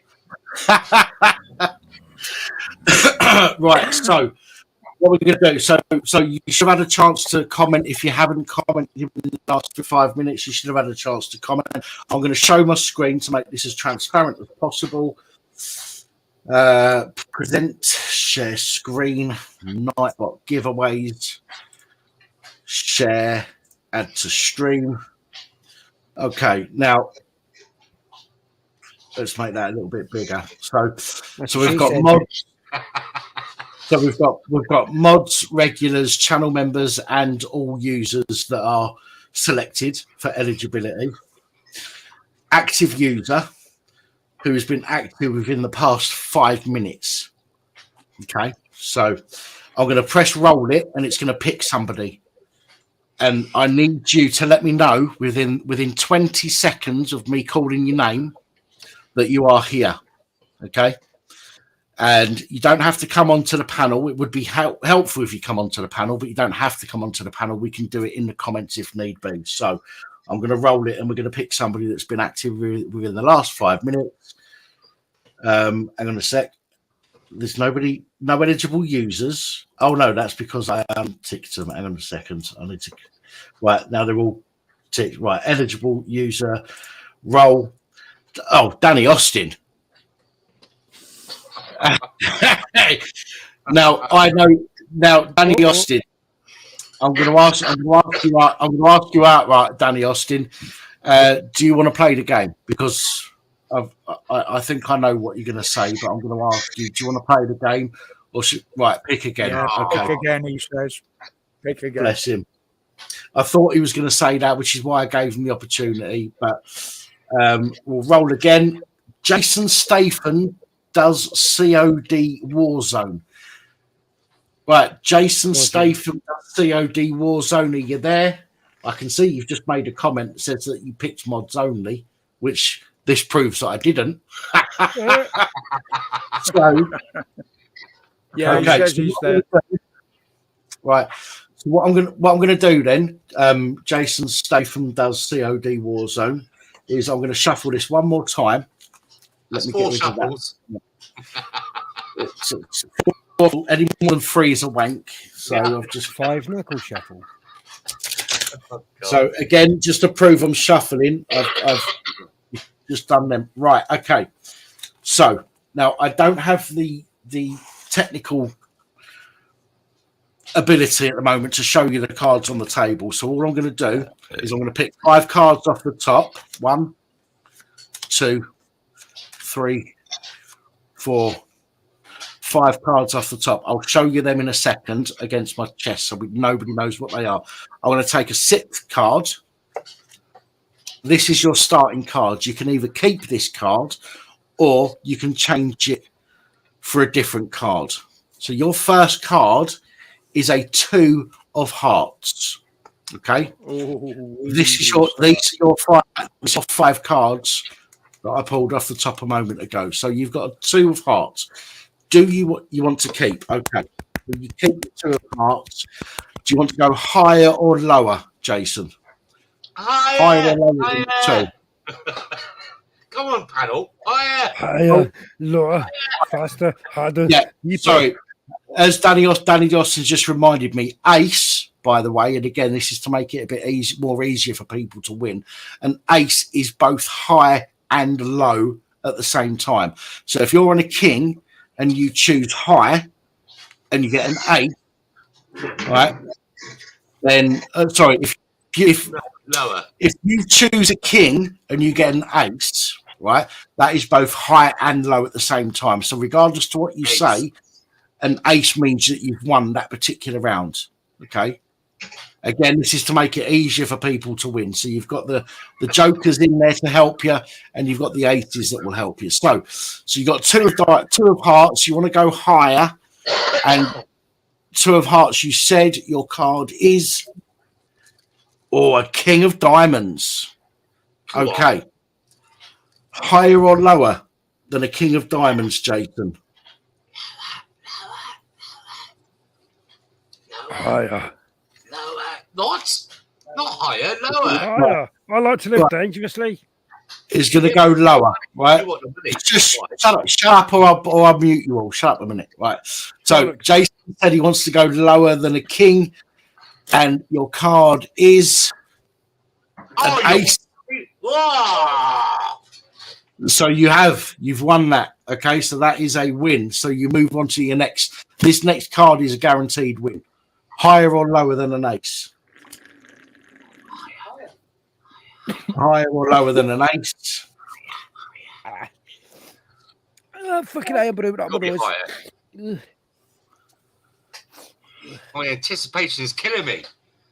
I know. I'm waiting for him to answer. Higher. Okay. You could have gone lower. That would have still been a win, whatever the card is, because it's an 11 and a 1 at the same time. So you said higher. It's the 4. So 4 of clubs. This is a bit of a tricky one, but higher or lower than a 4 of clubs, and you've got 2 cards remaining. Higher or lower than a 4 of clubs. Machine, isn't it? I've got a few of those. Higher. Okay. So 4 of clubs. 4 of clubs is what you had. Good luck, Jason. mate. Good luck, mate. So higher. Yes. And it's a 5. Fucking hell. So you got 5 of diamonds. That was close. Right. Now you got 5 of diamonds is what you had. What could this be? Higher or lower? What do you reckon? It's a black What do you Joker. reckon? From higher or lower than a 5. He's going to go higher. Right. So higher than a 5. He's asked for lower. Yes, congratulations. Yeah, Yourself. excellent. There you go. Well done. Well Well played. done. There you go. 30 quid you've just won there. Jason Statham. Not, I mean, you know, the millions that you earn for your movies, 30 quid's nothing. You know what I mean? But you know what? Fair play. Well done. You've won fair and square. All I need you to do now, Jason Statham, is I need you to email me at policeabusingpowers@gmail.com. Someone will post that link in the can either roll it on for someone else or send it to charity of your choice. No, Jason, it's entirely up to you what you do with it, mate. It's entirely up to you what you do with it. Excellent. You tell me what, because you tell me what you want me to do with it. If you don't want it, you tell me what you want me to do with it, and I'll do that. Don't ask me to choose. Not my choice to make, unfortunately. It's your choice to make. You've won it fair and Have square. you got a favourite charity, James? Me. Jason, sorry. Let someone else play for it, he says. Yeah, roll it on a bit, wouldn't it? Okay, well, we can have another game. That's very decent of you, Jason. 60 quid. Yeah, fair play. 60 quid, fuck off. Can't afford 60 quid. I didn't say that, by the way. I get strikes. What's a rollover? I wish I could do a fucking Mr. Beast, but I can't. Okay, well, it looks like we're picking somebody else, so I'll bring the screen back for you to see. And we're going to do the same in the comments again. mods, regulars, channel members, users. Okay, if you haven't commented in the last 5 minutes, make sure you do it in the next 30 seconds, because in 30 seconds I'm going to hit that button, roll it, and we're going to pick somebody completely at random. So whilst you're making your comments, I'm going to light a cigarette and have a couple of mouthfuls of bread. It's so good, man. That's a wicked one. While you're waiting, Dan, I'm going to say good night to everybody. All right, everyone, take it easy, and I'll catch up with you guys soon. Okay? Simon, everybody else. All right, so I'm going to get out of here. Okay? Nice to see you, Tina. Thanks for jumping on. See you. Nice. To see you. Good game. Good game. Good game. That took a while for anyone to start doing those jokes. I was quite impressed. Thank you. Right, okay, so that's about 30 seconds up. I'm now going to hit the roll it button. If you haven't commented by now, it's unfortunate, but we're going to roll the button. Richard James Wright. Richard James Wright, are you still here? 20 seconds to let me know you're still here, mate. Looks like a cult member with that fucking picture.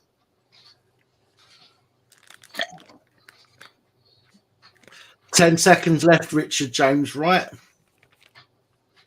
6, 5. Oh. Right, okay. Richard said let somebody else play. Richard has said let somebody else play. Fair play, guys. Listen, do you know what? It's really generous of you guys, but remember, as nice as that is to do, if you've what, I could be at this all night. Otherwise, people saying pass it on to the next person. I was just going to say, are we going for the 24-hour live? There's plenty of cards laid up past the fucking parcel. Somebody must need it. Somebody must be in a situation where 30 quid is going to help them out. And let's hope that we find that person. So, okay, I'm going to roll it again, guys. Okay, Richard, are you sure? I'm going to give you a last chance, Richard. Are you sure you want me to pass it on? Give me a yes or no in the comments. Yes means pass it on. Well, I'm not spamming. I just want to do an experiment. Go on. The fuck are you doing?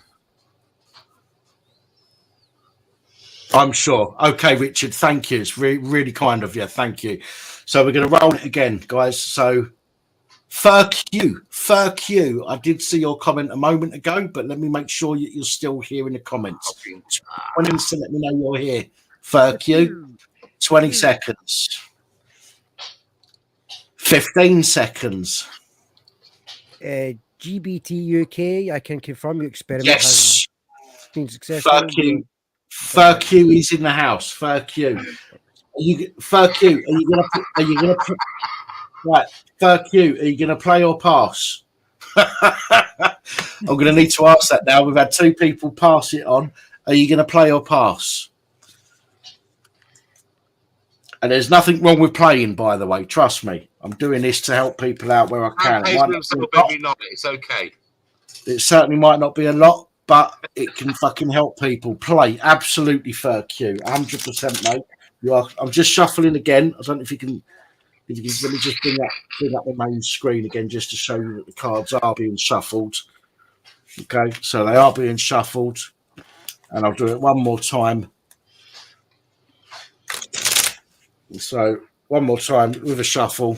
Okay, so fuck you.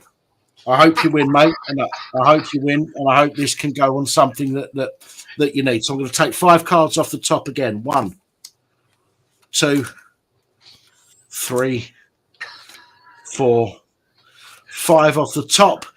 That's your 6th card. Okay, now this card you can change or keep depending on what it is.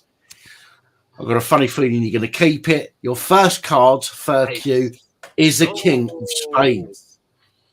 So, do you want to change this card or do you want to stick with this card? You want to keep the card. Okay. Now, do you want to go higher or lower, fuck you? I'm going to bring these cards up to my chest.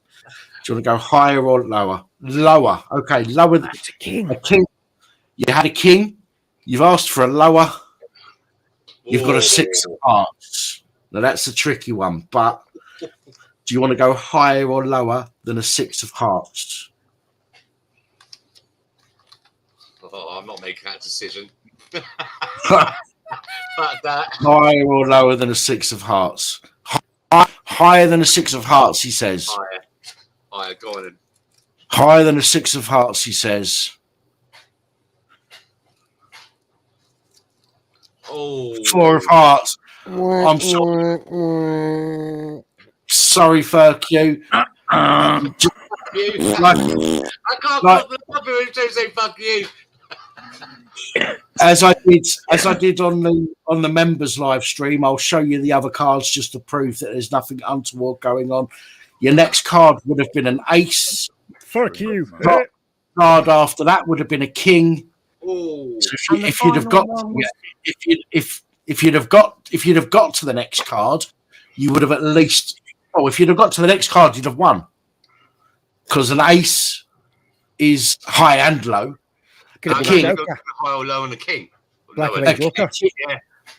king, you would have got it from the king anyway, and then you would have got a 2. So unfortunately, you would have got. Had you got that last one. It's a bit like fucking Jim Bowen. Let's see what you could have won. Let's rub it in a bit, shall we? No, kill each other over. I'm sorry, fuck you. Sorry, mate, but we're gonna have to get somebody else up. Yes, somebody said my name.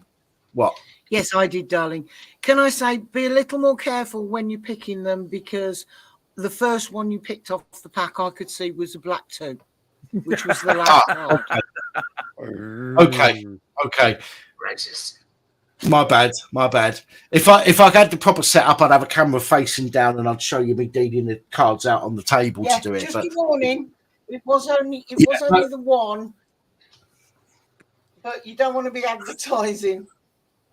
No, I'll be careful. Anyway, sorry, fuck you. You said that you're blocked on your other account, fuck you. Let me have a look. So it's of the same name. Let me double check before I move on to the next person for this.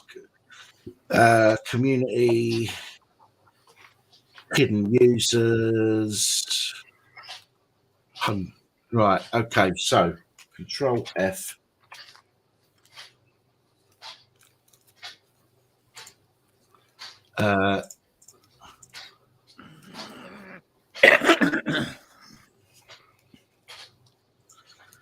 Sounds like Northern Ireland, eh? Fuck you. No, you fuck you. Fuck you. Fuck you. You're the Fuck best. you. Fuck you. Right. Shut up. Right, fuck you. I cannot. Hold on, let me just go through a bit more. I cannot see you in the blocked users. Genuinely cannot see you. Hang on a second. I don't think I've ever blocked him. Fuck you's coming up on the chat log though. Oh, you gone silent. Yeah, he's I got can't- two accounts, Simon. I can't see it, fuck you. Oh. Evening, No, Adrian. I genuinely can't see it, mate. I'm sorry, but I can't see it. Mia, good evening. I cannot see it, mate. I will write that down and I'll double check tomorrow, but I can't. I genuinely can't see it in the blocked users. I've done a Control F, so I've tried to find the name on the page as well, and it's not showing up. So it's not showing you in the blocked users at all, mate. I don't know what that's all about. But moving on, we need to pick somebody else now. So let me just give these another shuffle, and then we'll pick somebody else. We got a few more moved in as well. So we all got a bit of shuffle now, have we? Right, okay. Yeah, knuckle shuffle. So if you haven't commented in the last 5 minutes, you've got a few seconds to comment, because only people that have commented in the last 5 minutes will be eligible to be entered into this draw to win 30 quid. Again, not a lot of money, but this day and age, 30 quid could be the difference between a few days worth of a lecky or a couple of days worth of gas at the end of the day. So or a dozen tomatoes or eggs. A dozen tomatoes? Where are you fucking shopping? You want to see the size of the bastards we buy? All right, guys, I'm gonna bring this back up, and I'm gonna show you. I'm gonna roll it again. Bumblebee T. Come on, Bumblebee. Bumblebee T. Are you in the comments? She was just now. Didn't you win the other day, Bumble? Ah, there we go. It's like Phoenix Nights, isn't it? Yeah. Didn't you win on the members stream, Bumble? Yes, yeah, she did. Yeah. Fucking hell. Listen, I can't argue with stream with Nightbot. Nightbot's picture, and I said everybody's eligible for this one.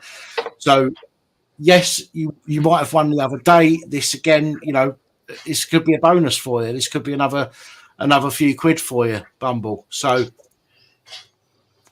pass it on. Oh goodness me, this is going to go on all night. This isn't it? Okay. Well, are you sure, Bumble? Plenty of energy drinks. Are you right, Bumble? I'll ask you again, Bumble. Are you sure? You want me to pass it on? Say yes. If you want to play, say no. There's no feeling bad about it, Bumblebee. You're entitled to play the machine picture. Yeah, exactly. Yes, you want to play. No, you want to pass it on, Bumble. Let me know.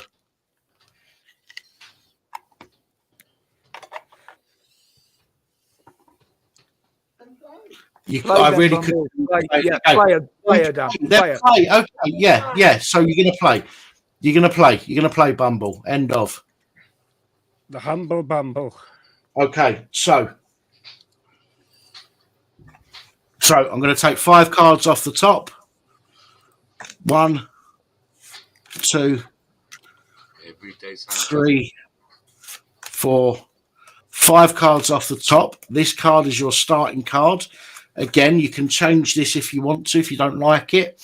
Also, if you get the Joker, it's either an instant win or an instant lose. Ace is high and low at the same time. So if you get an ace, you're guaranteed a win on that card, and you're guaranteed a win on the second card. So your first card is a 7 of diamonds. But change it. Do you want to change the 7 of diamonds and stick with Change it for another 7. So you can change that or you can stick with it. You only get one change, however. So change or stick. Change. Okay, so we're going to pick the next card. Your next card is a 4 of spades. So you've got 4 of spades, Bumble. Higher or lower than a 4 of spades? Oh, hang on a sec. Sorry, I need to put the cards up here. Higher than a 4 of spades, you say. 4 of spades you had. 6 of hearts you got. Higher or lower than a 6 of hearts, Bumble? Oh, my fingernails are bleeding. I'm biting them so much. Higher or lower than a 6 of hearts? Higher. Bumblebee had a 6 of hearts. She's gone for higher. Her next card is a king of spades. Okay. I've got an armrest jammed up my arse. I'm on the edge of my fucking seat here. I know. I think Bumblebee can pick my lottery numbers. King of spades, Bumble. Higher or lower than a king of spades?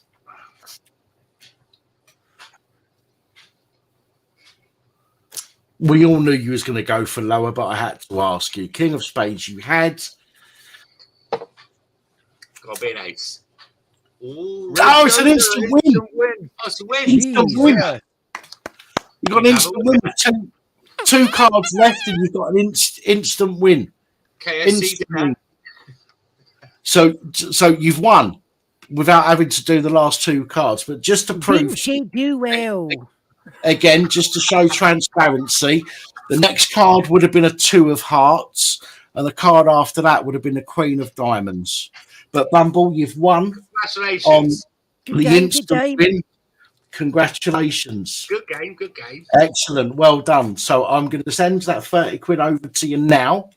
I think I've still got your details from the weekend. So let me just let us know our local pub, please, Dan. And that brings the grand total to £50. So let me just double check. Let me just open up my emails. 30 quid EW. Just make sure you put the dot in the right place. Fiver. Bumblebee on next week said, I'd want a house.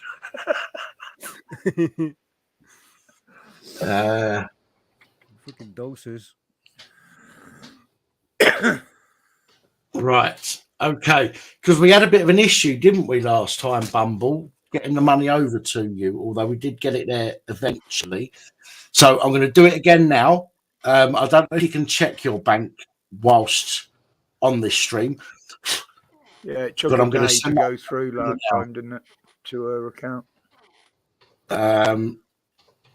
You should be in my payment thing anyway. So from that account,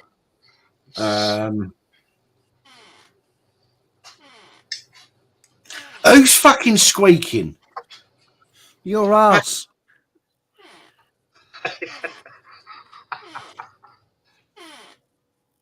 Stop it, you fucking annoying prick. Didn't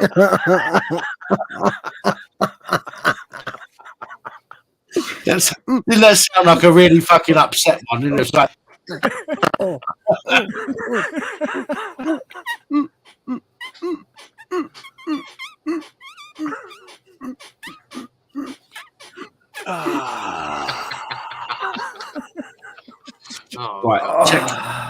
right, shush. Checking details. The name on the account. The name on the account matches. Okay, so enter amount 30 quid. Reference PAP. One off. Review payment. Oh no, that's not the one I want. Friends and family. And continue with payment. Confirm. And That has gone. That has gone. Okay. I don't know if you can see that or not, but that has gone over. So that should be with you. Oh, fuck me. Is that how much money I haven't got in my bank? So there we go. Congratulations, Bumble. Well done. Yeah, I'm glad you've won, because I know you've I know that you've got some shit going on and that, and I know that a few extra quid is going to be really helpful. I also know that few extra quid would have been helpful for lots of people in the chat, but unfortunately, as I've said earlier, I'm not Mr. Beast. So I can only do this on the odd occasion and try and help people out. But I'm glad that I can, where possible, try and help some people out. And for those of you who have said pass it on to the next person, respect to you guys. That genuinely is a fucking decent thing to do. So fair Good play night, to you. Danny Austin. Danny's going to bed. Good night, Betty. All right, Danny, Take care, take buddy. it easy, my man. Take it easy, Danny. But yes, well done, Bumble. I'm really pleased that you've got right. Saul Goodman's in the back office here at the moment. I'm sorry, Saul, you've had to sit there for a while. Can you do us a favour? It's gone through. Fabulous. Thank you, Bumble, for letting me know. Saul, I need you to put your camera on a second. I need you to put your camera on and give me a salute. Just go like that. Just go like that. Right. And if you now, thank you. If you want to come off camera now, that's absolutely fine. But I'm going to bring you up now. So I'm going to bring everybody back on. And there we go. How you doing, Saul? Oh. Yeah, we're all good here, man. It's all good. I love your avatar.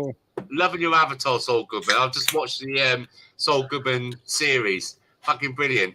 Was it Polo? Was it Polo what? Los Pollos Hermanos. Yeah, well done. Who's Saul Goodman? Who's Saul Goodman? What? How dare you? What? Is any moderators on there can fucking knock that fucker off? Saul Goodman, Breaking Bad. Yeah. Dare you? Oh, is that his Better Call Saul? Yes. Yeah, that's the one, yeah. Oh, right. Well, I don't know his fucking surname. It's like I don't know hardly anybody's fucking surname these days. If you just said Better Call Saul, I'd know who you're talking about. It's all good, man. It's all good, man. Asshole. It's all good. Actually, so anyway, I wanted to just touch on a couple of things, right, that I was listening to before.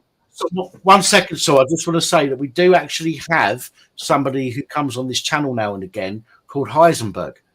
Oh, don't tell Daisy. Oh, fuck me. Yeah, anyway, that's the trick, you know what I mean? That's the right. trick. Sorry, Saul. Go ahead, mate. Anyway, a couple of things. The first thing, right, was this thing with the BBC, right? Right. I mean, they're all some till, you know. I mean, it can really cap, you know, a bank, serious bank, right? For like, I think it'd be close on a century now. A century that they've been on bank, right? For anybody that's got a television. And you think about that for a moment. And then you think about the blast, right, over this Lineker thing. And to be honest with you, I mean, he was only saying what I was thinking maybe 3 or 4 years ago. I mean, I was saying about 2015 that there was going to be a war in Europe. And it's looking like that. I mean, some of the things that he said, there is representations, you know, like in 1938, you know, if you look at 1929, the Great Depression, there was even talk about it then. Yeah. You know, and it just seems to me that, you know, we've got a cycle here going on. I mean, I thought that. Sorry? History repeating itself. Yeah. A cycle. Yeah. History repeating itself. Yeah. Yeah. Like if you look, you know, the virus in say, for instance, in 2018, at the end of the war, Second World War. Spanish. You know, I think I heard something the other day that they'd resurrected or they'd found something in permafrost and they're going to resurrect something that's not been alive for like 40,000 years or something crazy like this, you know. Oh, that's not going to go pear-shaped, is it?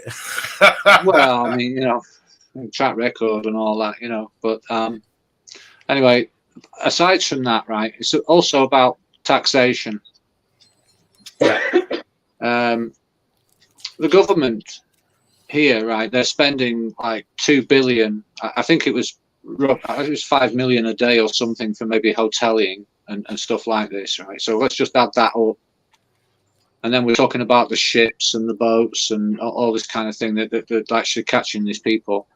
I mean, they're obviously watching what is going on in the media.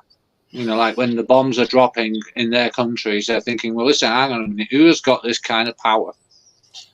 Yeah. They're going to like rush for that because they're thinking, well, clearly there's nothing happening on their turf, right? So they're heading here. And I think there's been a bit of collusion going on. Certainly with the British government anyway. I mean, it works for them. If it's 2 billion a year and then you're giving 2 billion a week, right, in subsidies to private corporations, and I think there's some fundamental problems. And I've just heard, like in the last few days, about this bank collapse, which there's a run going on, or there was, you know, it's like this, the Bankman-Fried thing, you know, I don't know, that kid anyway, he was like very autistic and just a gambler. Oh, yeah. Thanks for that burp. Yeah, I really appreciate that. You know, came at the right time. But Bankman-Fried anyway. You know, like he was like ahead of this crypto thing, and then this crypto bank in I think it's in California is gone. And tomorrow morning, there's going to be some serious ramifications all over the markets, and they're already talking here about bailouts and who's going to come in and rush and buy up all the tech. The thing is that, you know, that a lot of this technology is not available anymore. You know, we've got ourselves in a position where we can't retreat from. Bank was the first one to go down. Sorry? It was the Silicon Valley Bank that was the first. Yeah, there's like another 10. I think they've got like between 7 and 16% losses on that day. I think it was Friday, wasn't it? You know? But I mean, like we've got British companies that are involved in that kind of thing too, you know. So we're competing, aren't we? Right? And we're competing, and then we're like, oh, hang on a minute. Tomorrow morning, you can't. I mean, my understanding is you can't like get more than 250,000 back. So if you've got your pension in there, your house, Oprah Winfrey's rumored to have lost, I think, about 400 million. That's Oprah Winfrey, right? So I'm just saying to you now, I mean, maybe, you know, this is all a product, you know, like something that's like to be, you know, bandied around. But at the end of the day, there's real lives, and we're sending rockets up there. They're watching everything, and then there's a war going on. We're putting money into a war. I don't want to go on too much about that because it's about suffering. Yeah. But we're getting taxed by this government through the arse and getting nothing in return. Yeah, agreed. And that's the second thing, I think. I've got a third thing. There was an explosion, like or a controlled release of chemicals over in Ohio. A train wreck or something. Yeah, I mean, like, that's just one train. Not just the only one. If you go back and look at my Facebook, I'm sure. Yeah, I mean, like, I'm just saying, like, that's just one train. I mean, I don't even know what Wander's about on the rails here in the UK. But I remember Buncefield, and that was like a petrochemicals storage facility over in Essex, and that went off one night. And I'm just saying, you know, that like we're living on the edge. You know, like safety is not really a priority anymore in that respect. There's I think a lot of chemical plants, fuel storage plants all around the world that have been mysteriously bursting into flames lately. Yeah, I mean, like, I don't know if it's targeted by radicals. I mean, they hate that word, don't they? Radicals. It can't but be. There is radicals, you know. I mean, I'm not even talking about the terrorist type. There's radical people, you know. But yeah, I mean, there's a lot of strange things been going, occurring. A lot of things have occurred. Sewage, already. sewage in the United Kingdom. The sewage being poured out as well. Yeah, I mean, like that. Go. Yeah, certainly about the sewage. That's another thing. I mean, like they were saying, sewage people. Did you see that one on my Facebook page, Simon, with all the dead fish in Florida in the sea? Yes, yeah. Guys, 1 second. I just want to bring Colin on. Colin, can you do us a favour? Just touch your nose with your right hand, please, mate. Thank you. You've got to put a bit of variation in that. Evening all. Evening, Colin. How you doing? Evening. I'm all right. Good stuff. I'll just turn the camera off. No, I was just going to lose the comment at the bottom there because it's difficult for people to see names otherwise. Right, Saul, carry on, my friend. You was talking. I do apologise for it. Like I was saying, like the characterizations that have been made about that event and about the people that are involved, like big tech, like some of the legacy funds, hedge funds, BlackRock, Vanguard, State Street, Circle, G4S, all these kind of things, they're all tied to that. They've got the same kind of losses percentage-wise, the percentile between 7 and 16%. So what we're seeing, and also I noticed something else. I seen something on the tube the other day about San Francisco. Not only is like the bank was predicted from going, I mean, the banks have been, historic anyway, like Bear Stearns, this particular thing, as I say, they're all tech companies all going through this one bank because obviously they've all got this vision, which is a bit like this Bankman Fried, as I'm, bring your attention back to again. There's like a bit of a funnel for all of this. I mean, there's a lot of people up there who are like kind of jokers, pretenders. And they I think they're getting us in a lot of trouble. I mean, when you think about the kind of money that they're talking about that's being bandied around here, that's been like kind of like just taken. I mean, I mean, there's going to be a ripple.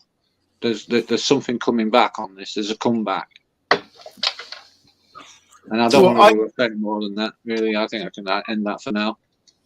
I watched a video during the week, okay, about a Chinese company that owns everything. Okay, now people talk about BlackRock being involved in everything, and BlackRock are a massive corporation that own fucking fuckloads of stuff. Okay, however, there is a Chinese company called Tencent, Tencent. Okay, they are involved in more than BlackRock is. It's a Chinese company. It's something that I think people should look up. In fact, what I'll do is I'll chuck the link into the comments of the video that I watched. So there's the link to the video of the video that I watched, and this is a company that literally it's a Chinese company that sort of basically took over everything in China. Right, they've got their fingers in every fucking pie imaginable, and they've expanded to outside. I believe they're part of TikTok. I believe they've got investments in Instagram. I might be wrong on that, but I'm sure they've got investments in Instagram. They have literally got investments in fucking everything. And they are a very, very powerful corporation, other than BlackRock. We know BlackRock is a powerful corporation, but the link that I've just put into the comments, click it, open it in a separate window, save it to watch tomorrow or whatever. But definitely watch that video. It's a really, really fucking telling video. And it's frightening. And we all know that there are, you have like 1% of corporations own 99% of fucking businesses, and it is frightening to actually hear the kind of shit that these people are involved in, and how they've managed themselves involved in stuff. You know, these are all, you know, this is a Chinese company, but BlackRock isn't a Chinese company. But they are all mixed up with governments somewhere, somehow. You look at the transport industry when it all came out with the P&O affair, that just one company controls basically 90% of Qatari, all goods trafficked around the world. Wasn't it Qatari? Yeah. A Qatari company that owns P&O, right? The shipping, they own the railroads. Yeah, man, that was some deal, that, wasn't it? Yeah. Well, this is the thing that hadn't been made public before, that they owned that much. You only hear of the consumer level, and what I mean by consumer level, for example, Johnson and Johnson. You don't think of Johnson and Johnson when you think of certain foods. You know, you think of, for example, and I'm not saying these are connected to Johnson and Johnson, but when you think of foods, you think of things like Knorr, KNORR. You think of Pattocks, or or whatever it might be. You think of their consumer level name. You don't think about the company behind the company. And these are the people that we need to be concerned about. These are the people that are the 1%, who hold the conglomerate, of everything else. And they buy lead back to the WEF as well. You've got to watch out for these. You've got to watch out for these PR firms as well, because as I say, they get all the talent there. They think it's the talent at the top, but even a lot of the people that work at Google, the average age is about 29, so they're making all these decisions. Yeah. Sickening, isn't it? People with no life experience making fucking decisions. It's like, what the fuck, really? Exactly, yeah. It's like giving 16-year-olds the vote, and they've got no life experience. All they know is what they've been told. Documented. And generally speaking, they're going to follow their parents' footsteps when it comes to voting at that age. Yeah. Still children. Yeah, of course. Yeah. The thing is, as well, is when you vote, and I'm speaking from my experience, when I grew up in the 80s and 90s, a certain party was seen as the bad people, and if you were under a certain age, then you had to vote for this particular party. But as time goes on and as people get more knowledge and experience, they tend to vote for other parties, and not necessarily the ones that you grow up on. So even 16, 17, 18, 19, your political views change as you get older, and you realise there is no silver lining at the end of the day. They promise you whatever they want. When I used to do politics and youth parliament, one of the things they said is, if you want true democracy, then don't vote for the main parties, because you can get a local MP representing a main party, but that person has to vote for the main party. Their allegiance is to the main party, which, as Sol mentioned, is run by big billionaires and companies, where if you get an independent person who doesn't have an affiliation to a particular party, then they have no allegiance to that party. So you can have a local MP that can promise you the earth, but at the end of the day, they have to follow and toe the line of whatever their national party policy is, irrespective of what they tell you on the doorstep. Look, pardon me, right? But look, apart from essential services, which are basic right anyway, they want to tax more. Now, I don't mind that they tax more, but it's the people that are paying the tax. Mm-hmm. Okay, and I don't know what the designs are on this energy thing that we've got going on right now, because that's not even at zenith yet. Okay. I'm just wondering, you know, like what there is a way out of this. You know, there's a way out of this political apathy. But unfortunately, we were stuck with like two parties that it's like a unipolar, you know, and it's like you can't dodge it because like you've got like a lawyer on one side, and then you've got like a complete, well, like I would just say psychopath who's Rishi Sunak. He's part of that elitist group, and they're psychopaths. You know, they're capable of genocide just as much as anybody else. When I spoke to people who voted in the 2019 election, and I live in one of the Red Wall areas, which I think, as you perhaps might do as well. I'm sure I'm not the only one that lives in one of the Red Wall areas. I think people at the election thought, well, which bunch of idiots are going to do the least damage to the country? And did Boris win the election, or did Labour lose the election? It's the best of two evils, isn't it? And I think you're right. I think that a lot of people who went into the polling station thought, right, which bunch of clowns are going to do the least damage to the country? Look, that's kind of an enigma. That's been an enigma that, like, for the last, like, I mean, I'm 50. I was 58 the other day, so it was my birthday lately. But happy birthday! Happy birthday for them.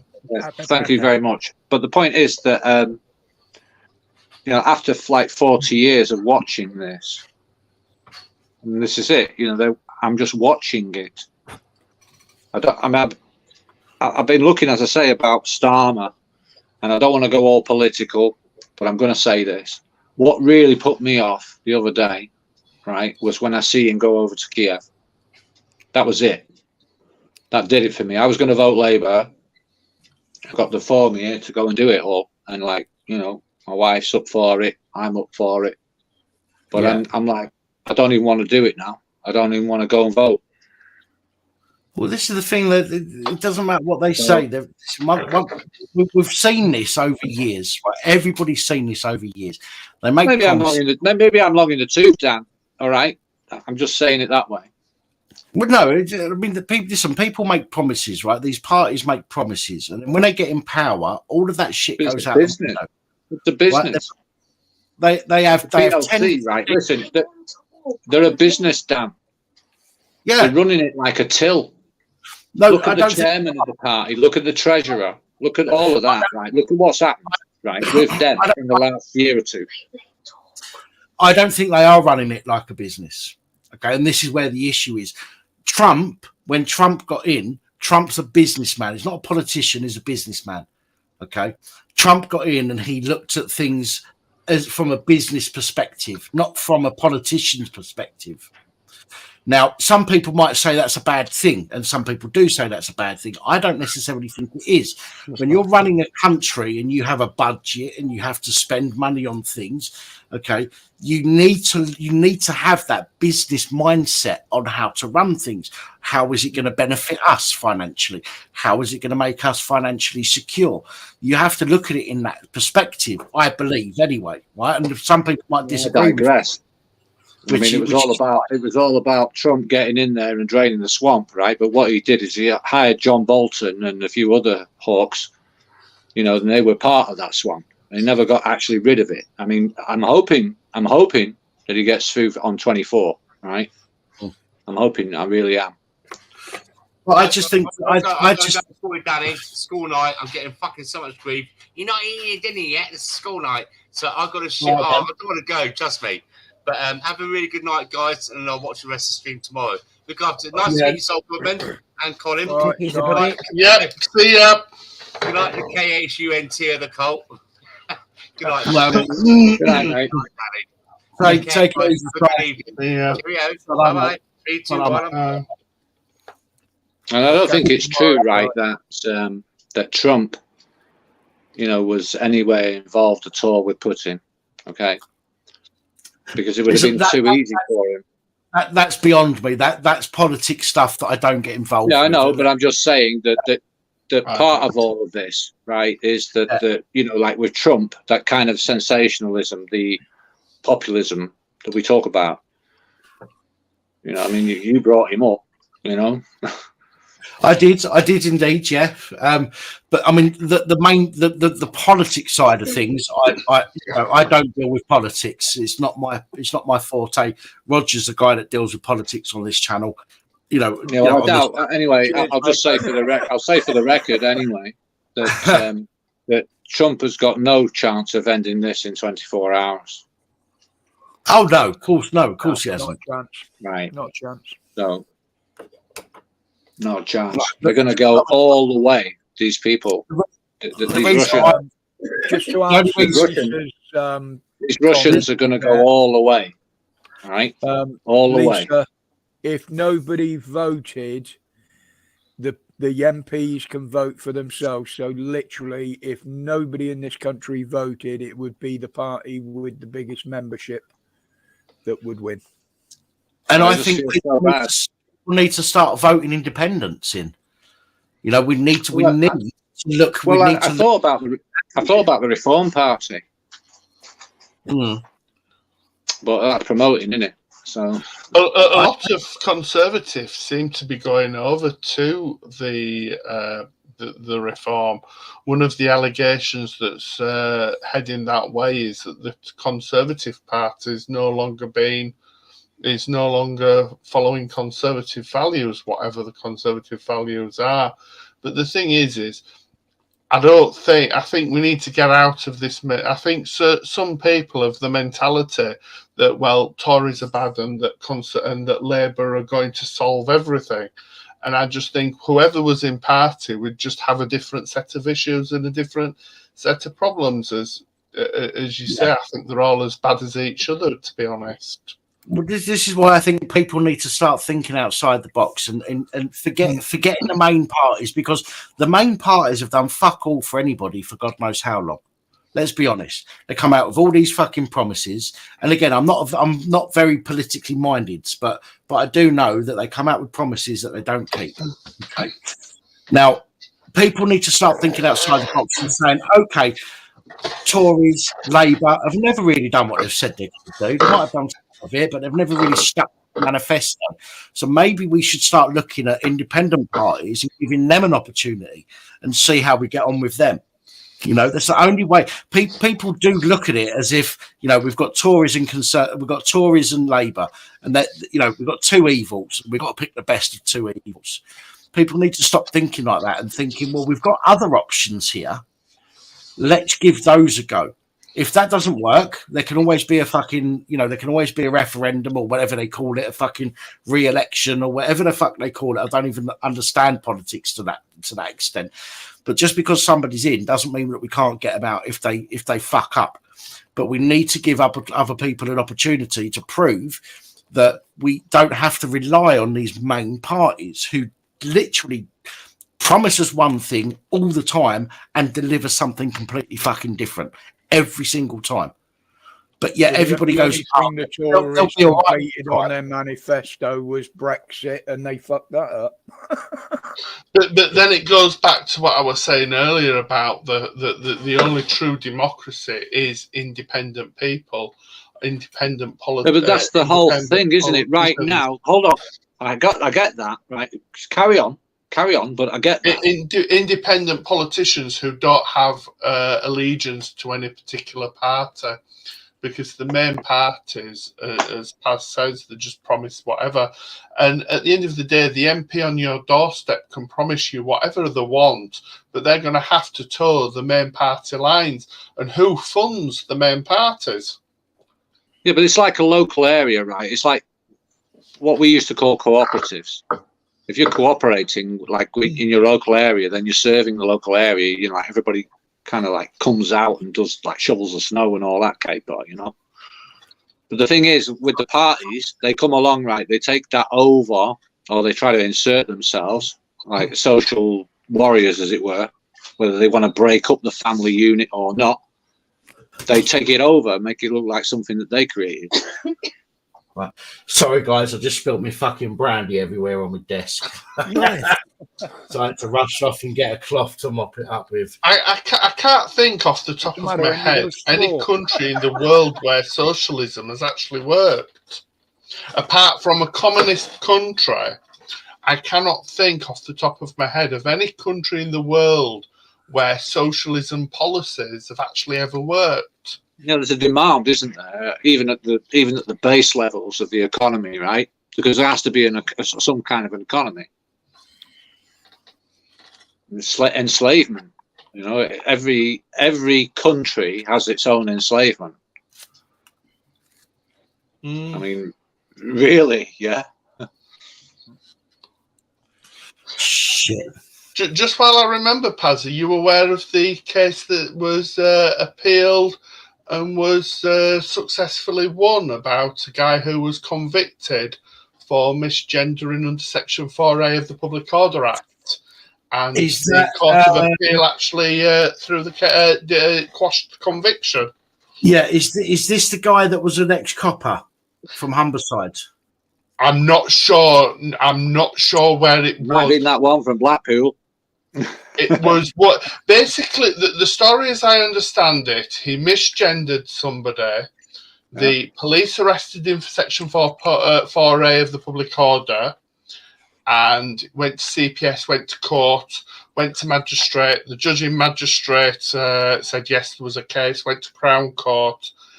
He must have been convicted, so I'm assuming the Crown Court found in the prosecution's favour, but on appeal the conviction was quashed. The only one I know of is the guy that was an ex-copper, Harry Miller. No, it's not that one. He was the one that appealed against the thought police. That was the one where we've come to check your thought processes.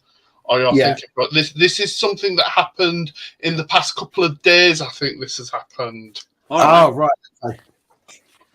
No, this has happened in the past couple of days.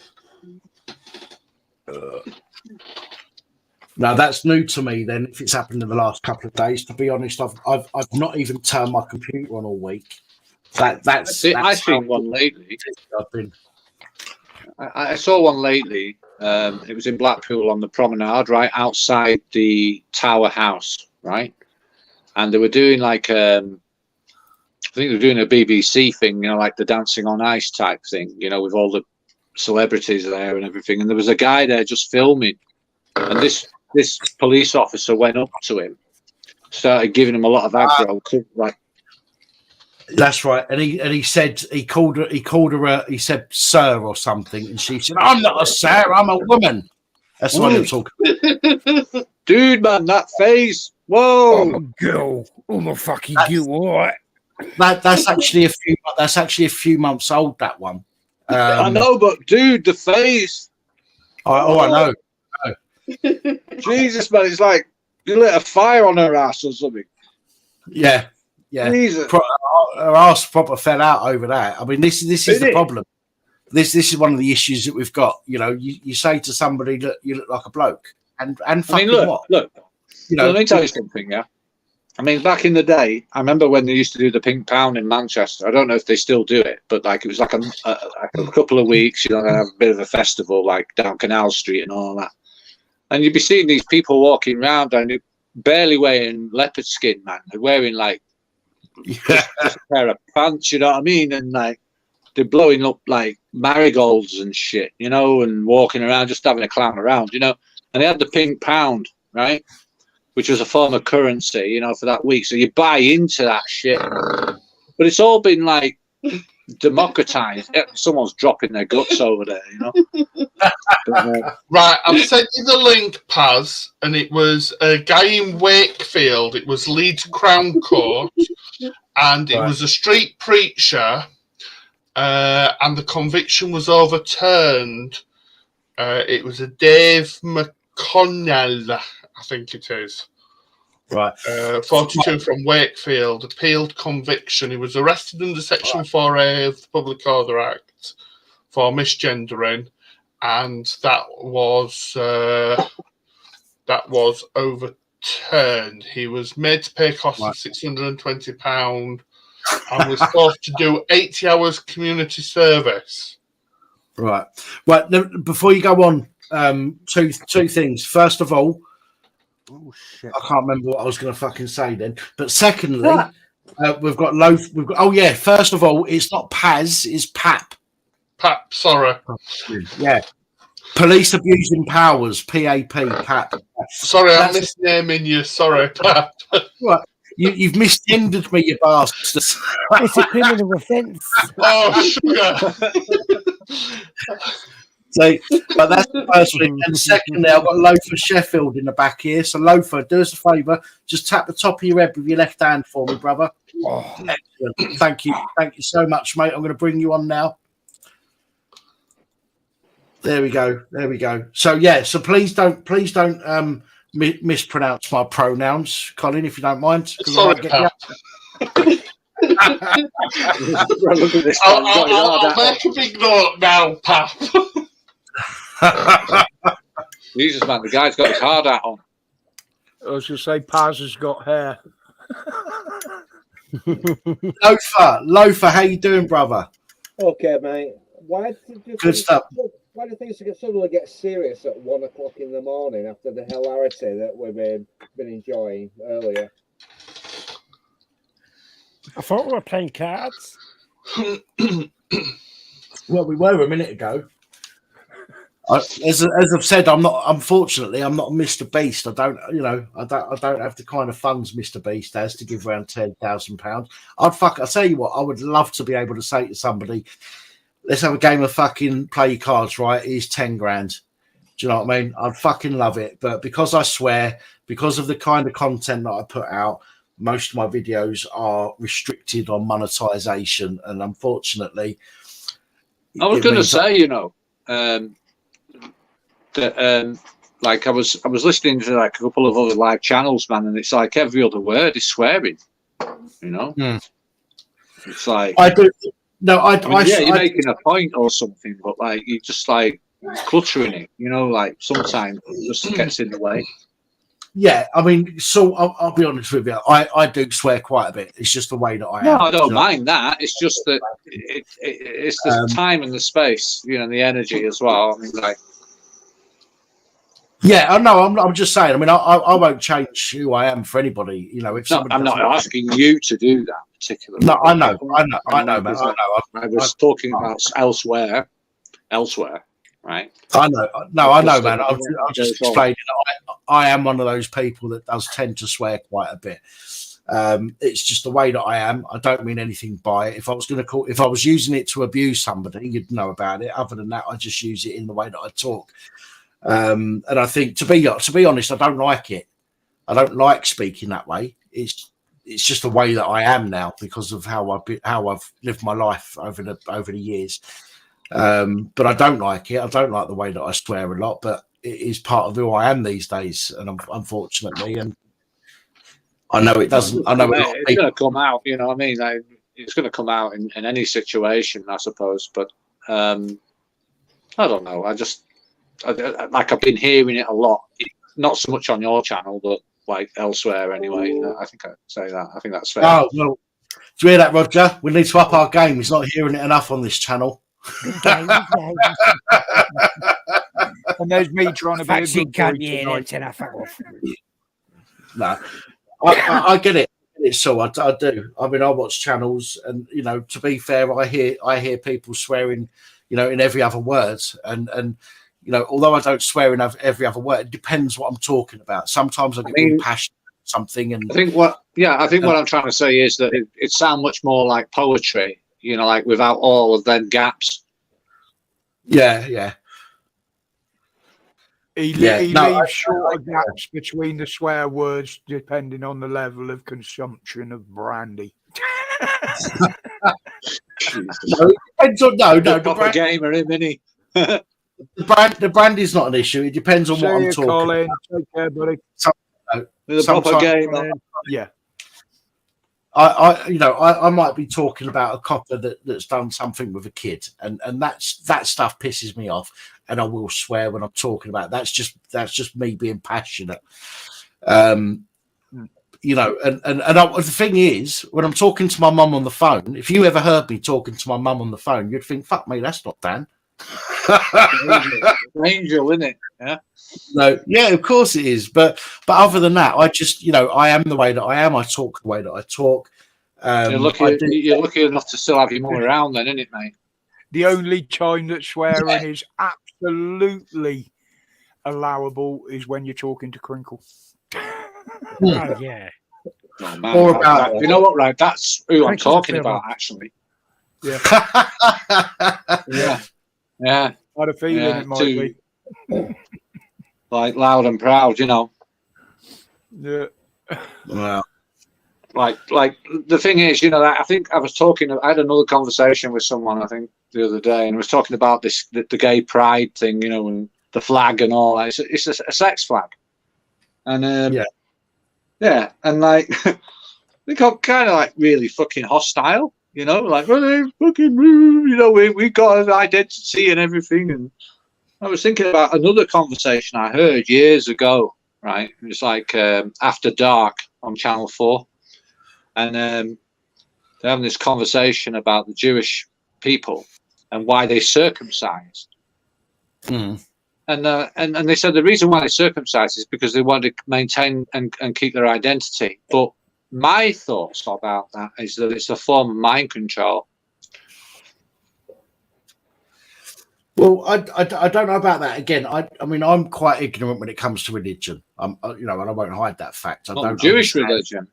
Many of the religions, but what I do know about religion, when it comes to Jewish religion, for example, is that you do have the people that do the circumcision.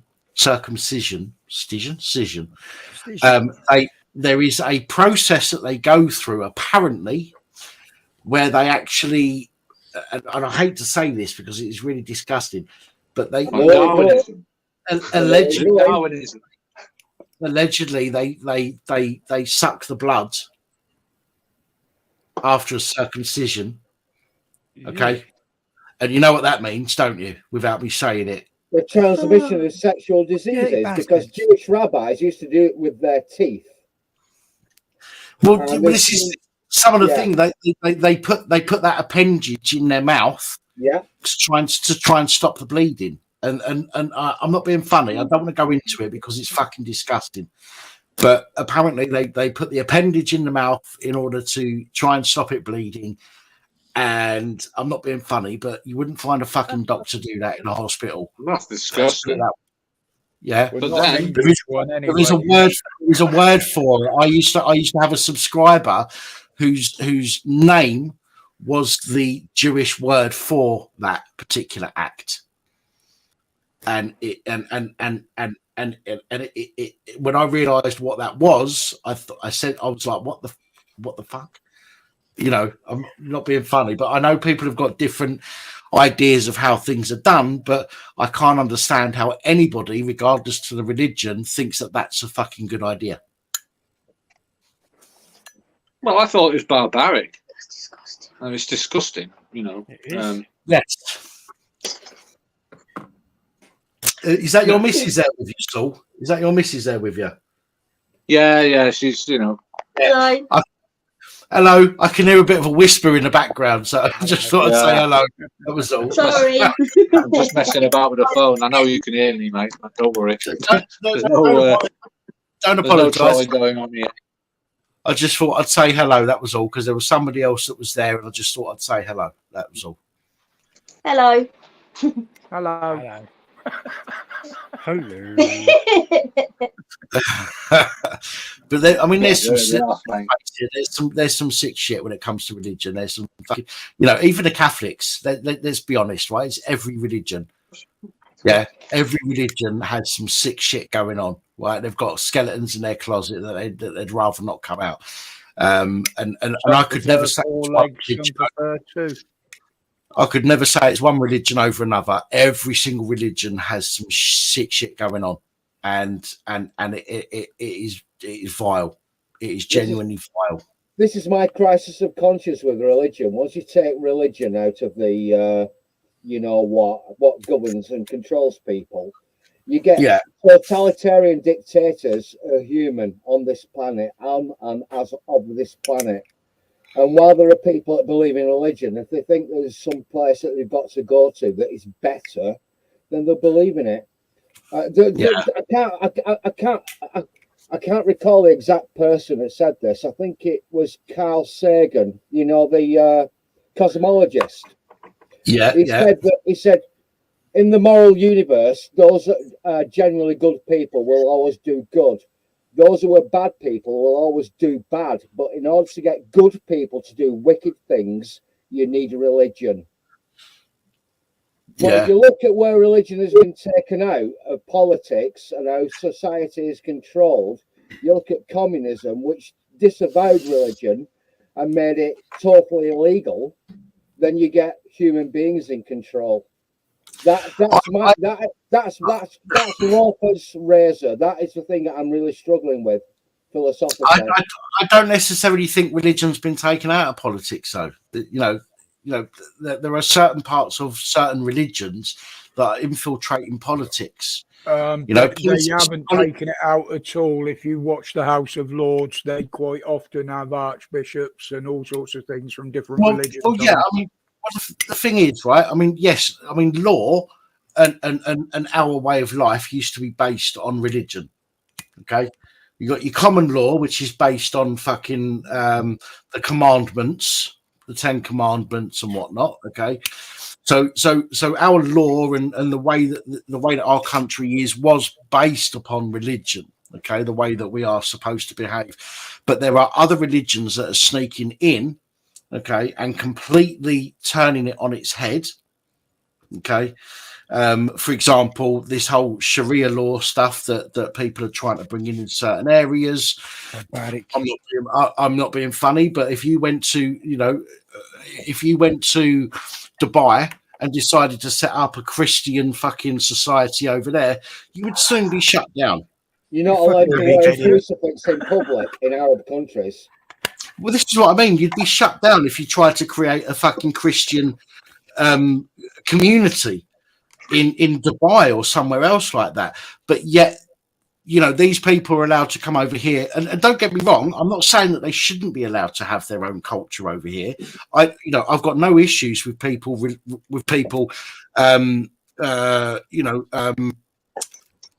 respecting the religion that they know and that they've been brought up with. There is another way of saying that, Dan. Go on, Saul. Cult. And it's like the East creates it and the West decorates it. Yeah. And the thing is, like in that sphere, it's a cultural thing, and I think you mentioned something before about individuals, and I think I cut in and I said carry on. But the thing is, all of this thing with the hacking of the fucking social media and like even the tape business, the tape shit, is all about destroying individualism, right? They're trying to get rid of individuals. Yeah, it's a bit of a twat, Yeah, I know, babe, bro. Don't whisper. Saul's missus. Don't need to whisper. Just say what he's saying. Like he's a bit of a twat, right? I was just saying that it's not trying to take him down. It's just he's just a twat, and he needs to stop trying to stick up for him. It just frustrates me. Sorry, I'll shut up now. No. Listen, listen. You don't have to shut up. Just if you need to say something, say it. By all means, you're more than welcome to say what you want to say. Thank you. No, right. You've got freedom of speech, man, and that's the way it's supposed to be, right? Yeah. But I'm just saying, that the media, it ain't shit. Nobody knows really what is going on. If they really told you what was going on, there'd be some fundamental problems here in this country. And we're not even talking police. I mean, it'd be wasted because there's not enough of them. No, well, there's several 100,000 people per one copper in this country. Unfortunately, about 170,000. Well, there's 175,000 coppers or thereabouts, and there's 66 million people. Do the math. Yeah, I mean, the kind of thing that the kind of till that they're on. Right, with the brainwashing that goes on with the BBC and all the rest of it. I mean, I hate to be like the invader, but it really is true. The media isn't shit, because all they do is they like maintain. It's like the garden that Joseph Borrell was talking about in the European Parliament, that like everywhere's a jungle, and in Europe it's a garden, you know. And we've got to make sure that everything's maintained and trimmed back, and fucking, you know, Agent Orange and dioxins, and, you know, Ohio train derailment, you know, things like that. Oh yeah, you know, it happened, but it's not over. No, just, you know, like, I think I was talking to my mum the other day, right, and she said to me, "The good days are over. They're over. We're never going to see them again." And she's right. I think, you know, as much as I say that with a heavy heart, I think she's absolutely right. I think the good days are over. You know, things that, you know, they've implemented. Another thing she told me, Dan, right, is that the older you get, the more you lose. Yeah, well, I can say that as well. Yeah, I can understand that. It's nice, Roger. He's the oldest. Yeah, it goes downhill bloody. I mean, bless us all, you know, for not losing our marbles, you know. But I don't know about that. I've lost like, mine. with all the static, right? Because I call, yeah, I'm sure, yeah, boo. But I'm just saying, with all the static that's going on, because it's static, isn't it? I mean, the Lineker thing, the boats. Yeah. You know, Syria, right? A third of Syria is occupied by the United States, and they're taking their resources. Nobody talks about that on, you know, nobody talks about that on the news. No, you might talk about, like, oh, you know, Ukraine this and Ukraine that, right? But, like, you know, they got white faces. Unfortunately, it's all racism again. It's all racism again, isn't it? You know, it's like this rhetorical. It doesn't fit the narrative, unfortunately, and, you know, most of the mainstream media are backed by some government official or another. You know, let me be random. Let me be random for a moment, okay? Do you remember the Las Vegas massacre? Yes. Right, and what do you know about it? I don't know a lot about it. I just remember it. It's not Right. something to look into because it wasn't in the UK. So, you know, based on what I normally put out, obviously is UK based stuff. Oh no! Hey, brother, look. I'm just asking you because, like, we're talking about conspiracy theory and conspiracy fact, right? And then we've seen Matt Hancock lately, right? And we're going to scare the pants off him, right? Well, I'm just saying to you that, you know, they are on ready for it. Bring it on. Oh my God! Oh, bloody fucking hell, that. Jesus. It looks like one of them fuckers out of the old what do we call it? Doctor Who. One, yeah, the one, yeah. That's Keiko's fucking astronaut. That is. But anyway, getting back right to the Harvest Festival, October. I'm just wondering, do you honestly believe, right, that one guy, right, 60 odd years of age, right, can make all those shots and do all the headshots and everything? Right. I mean, that's just a question.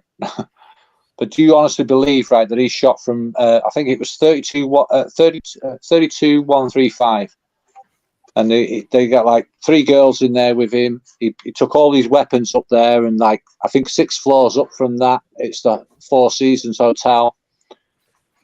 You know, and there was a concert going on across the road. I think it was the Route 91 Harvest Festival. Mm-hmm. You don't know anything about that? No, not really. No. Oh, okay. Well, I'm just saying, you know, like, terrorism act.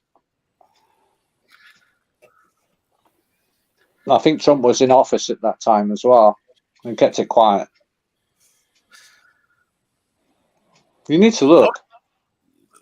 Oh no! I mean, there's lots of people that look at that kind of stuff because of you know, I run my channel. I run on my own. I don't have. Oh, any... listen, it's your business how you run your channel, mate. I'm sorry about that. I'm just like No. Don't apologise. All I'm saying is that on my channel I do everything on my own. I get some help from people sending me links and stuff to potential stories, but everything else I do on my own. So I rarely have the time to look at other areas. There are channels out there, like, for example, We Got a Problem. And he deals with a lot of political stuff. Roger deals with some political stuff. You know, there's people out there that will deal with that stuff far better than me. So I try and keep out of it when it comes to political stuff. And unfortunately, most of what goes on is political, which makes it very difficult not to get involved. But it's only because I don't have the time to look at other things that I don't. You know, that I may not be as versed in them as other people like yourself. So, you know, don't apologise that, you know, that I haven't got the time, because that's down to me. Do you know what I mean? Nobody else. But I wish I did. You know, I wish I had the time to look into other stuff. I just, at the moment, while I'm doing the channel on my own with generally sort of 7 to 8 videos going out on a daily basis, it's very difficult to find the time to do anything else and to look into anything else. So I'm more than happy for people to tell me, you know, this is what this is about. You know, I tell people to talk about anything you like, and you could be educating me on certain stuff. So by all means, you know, crack on, and don't apologise because I don't know something. just keep talking, man. It's all good. Yeah. It's all good, man. Yeah. Right. So on the night, right, there was a sight in helicopters. Right. They call them little birds. And they have like helicopters that fly out of the airport there. You also got Janet Airlines, which is the Groom Lake shuttle. Now, just before if you was in the hotel there, at the Mandalay Hotel, and you was in 32134, right, you would have been out of direct shot, right, at those fuel tanks at the airport. And the thing is, right, that made it a federal crime. Yeah. I mean, local police, I mean, they're not going to let anybody turn around and say, oh, yeah, they shot up the place and they got away. Someone actually attacked the airport. I don't know what they were aiming at. A little while after that, a few minutes after that, right, there was guys, armed men, on the tarmac at the airport. Yeah. This is like between, say, 10 past 10 and 10:30 in the evening. And then you've got this guy playing on the stage there. I'm trying to think of his name now, but I mean, there was like a lot of things going on in that vicinity. And they can't exactly turn around and say, oh, well, you know, we know the shots come definitively from that room, because at the time when they walked in there, the window was not broken. When they breached the room, the window was not broken. Yeah. So, I mean, if anyone wants to add anything to that, I mean, I'm quite open. Well, as I say, I mean, I try and deal with the sole subjects on my channel. So for me, it's beyond my scope, shall we say. But if anybody else on the panel or even in the comments wants to respond to that, by all means, please do.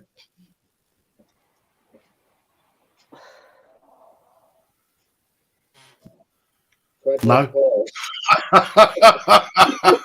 Sorry, I was concentrating on something else. I've frozen. Yeah, don't worry. He's having that effect on people. But it's like I said to you about these narratives, you know. Bless you. Narratives, you know what I mean, that get spun and slung out there. And you just think, oh, yeah, you know, they got it. Oh, they caught the guys, you know. I mean, when did they ever catch the guys there in Las Vegas, huh? Mm. When did they ever catch them? The what? Sorry, last bit again. When do they never catch the guys in Las Vegas? I mean, they have to say, "Oh yeah, we know, yeah, it was him, right?" Anybody ever seen 32, 135, and then there's the guy, right? There was a security guard who apparently got shot in the leg. Right. He was on Ellen. He was on that talk show they have there with the talking heads. Yeah. And then he suddenly disappeared. He went to Mexico. No. It didn't happen. Not the way they're saying it, anyway. Oh, I don't discount the fact that what we're told generally is a fabrication. What, Paddock? Paddock, right? A 65-year-old man, right, shooting like at that distance. I mean, I don't think it's possible. I don't think, especially with what do you call that? Bump stock. Yeah. I mean, there's no bruises on his shoulder. I mean, they didn't even get they didn't even get an autopsy of him. Where is the autopsies of all the people?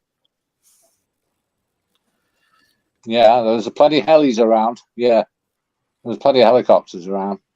But where was the residue in the room? Why didn't the fire alarm go off in the room? The smoke. Why was no heat signature? Why wasn't the window broken? There's a lot of questions about that room on that corner. Yeah. Sorry, guys. Roger, your device isn't connected. I need to go for a wee. So I'm Hey, going to have to leave. Lofa, Yeah, mate. are you there, buddy? What do you think? I'm sorry, I was engaging with the chat, but with regards to what was going on in Las Vegas, I was going to say that, has anybody seen the movie Casino? You get one group of banksters or gangsters moving out or being forced out, and you get the corporations moving in, another group of gangsters. See the tinfoil hat, make from that whatever, but I don't know. I'm biting my tongue here because I've been reading some books and they're still published, they're still available. I read 2 books back to back last year. One of them was a guy called Nima Parvini called The Populist Delusion. It was all about Donald Trump coming to power and it was an aberration. And the other one was by John Perkins, Confessions of a CIA Hitman. I think basically that US hegemony has promoted power around the world at the point of a bayonet or a gun. It's going to fail. It's going to fail. And with BRICS, and the new allegiance has been formed with China, India subcontinent, India, China, Brazil, Saudi Arabia, and Iran. I think things are going to change dramatically, and I'm not happy about it. Something's going to give. Yeah, I mean, yeah, That's a they're lot getting to that think about. advantage. I mean, I'll pour sorry? another pint. I'm listening. I'm going off to pour a pint. It helps. Over to you, buddy.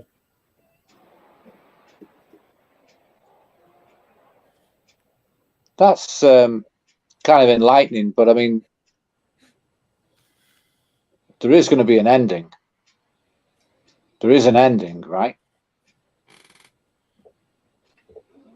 So, I mean, I don't know about these, when you say about this alliance, I mean, God, we've got an alliance, 40 countries, I think 30 or 40 countries against Russia right now. And that's an alliance, right? Sorry, guys. It's not even a third of the planet. Russia's always been the bogeyman, and it covers 12 time zones, and it has spheres of influence with lots of other countries in Asia and Europe. And they've always been the bogeyman. Russia has always been the bogeyman. And Russia I is love always Russia. a bunch of fucking kleptocrats, basically. It's gone from one totalitarian regime to another. Underneath all of the czars, and then you've got communism, and now you've got the crony regime of Putin and his It's all from the bogeyman. It's a go-to place to point at and wave the finger at and say, look at them, look at them. Oh, they're horrible, horrible people. Don't look at your own fucking countries. I'm Guys, sorry, on that, right? On Hang that on, sorry, tip. one second, so I had to disappear just then. I had to go and get my medication because my fucking bless your heart, mate. teeth are hurting again, so I've got to take some fucking painkillers. Naproxen Oh, and bless your coke heart. probably isn't best to take when I've had a drink, but I need to because I'm fucking starting to hurt. So my apologies. If I start slurring, that's because of a combination of the medication and the alcohol. Well, at least I'm not slurring. Not yet, anyway. But anyway, like you're saying about this regime, you know, these people are masters at this. They've been there before. They've been there before. This is their business. They never closed it down. When they were manufacturing, when they're saying they're going to repurpose weapons, right, in the United States now for their war, that they want to do this thing, you know. The Russians have already got this stuff. It was already in the back catalogue. They got the hardware, the factories, everything. It was all there all along. They always maintain that. They're not stupid people. These are serious fucking guys, right? Yeah. And they got this thing about Nazis. They've got this thing about radical Nazis, right? And I think there's going to come a time when they get beyond Ukraine, and I think they're going to keep going, and they're going to get rid of them. They're going to get rid of them, and it might end up right. We're doing each other in the streets, because I tell you something now. These Russians, right? Even the British soldiers have fired on their own people. So, you know, let's be clear about this now. This is a serious, serious business. It's not over. Ukraine have already been exposed as being Nazis. Many of the armed forces personnel in Ukraine are Nazis. You look at the flags that they carry. You know, it's already been exposed that many of them follow. It's just like it's just like waving around. Dan, listen, it's just like waving around the sex flag. You know, it's like, oh, who's the fucking enemy? We got to know who the enemy is. I mean, the police in this country are the enemy. The police, they're the political arm. Come on. Oh yeah. I mean, when it comes to kicking the door in, it's a standard issue with them. The boots, the guns, you know, all the tasers, you know. I mean, that's the fucking form. They got form for this. It's kind of tame, you know. I mean, like if you lived in Europe before, I mean, it's kind of tame, right? This is like they've got guns everywhere. Conspiracy theory about this is the fact that there have always been shifting allegiances with power at the people that maintain control over the population. It was always historically the monarchs. And if you think about 1914, we went to war over, you know, something that went off in Slovakia. Basically, we went to war and millions of people were killed, basically to maintain the hegemony of the people that control power, which were the monarchs and the merchant classes. The merchant classes played both sides, and they always have done. The bankers have always played both sides, and they always have done. The monarchs were pissed off because they saw their very close relatives killed, shot in the head by the communists. And basically, if you look at Kiev. I'm going to get. Don't say Kiev. Right. Jesus. That's because I switched cameras. Don't say Kiev. Kiev was the capital of Russia for about 200 years before Leningrad. And spell it out, man. Kiev. The communists shot all the monarchs, and the British and other monarchs, European monarchs. The British was always in on it, mate.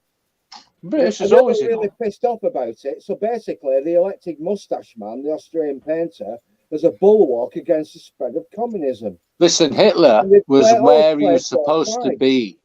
right? Hitler was where he was supposed to be. Okay? Think about this.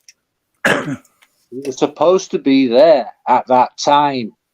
Everything we talk about, all the historics, all the fucking atrocities and everything, we talk about that, but we don't know what's going on really right now, do we? Come on. You never hear about the Holodomor, 1932-93, the winter of 1932-1933. Stalin starved to death 9 million Ukrainians. He took all the wheat, and basically the fucking commissars were shooting people for picking up the ears of grain that were left in the fields. He shipped it all off so Russia could develop economically, industrially, and he starved 9 million Ukrainians to death. That was the year that Hitler came to power. We always talk about the Holocaust, which is credible, killing Jewish people because they belong to an in-group, out-group preference. That was wicked and that was evil. But we never talk about a Holodomor. We never discuss the fact that 9 million Ukrainians were starved to death. And basically, if you think about the history of Ukraine, they've got long memories. There must be people who are grandparents or great-grandparents that remember about that, and they actually welcomed Hitler. They actually open welcomed Hitler. So when you get people waving these fucking pseudo, flags about, basically allying with it, they hate communism, they welcome Hitler.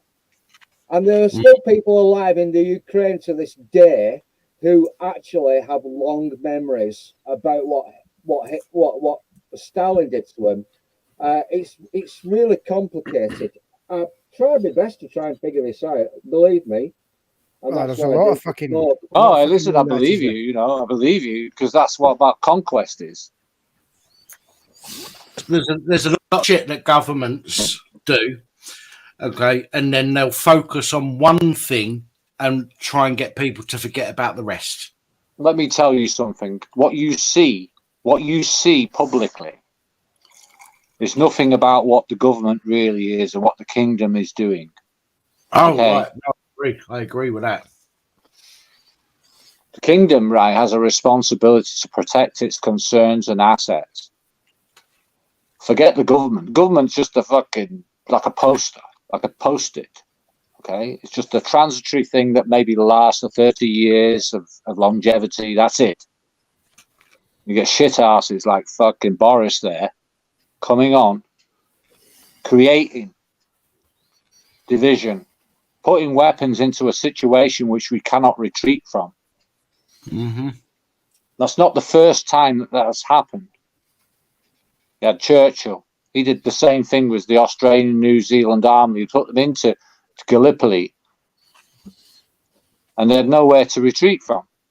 They were fucked on horses. They dumped them on boats. Think about it. We don't need people. We don't need people like Boris and Sunak. Right? Sunak, right, is just revenge type. Yeah. Think the shit that we did to them. And I don't like being racist, but I'll tell you something, it's taking it on like a different form. I mean, I don't know, if you want to reinvent English, that's another thing. But I'm telling you now, man, they're cashing out, man. It's bank, big bank. Yeah. Think about Churchill. Revenge. It's revenge. Revenge. Churchill sent the Anzacs into Gallipoli, and he went into a fucking total collapse after that. He saw it as a terrible mistake. Anybody seen the movie Gallipoli, you'll see it's a terrible mistake. And that Churchill went into a catastrophe. Bless your heart, sir, for saying that, right? Bless your heart, right, for remembering that, right? Because that's who Boris models himself on. Well, perhaps Boris is carrying some guilt. Guilt? Guilt? Oh, listen, man, that's a stroke, that is. That's a stroke. Under the piss. I don't want to get carried away, you know what I mean? But, like, there's some fucking, like, even besides all the hysteria and the MSN and the COVID and, 6%, right, of the people that died. I think it's over 200,000 here, at least. but like 6%, I think it was, that died directly of COVID. The rest of them have all died of some other, I don't know, comorbidity or something like this. I don't know.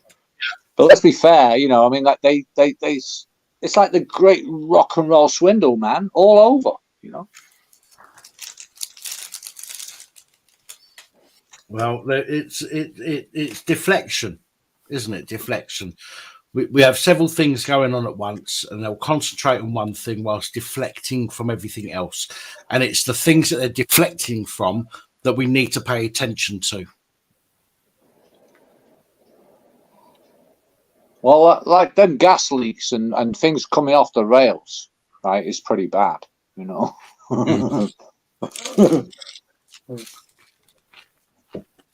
But that's if it is what it's being reported as. Well, vinyl chloride is pretty toxic. Dioxins, you know, I mean, they used to release all that kind of thing in Vietnam. So, yeah, I mean, I don't know. They're talking that, you know, it's train accidents, isn't it? You know, allegedly train accidents. Now, again, and I'm not suggesting it isn't. I'm just saying that we have to look at these things with an open mind, because we know what we're told, especially since COVID and the COVID files have come out. We know that what we're told by the government, who are supposed to care and protect us, is never what they fucking make it out to be. We know that. Majority of people basically, know. Right. So basically, I mean, I'm going to ask you now, right, outright. And do you think that Hancock, right, should go to jail? I think something needs to be done. I don't know if, you know, I've read some of the messages that have been published. We're not going to get told the full story by mainstream media, let's be honest, right? Well, you're not going to get told the whole story from Isabel, are you? They're only going to share stuff that sells their papers. I mean, the thing is, right, they diluted it, didn't they? That's the point. They diluted the problem. They diluted the whole situation. And then the thing is, it was all suspended anyway. I mean, I don't think we're going to hear any inquest until maybe June or July or something like this. But I mean, they diluted it and made it, oh, you know, it's all something you can talk about over a sandwich and cucumber prawns, you know. Yeah, right. And like, I just think that, yeah, she's not exactly fucking anyway. Burping again. Jesus, man, you sound like a clock. No, with me, it's actually a medical problem. Once it starts, I can't stop it coming out. Oh, God bless your heart, man. At least you ain't got Tourette's from saying no. It's just when it ain't me arse that's got the problem. He starts fucking farting. Holy shit. Boom, boom. Right. Anyway, listen, I bored you enough now. You know what I mean? No, you've not been boring at all, man. Honestly. Listen, I've got Fluke in the background who wants to come on, and Fluke might have some things to bring up in response to some of the things you've said. I don't know, so I'm going to bring Fluke on before you go anywhere, Saul. Because there's been no I'm issue. going to hang around for this. I'm up for this, right? I'm going to listen.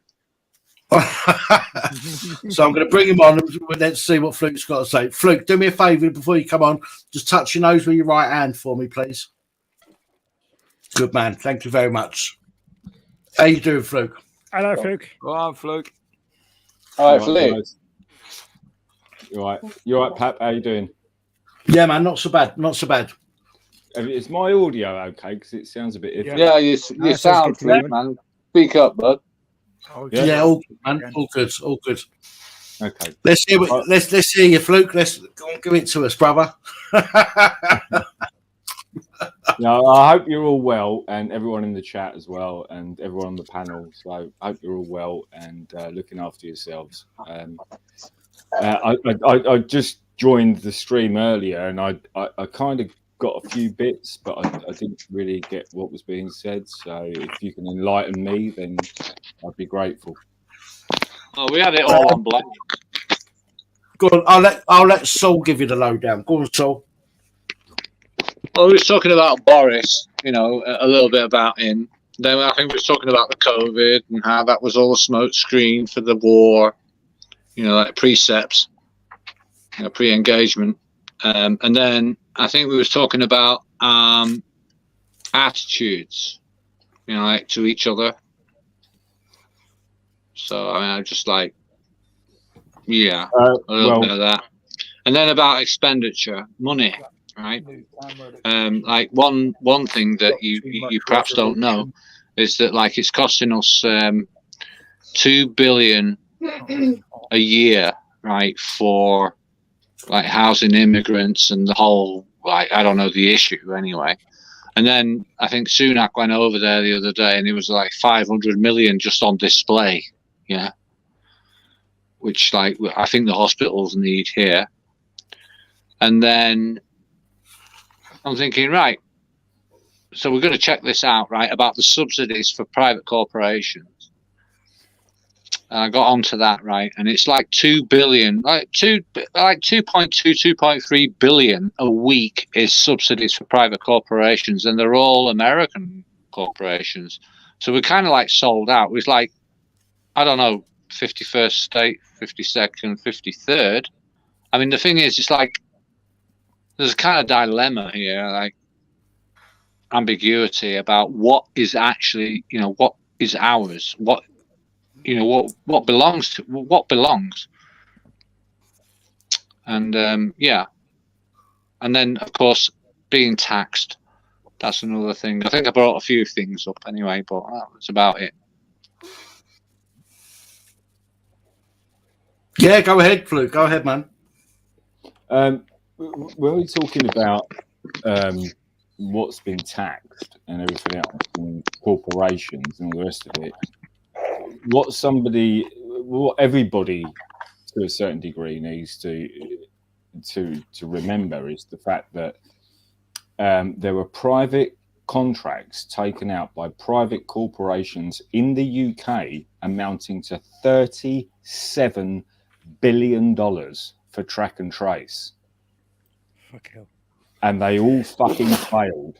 All of them failed. Right?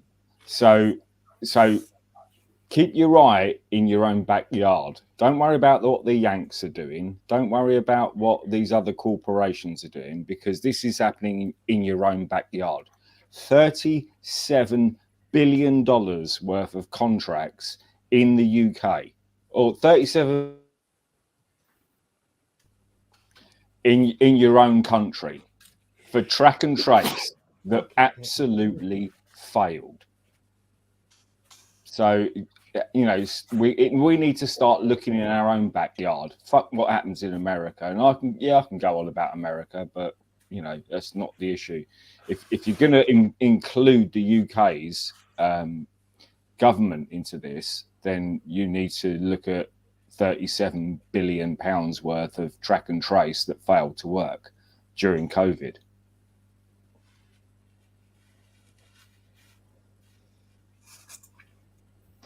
Well, I was just going to say, like, I think the person that was in control of that funding was like was a woman anyway. But I mean, she was like, I think she had some. She worked anyway for the commercial industries, like maybe shoppers, you know, like supermarkets or something like this. You know, they're no proper credentials.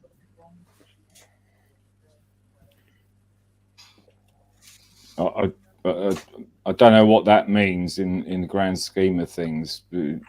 Some woman that was involved with shoppers. I mean, what does that mean? Like I said to you, we're talking about the finance and stuff like this, right? And how it works over here, yeah.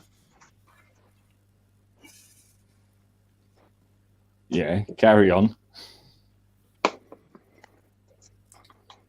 No, you carry on. Sorry. No, you were asking the question, so ask the question, and I'll make the comment if I've.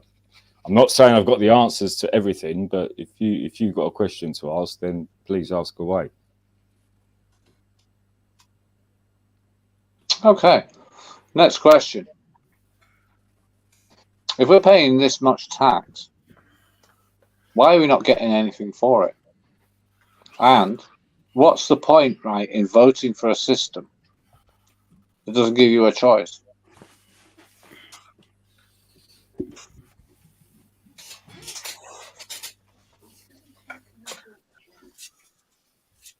Mm.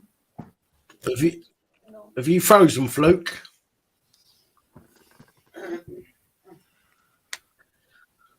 Fluke. Yeah. Oh, no, he moved. Yeah, there he is moving. Froze. Bless him. He froze.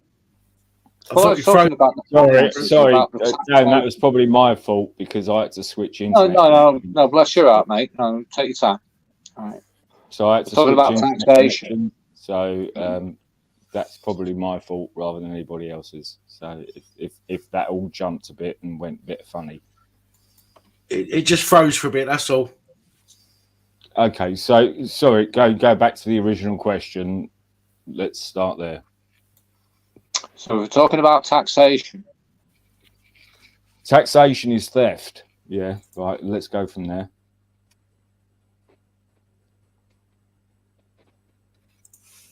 Okay, I think you kind of summed that up, but I mean, I think people need to pay their taxes anyway.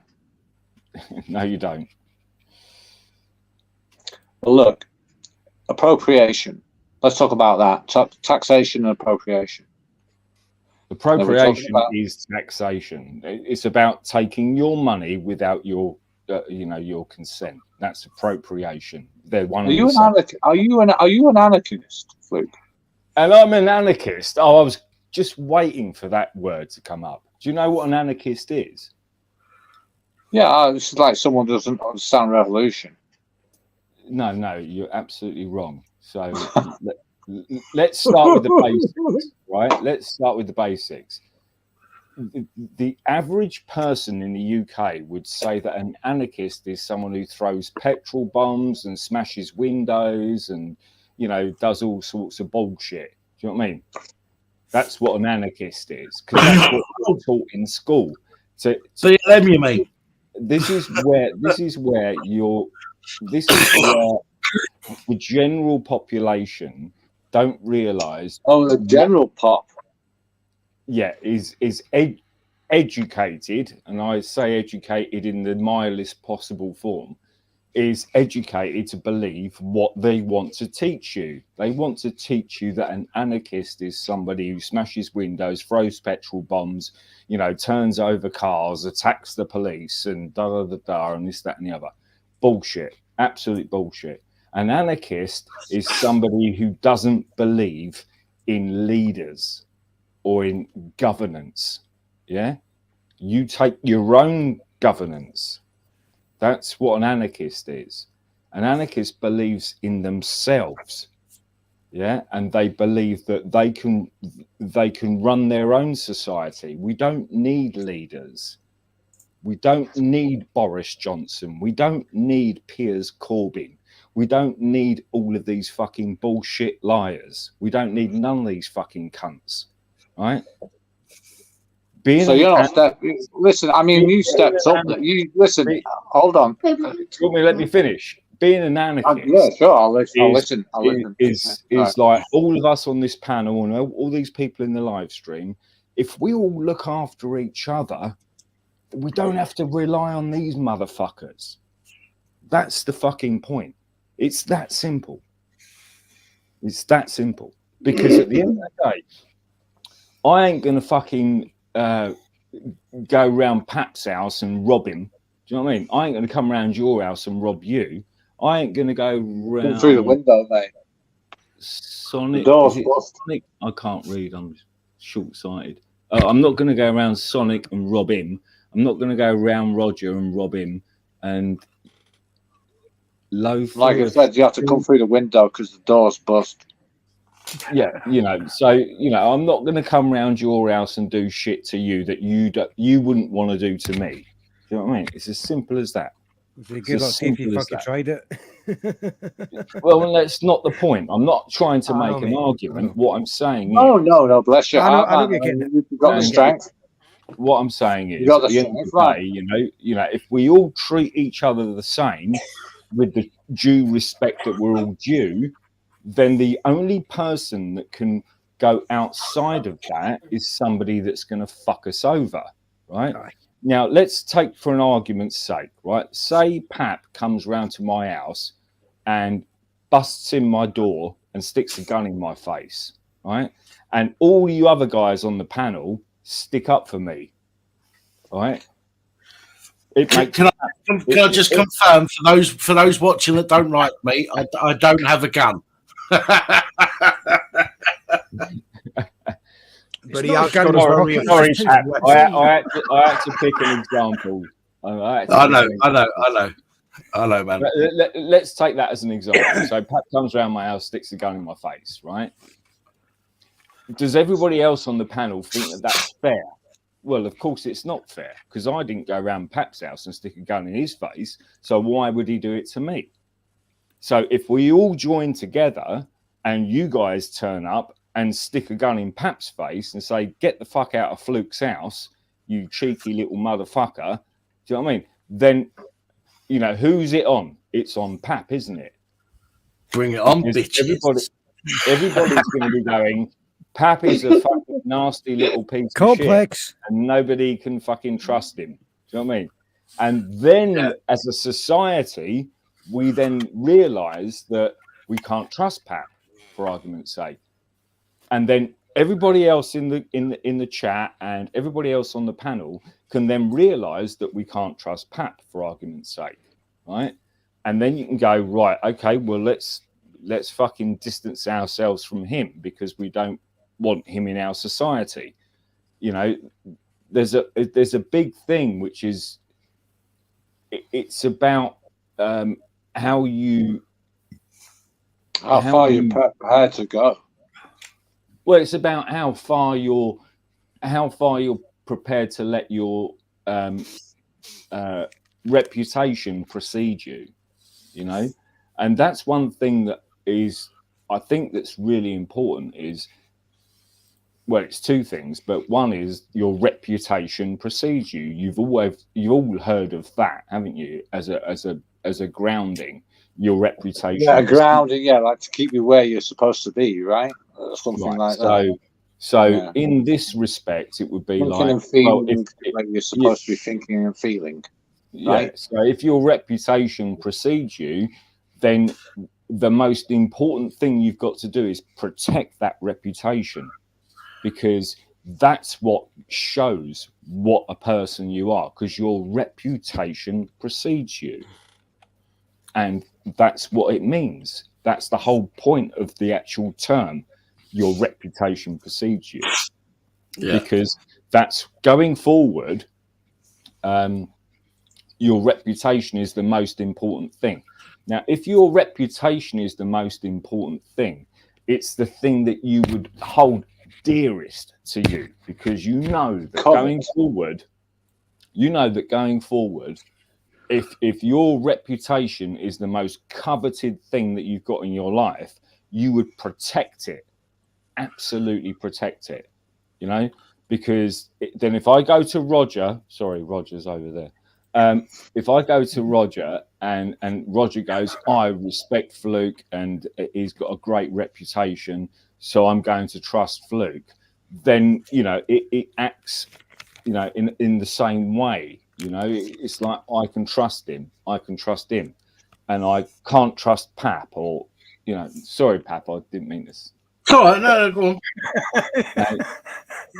So, and that, in a societal way, that's how it works. That's how society should work, you know, because your reputation precedes you.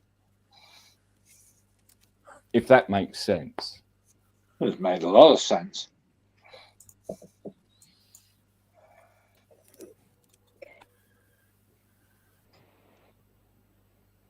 Sorry, I didn't want to bang on. So if anyone wants to come back. But I think that's what you've got to realise is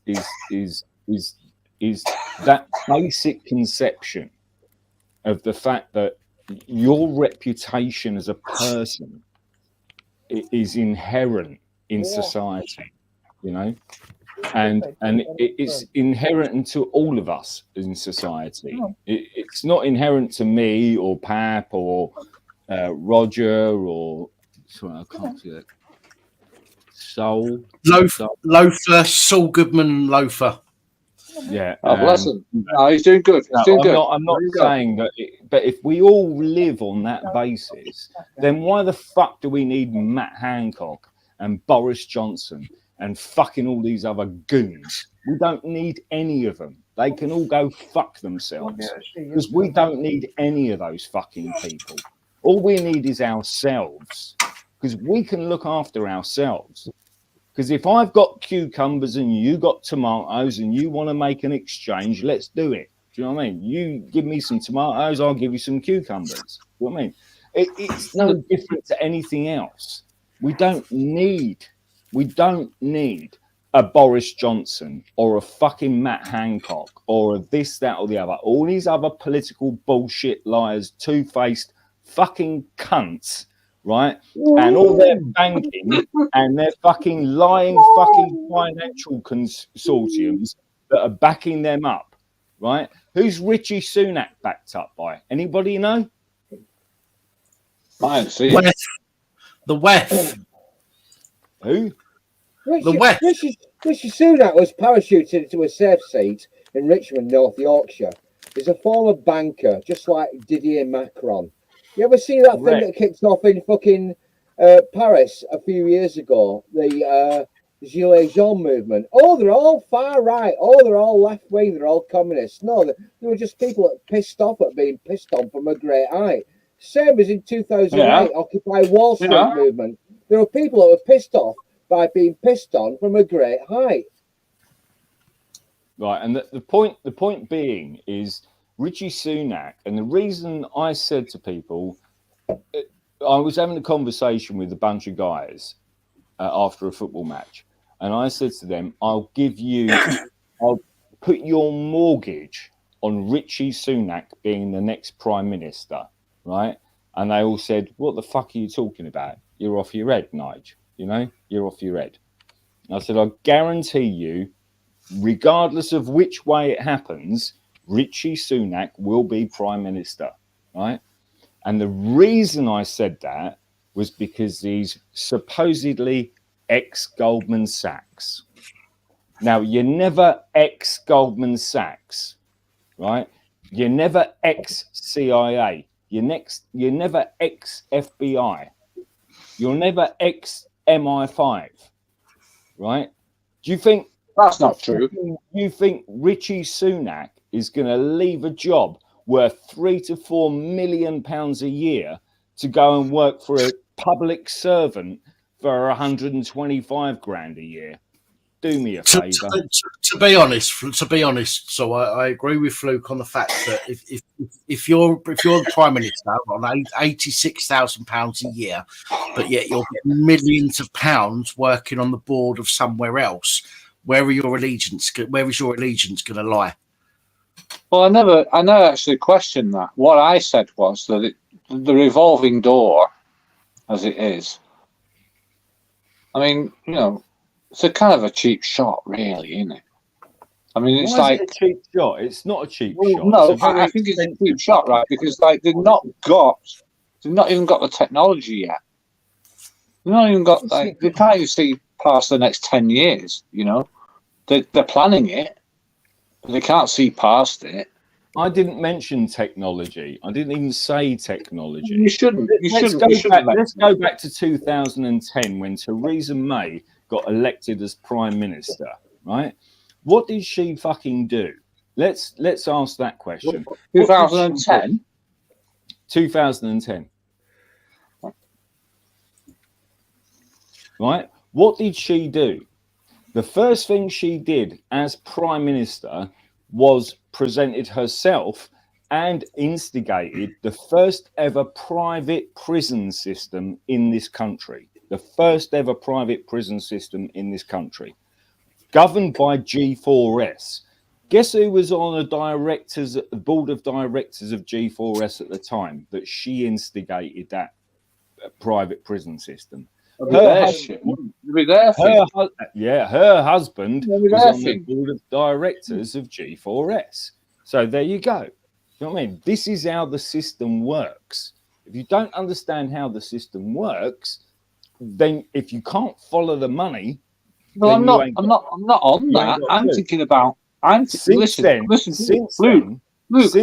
hang on, let me tell you something. Since then, there are now 16 private prisons in this country, right? And Pat will tell you about it because he's covered this on his own channel. I've covered this. Multiple other people have covered this. Do you know what I mean? The whole point is there's now 16 private prisons in this country. And what do you need if you're a private business? If you're a prison, you need multiple regular fucking supply of labour. No, a high turnover. I'll give them that. You want a regular supply of repeat customers. Same Yeah, as any customers. business. That's what the Doesn't police are matter for. whether you're a pizza restaurant or Listen, you're a that is what the Chinese police are restaurant or for. whatever it is, Right? right? You want Listen. repeat customers. Now, if you've Listen. got a private prison, right, you need repeat customers. So what you do is you put a bunch of G4S security guards in charge of that private prison who don't know how to run a fucking prison system, unlike properly trained, prison officers. Do you know what I mean? You put a bunch of G4S motherfuckers in there that literally don't know their arse from their elbow, right? And then what you do is you give them 0 fucking time out, right? You give them like an hour a day in the fucking in the grounds doing a In little the square, in the cage. And then back in your cell again. You give them no training, nothing, absolutely nothing, because what you want is them to come back. You don't give them again anything but and hatred, right? again And and learn again. how to bite. That is what the private prison system is. Let me just interject quickly. It seems to me that Saul and Fluke have got some conflicting ideas of some things. I don't want anybody to fall. No. It makes a lot of sense. We're all. It makes a lot of sense, man. I don't want no disputes here. Okay, well, all I want to say is we all have different opinions on. We all might agree on something, but we might have a different. Our opinions might have come to that conclusion via different directions. Doesn't mean that we are. It's like your guy over there in the top right. Sheffield. He's kind of tame. He's quiet. Wearing that hat. I love that. But the thing is, sorry, Pat, I just say one thing. I agree with you in what you're saying. I'm not disagreeing with anybody else, but the fundamental point of what I'm saying is that this is a money-making machine. This is what it's about. It's a money-making machine. You're right. The private prison system is about making money. And if you want to make money, regardless if you run a pizza restaurant or a Chinese fucking food place or whatever it is, what you need is repeat customers. And it's no different to the prison system. You need repeat customers. I think they got that. I think they got that with the refugee thing. I've said this several times. My point was just to interject quickly before we get back to that conversation. All my point was is that everybody's passionate about what they believe in, and sometimes that passion, even though we believe in the same things generally, sometimes the passion might be about something slightly different to what our passion is. And the last thing I want is for people to get into an argument or to fall out. I want people to be able to share. I'm not saying you two are, by the way. I'm just generalized. Just a generalized statement. This is, I want people to be able to share their opinions and respect people for their opinions, but have their own opinions. Do you know what I'm saying? So that's all. That's all I wanted to say. I'm not saying you're falling out. I just want, but you're both very passionate about what you say. Fluke, I know you're really passionate about what you say. And I just want to put it out there that, passion can sometimes come across as aggression. And I know that nobody's being aggressive here. I just want to make sure that everybody understands that although we've got our own ideas and our own beliefs and the way that we've come to our own conclusions, we need to remember that the reason that everybody watches this channel is because we have something in common, and that's what we need to focus on, those things that we have in common rather than the things that we don't. So okay, anyway, moving on. Right, I'll just qualify that statement as well, because yeah, I know I can be overly, I don't know, sometimes I come across as aggressive, and I don't mean to come across as aggressive, but yeah, what I'm trying to do is make people aware of the fact that this is about money. It doesn't, the government doesn't give a shit about me. It doesn't give a shit about him up them. It doesn't give a shit about you. It doesn't give a shit about him. It doesn't give a shit out of anybody in this chat. It gives a shit about money, because money talks and bullshit walks. It's as simple as that. And now when you end up in a sense where with the private prison system, it's about money, right? Mm-hmm. Where does the money come from? The money comes from, now we've got 16 private prisons in this country, right? How many audits have you seen of people going photographing prisons in this country and they get the arse ache over it? Because they've got something to hide, haven't they? Of course they've got something to hide. What they've got to hide is the financial side of everything they do, right? And the people that run those private prisons, i.e. G4S, Securitas, Securo, and all the rest of all these other private fucking companies, do you know what I mean? And where do they get their fucking contracts from? The government. And the government gives these contracts to private fucking corporations to run a profit-making prison off the back of people that they'll never fucking rehabilitate. That's the point. Yeah. Sorry if I'm made that point. No, listen, you're absolutely right. I've just realised how bad my lighting is. I do apologise for that, folks. Shit, Dan. You're right, Fluke. I'm joking, mate. Sorry. No, I don't mean you're right about that. Obviously, you're wrong. But you're right. It's money making, and it has to be, because everything is a business now. Police forces are now registered businesses. The government is a registered business. It's all about making money. Nothing else, nothing less. When you are a business, your main focus is not about making customers happy. It's not about anything else, anything to do with that. It's about making a profit. And that is every fucking supposed public sector or public service that has now turned into a money-making corporation.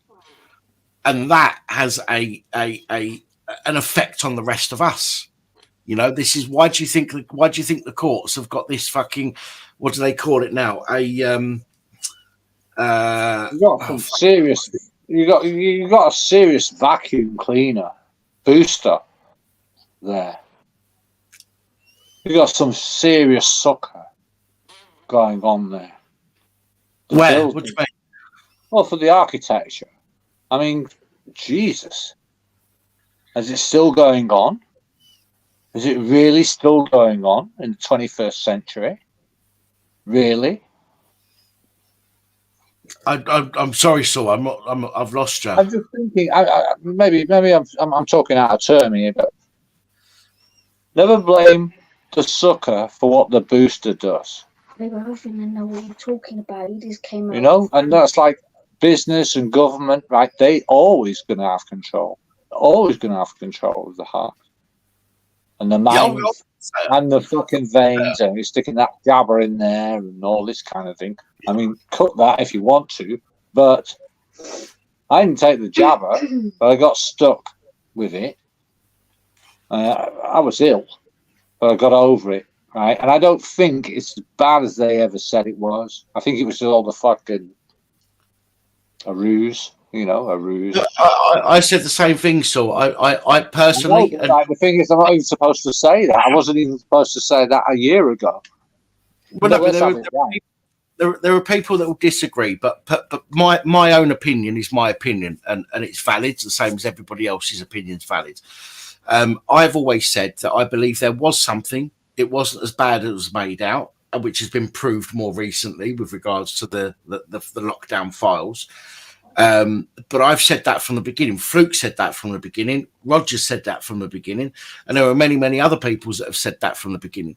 But majority of us have all said that whatever it wasn't as bad as being made out. There are people that say, "Oh, it's bollocks. There was no such thing."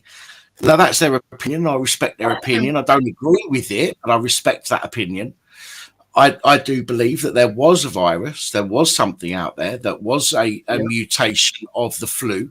Okay, ultimately what it was, but it just wasn't as deadly as they said it was. And again, as I say, the lockdown files prove that is true.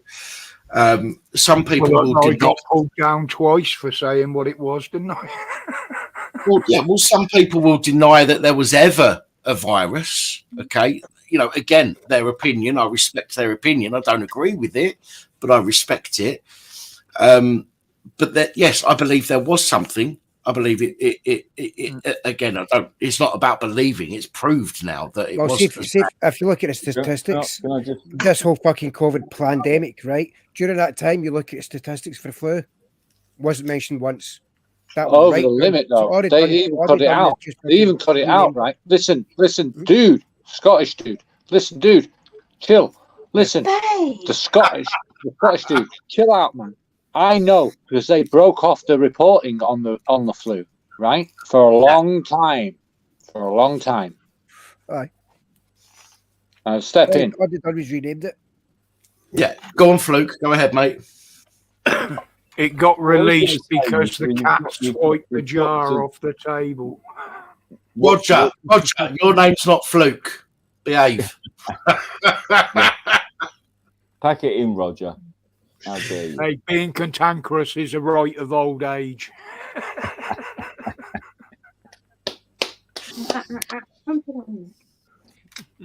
Right, cantankerous old git. I'm going to let you off with that one.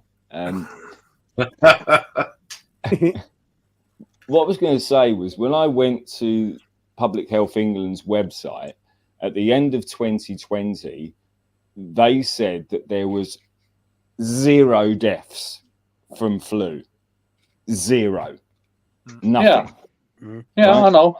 How do you get 0 deaths from flu when on average around 30 to 40,000 people a year die from flu?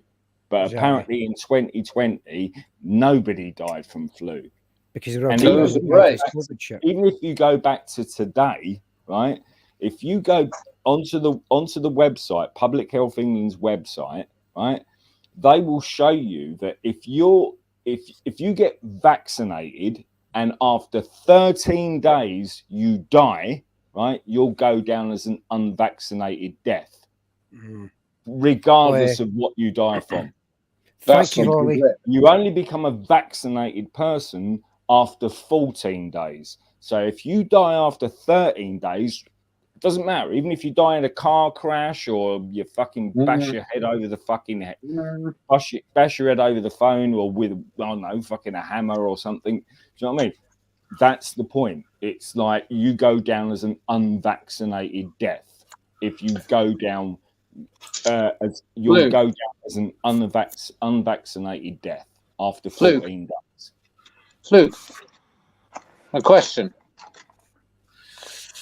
Right, a question, right, for you, Fluke, right? These people, right, that like the boundary, we're talking like 13, 14 days, maybe you took the vaccination, okay, and you die, right? Maybe it's like, I don't know, maybe it's a neurological thing. I mean, have you ever considered that? No. The point I'm trying to make is if you take a vaccine, right, for COVID, right, and you die within 14 days of taking the vaccination, you're considered unvaccinated, right? So even if you die in a car crash, it doesn't matter, right? If you succumb to your injuries from that car crash within 14 days, you go down as an unvaccinated death. See, because that's true. I'd say that's true. They had it as died from it, and then after a while they had to change it from died No, they from it to don't died even have with to it. say that you died of COVID. They're just saying you just count as an unvaccinated death. Basically, Which is just yeah. scaremongering. It's just a statistical scaremongering. That's It's all like- they're doing.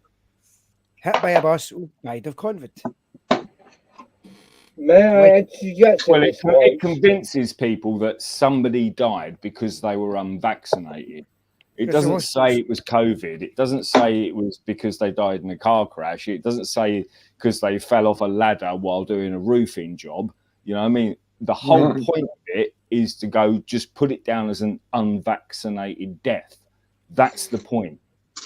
It's about convincing people or scaring people into this concept that there's an unvaccinated death. That's the point. It's a good thing my strokes didn't fucking kill me then.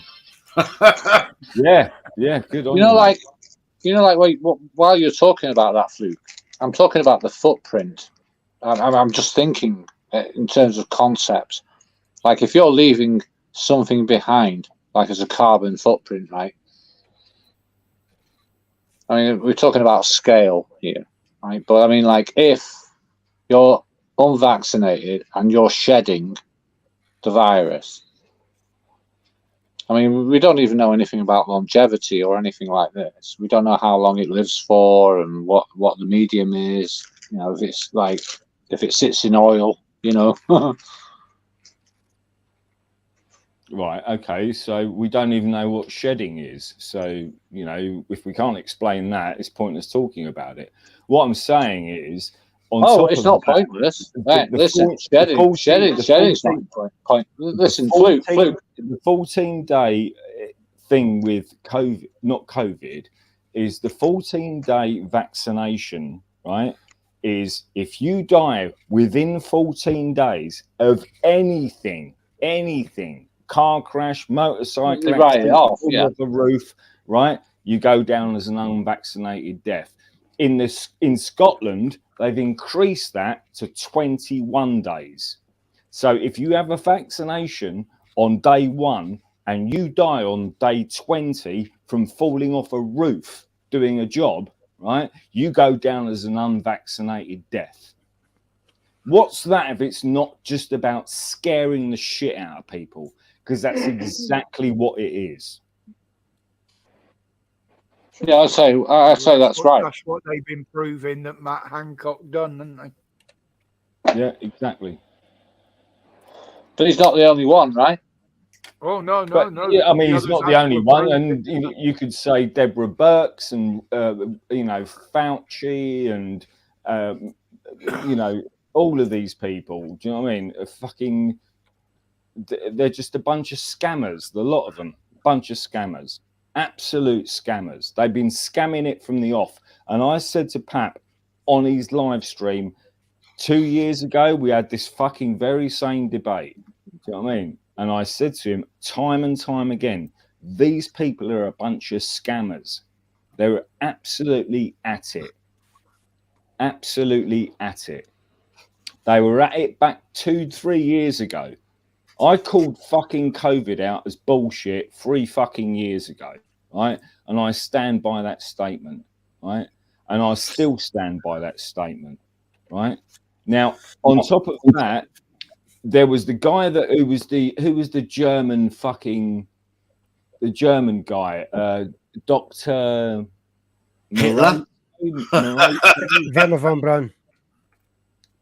No, Peter, what's his name, that got arrested in London for exposing it? What, his penis? No. It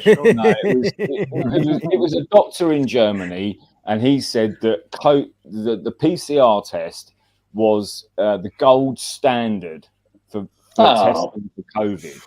Right? What a cunt, right? He was a cunt. He's been proved to be a cunt. And it turned out, yes, he was a doctor. Do you know what he was a doctor of? Paleontology. Veterinarian. Oh, God. He was a fucking vet. Horse doctor. Can I just interrupt quickly, guys? Can I just make another quick point while we're on that subject, right? Is Robert Barola, the guy that's the CEO of Pfizer, right, is a doctor. Guess what he's a doctor in? Veterinarianism. He's a vet. Veterinary. So next time I get sick, I'm going to go and see these Jurassic two Park, doctors who are vets, right? Or I'm going to go and see Bill Gates, who can't keep a virus off your laptop, but tries to keep a virus out of your fucking body. No, Bill Gates creates fucking break. Bill Gates creates fucking lied to. Bill Gates creates the virus for your computer so that they can sell you antivirus software. And then Well, Bill they can get Gates in did there. another thing where he was interviewed on mainstream media saying that for every dollar he puts into software development, he gets $3 back, right? Every dollar he invests, he gets $3 back. Then he boasts about the fact that for every dollar he puts into vaccines, he gets $20 back. Where do you think his fucking nous is going to lie? Yeah. He's going to lie in vaccines. Because he's a thieving, fucking despicable piece of fucking shit. Yeah, Kill Bill. But they're not vaccines, by the way. Proper vaccines. I agree with They're not that. vaccines. How can you have 4 fucking vaccines and still test positive? Exactly. They're not vaccines. Well, I just want to say, just to change the subject very quickly before we come back to it. Sonic, every time you lean forwards, we can see the ball patch on the back of your head, mate. At least my baldy bit is only a patch. You're a bit of a twat, you. I mean, listen. I'm going fucking bald right here. I've got a bald patch right on the fucking crown. But Sonic, you know, you're growing. You grow your hair, and you have this fucking landing strip on your head. And you know what you find underneath a landing strip? Hey, Danny, you're a bit of a twat, you. You're a fucking arsehole, so you are. You're a fucking head. You're a bit of a twat. Well, sorry. Listen, Sonic. The thing is, Sonic. Listen, Sonic can take Sonic ribs me like nobody's fucking business, as I do. Literally. But that's true. Every time you lean forward to type something about me in your little fucking subheading on your thing, it shows your bald patch, mate. And if I was you, I'd be fucking worried about that. At least my bald patch has actually got fucking hair surrounding it. Anyway, moving on. What does that say? Moving on. Sonic, you love what? You love giving trans women blowjobs. Is that what it says? It says Dan loves it up the arse. Nah, it doesn't, mate. No. You sure about that? No, it says you love giving trans women blowjobs. Not Disney. Listen, you wouldn't worry if the fucking noodle was there. There's nobody down here that's Irish. Listen, Sonic, trust me, right? If you got sucked from somebody from a fucking nightclub and it turned out they got meat and fucking 2 veg, you wouldn't tell anybody. You'd just lay there, enjoy it. I know you. You reach round and find a noodle. No problem. If I was the one getting sucked off, I wouldn't give a shit, mate. Well, there you go. Yeah, rolling brownie. I'm the one getting sucked off. I'm not doing fuck all. I wouldn't give a fuck. Especially when you You're sucking me off. sick. Again. You're sick. Thank you. That's what always goes through your mind when you use a glory hole, and you don't know what's the other side. Well, the problem comes, Sonic, is when you give them back what they've given you. So it's when you start sucking their 7-inch clitoris. That's when the issue comes into play. Fucking hell, Danny, that's bad. 7 inch, Jesus. Yeah, you We're stick climbing it, in. stick it in the glory hole and you get the best one obvious, you've right? ever I had. You will- say, well, let's repeat that then, and another 9-incher comes through Rinse, the hole. rinse and repeat. Rinse and repeat. Just to make it absolutely clear, I will not be bowing my head or talking about fucking gay cocksucking for the rest of the Oh, yeah. You don't get out much. It's difficult to stay off that subject when Sonic's on the panel. We're late starting on it tonight, and well, I don't know. It's probably more suck it than Sonic, isn't it? Well, especially when the panel's been hosted by a fucking cocksucker. That's a bit Don't you say that. Listen, anyway, if you want, I respect. can come back with some other stuff to do with, Bill Gates and all those people, because they're a bunch of degenerate motherfuckers, and they deserve to be fucking exposed for what they are. It's a Well, apparently Dave Kelly in the side chat, the comments, he's getting aroused by us all talking about cocksucking. He's turning on, man. He's turning on. Well, maybe you and Dave should have a chat.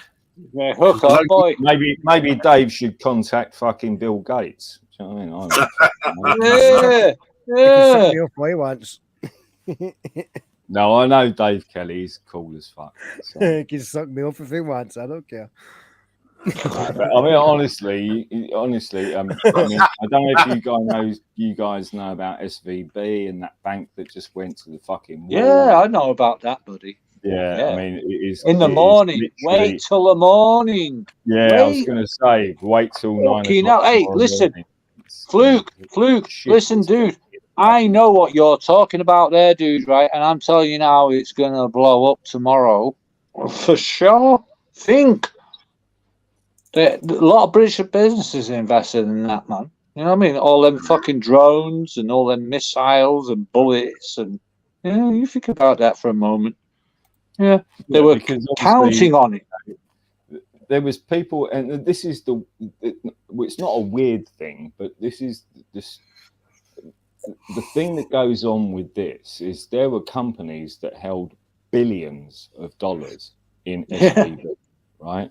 Billions, right? One company. I think Oprah. I've researched. I think Oprah Winfrey.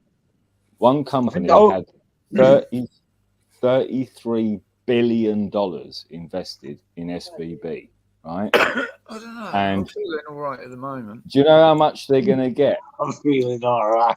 From an insurance. I'm just rolling one up, mate. From an insurance perspective, if you invested even $1 million, it doesn't matter. You get 250 grand in compensation. Pension. So if you had $33 billion invested in that company, you're going to get 250 grand back.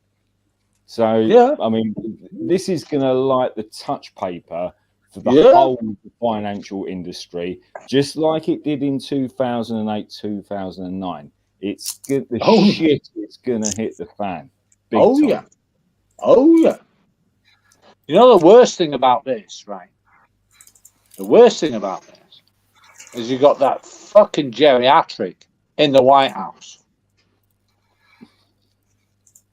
Well, the bloke that can't run a bath, let alone run a country. Yeah.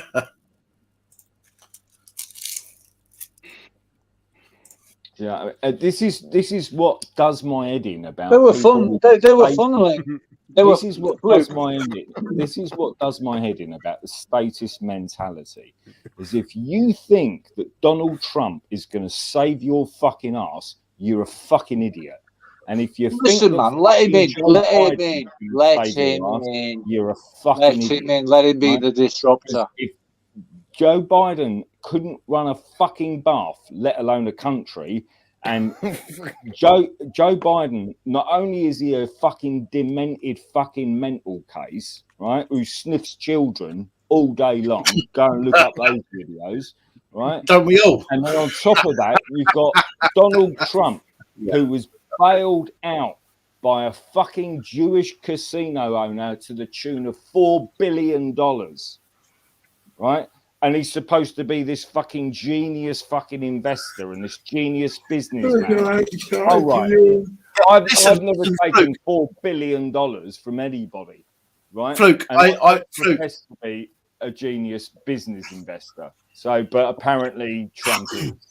No, I don't get where you're coming from, Fluke. But one of the things about Trump is that he did look at running the country as a business, and I think that he was also the self-confessed father of the vaccines. Do you remember that? Yeah, but what I'm saying is, I mean, he was the father of the vaccines. 9 months to produce a vaccine. Trump. However, right, and I reckon the only reason Trump went down that route is because he was, in my opinion, because he was forced to do that by his advisors and everything else. I don't believe that he would have gone down that route on his own accord. Right? Why was he forced down that route? If he was the president and he ran America, because he's not in charge. Who is forcing him down that route? Because he's not in charge. Because the people that lobby these people, okay, you've got people that lobby the president, lobby the parties, and all the rest of it. These are the people that are in charge. These are the people that say, "I will give you X amount of millions of pounds, but you've got to do X, Y, Z for me." Yeah, and they'll go, so the whole "Okay." System is obviously corrupt, and Of course. taking part in that corrupt system. Trump's taking part in that corrupt. Fuck Trump. Trump is a fucking nobody fucking politician from nowhere. He's not worth shit. That gives But my point was, Fluke, is that when you have a politician take over as president or prime minister, they have been coerced and trained their entire life for that job. Okay, they've been co-opted. Trump wasn't. Okay. However, don't get me wrong. I'm not sticking up for Trump. Wasn't. So Trump's the only politician. No. Let me finish. Let me finish what I was saying. Right? Trump went in. Trump decided to go as president. Right. And politics isn't my thing. This is just my opinion. Trump decided that he was going to go for politics. When he first got in, I believe that he had the right mindset to look at it like he was running the business. Okay, and I think that's what needs. I think that's how it needs to be run. A country, okay, needs to be run like a business. You need to make money. You need to save money. You need to put money into the right departments. Okay, like you would do with any successful business. However, once he was in, and people got to him, i.e., the WEF, the people that were in charge, the people that were lobbying, the people that pay him his bit on the side, okay, because he's a businessman and he wants to make money. So when people started saying to him, "We will give you X millions of pounds if you do this, that, or the other for us," and he folded and he went with it. He gave up on any fucking any morals that he may have had. I'm not saying that he had any, but he gave up on anything that he may have had when he went into office, okay, in order to stay in office. Well, and it all went tits up on him anyway, okay. Well, and this is why I think we need to be voting for independence rather than people that have been trained all their life to take these positions. Because these people are already rich. They've got no idea how we live. No fucking idea at all how we live. Okay. How can these people be making decisions for the average person when they have never lived an average life? Because he doesn't give a shit. He's getting paid. He is, yes, you're right. The people that finance Trump own billions of dollars, right? Billions of dollars. Yeah, right? But this is what I'm getting at. Trump lost all of his fucking money and he got bailed out by Wilbur Ross, who was some philanthropist that came along and helped him out because he was his friend and wondered about him and thought about his legacy and all this kind of thing. Yeah, and there's other things. There's other people out there. Bailed out Trump to the tune of $4 billion when Trump was skint as fuck. Skint as fuck. He lost all of his money and he got bailed out by Wilbur Ross. Yeah, but listen, I'm not saying I'm right, by the way. I'm not saying that. I'm just saying. No, I know. There's just people in the comments saying, "Oh, remember who Trump is, remember whose daddy is X, Y, Z." I don't know a lot about politics. I can only give you what my opinion based on what I know. One second, Mrs. W. Sorry, I can only give you my opinion based on what I know. And when it comes to politics, what I know isn't a great deal. And I'll put my hands up to that. It's not. That's not what I deal with on a daily basis.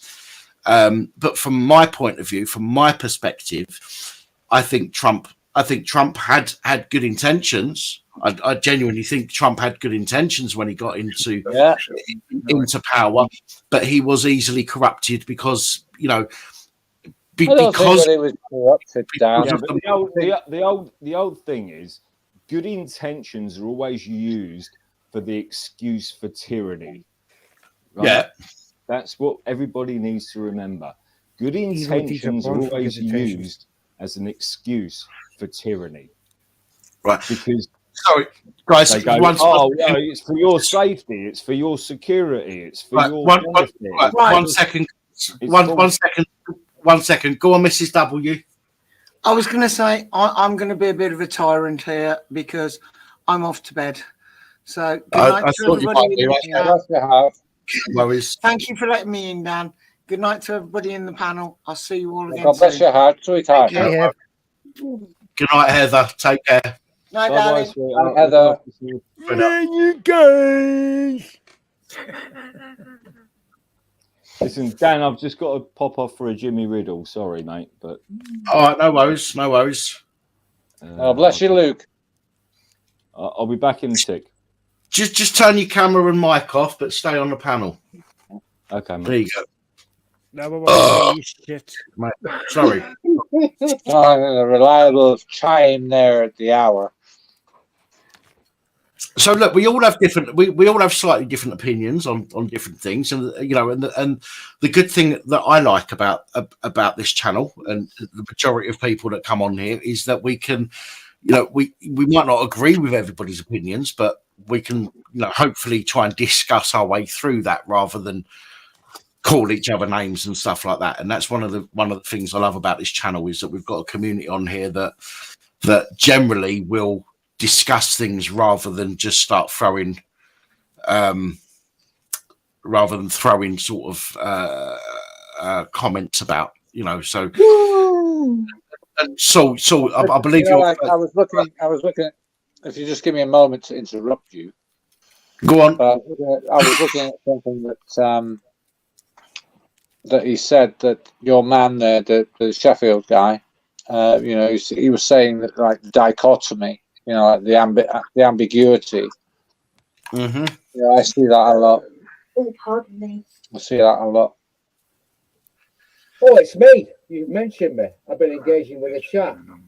I think that this left-right dichotomy I was watching. is utterly meaningless. It's tiptoeing totalitarianism. No, it was, but then the thing is that's the agenda, isn't it? Even with your sex flags and it's a way to keep people arguing, isn't it? It's just another way of is it a way out? Is it a way out? Is it a solution, Dan? Is it a solution? That's the other thing. There's a diversionary tactic of the people that have always run the world, from the kings and the queens through the mercantile classes, all the way through to the business classes.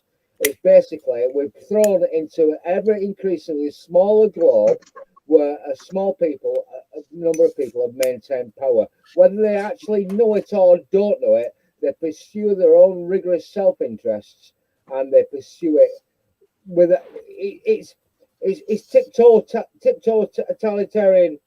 totalitarianism. I'm tripping over my sock. I'm sorry, I've had a few beers, but I'm going to throw a book recommendation in. Nima Parvini. It's somebody I've subscribed to. Somebody I've actually I throw some money to, just like you, Pap, over the last few years. Nima Parvini, The Populist Delusion. It doesn't matter. We've been thrown into a very small world that's getting shrunken and shrunken, and people with different views are thrown into an increasingly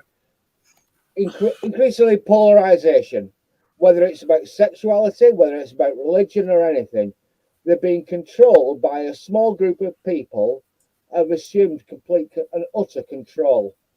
I read this guy's book back to back with John Perkins.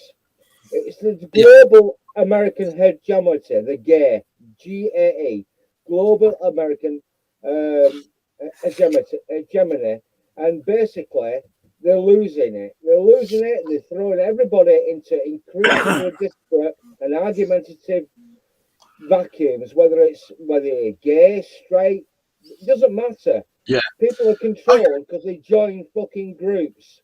And you're absolutely right. You're absolutely right. And people are creating these groups in order to break society down further and further and further. I mean, if you look at it now, we've got left and right. Okay, we've got left and right. We've got LGBT. We've got BAME. We've got trans, who are now no longer really part of the LGBT. They're a separate thing. You know, we have multiple sections of society now whose sole design is to what's the word? React to other people's opinions that don't like them. Okay, to argue against people that they don't like or don't agree with. So what we're doing is we are doing the government's job for them. The government don't have to sit there and go, right, let's fucking cause an issue. They just go, right, all we need to do is create a new fucking subsection of society which people will have an issue with, and let them fight amongst themselves.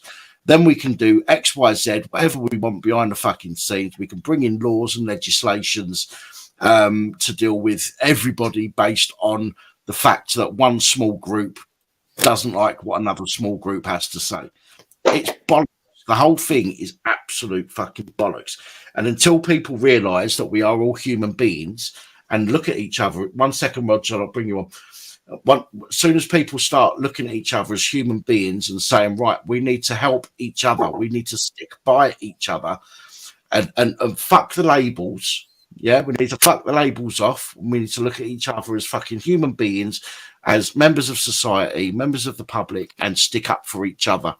When that happens, the government are fucked.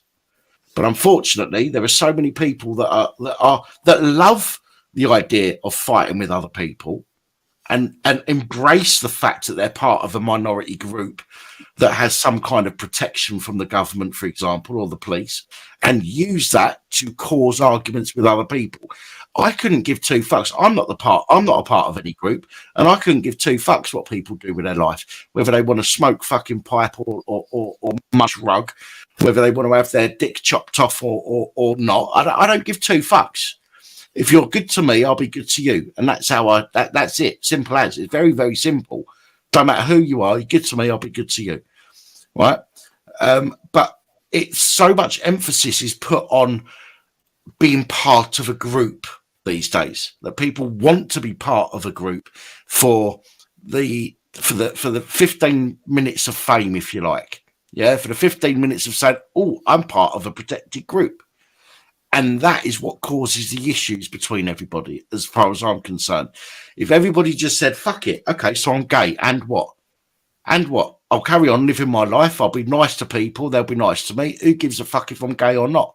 Yes, there's always going to be people that do have extreme views. There's always going to be those people. But the best way to deal with those people, in my opinion, is for everybody else to get on and to ignore the extreme views. But when the government try pushing people underground, when the government try to restrict people's views, it goes underground and you end up in an echo chamber that enforces what you're saying. You have no debate with people. So all you ever get is, I agree with you. Yeah, an affirmation all the time. And then people end up going fucking nuts and doing stupid things. That's my opinion on it anyway. I think that if everybody just turned around and said, fuck it, so what, you're gay, and what? So what, you dress as a woman, and what? You know what I mean? The more people that just go, so fucking what? If you're good to me, I'll be good to you, regardless to how you dress or how you live your life. If more people looked at it like that, then we would have less fucking issues. but people love to be a part of something. They love to be a part of something. And when you create these fucking groups, people go, ooh, I'm part of a group. I'm special. No, you're not special. You're just another human being that lives your life differently to everybody else. So just fucking get on with living your life and stop trying to force your shit onto everybody else. And we can all get on. That's just an opinion. Just my opinion. Absolutely right, Dan. And I'm sorry to interject because I've pissed off for a cigarette. So can you hang on a minute, Fluke? Dan, my eyes are starting to go, mate. So I'm going to drop out. I'm going to go soon. It's been a brilliant stream again. Thank you guys on the panel. And Well, I won't go through everybody in the chat. Matt was a bit worried because he saw me flagging here, but I'm fine, mate. I've just hit that wall.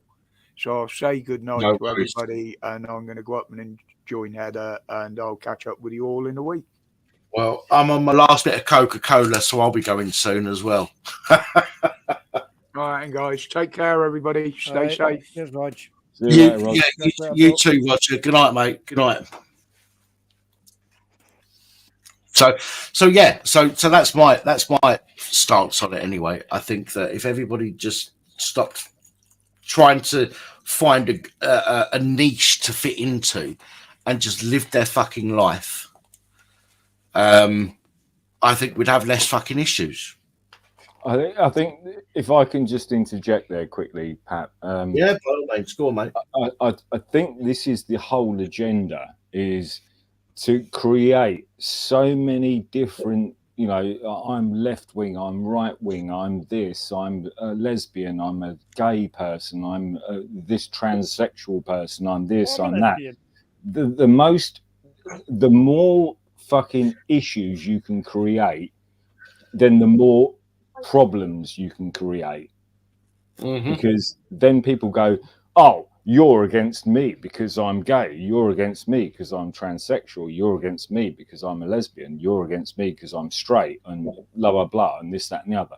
It is divide and conquer. That's exactly what it is. It's divide and conquer, and it is the simplest fucking method of literally dividing and conquering everybody in society.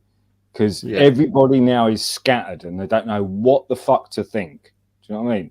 They don't know whether they're gay, straight, lesbian, fucking transgender, this, that, and the other, drag queen, there's a problem with blah, blah, blah, and this and that and the other.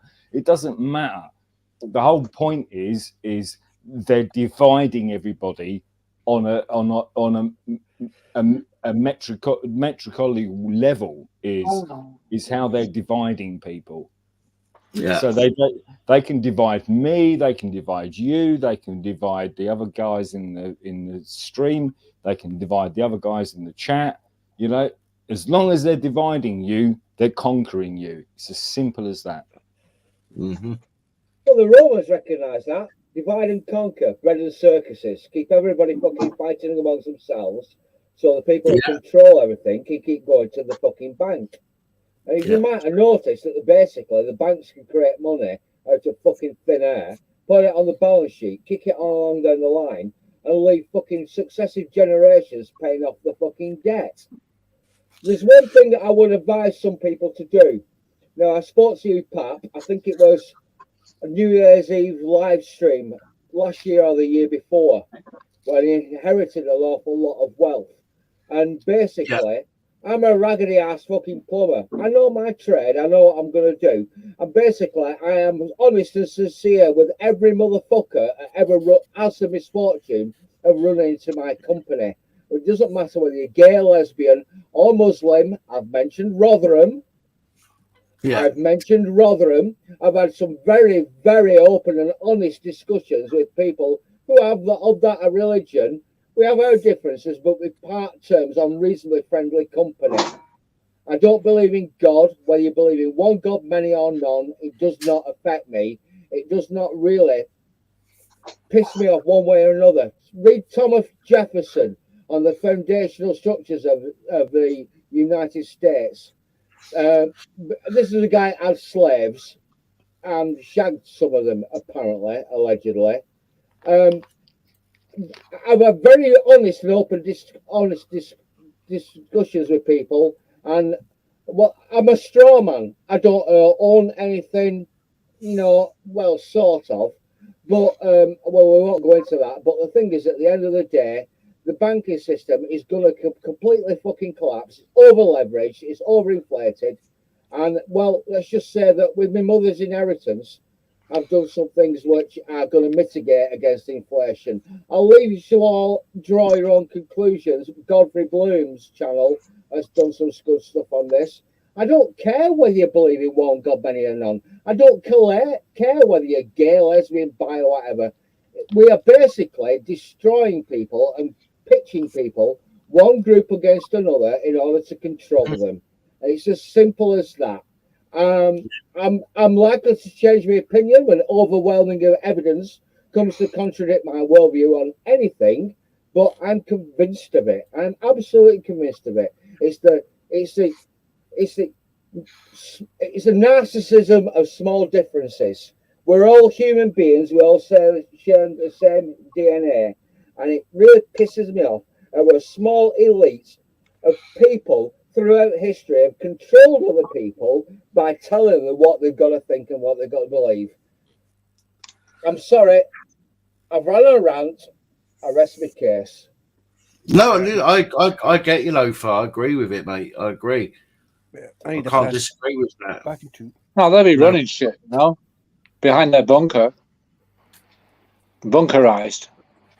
Yeah. As I say, people are pitted against each other, and unfortunately, that's how it's going to remain, because the government know it's the best way to control us. I've always been intrigued, like, about the ambiguities of things. For example, Nintendo and PlayStation. You think about that for a moment.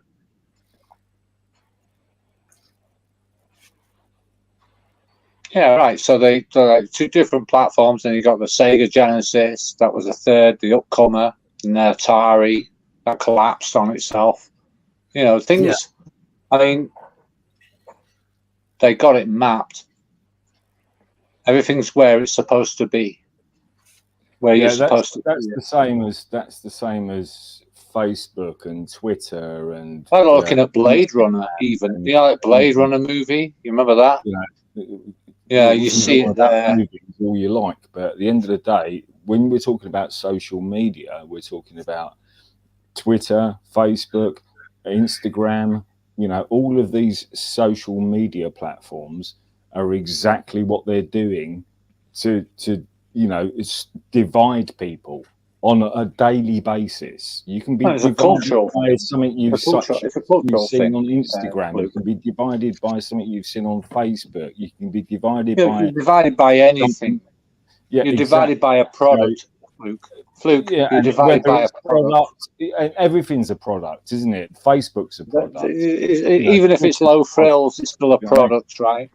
So it doesn't matter. It doesn't matter. What people got to realise is form and function.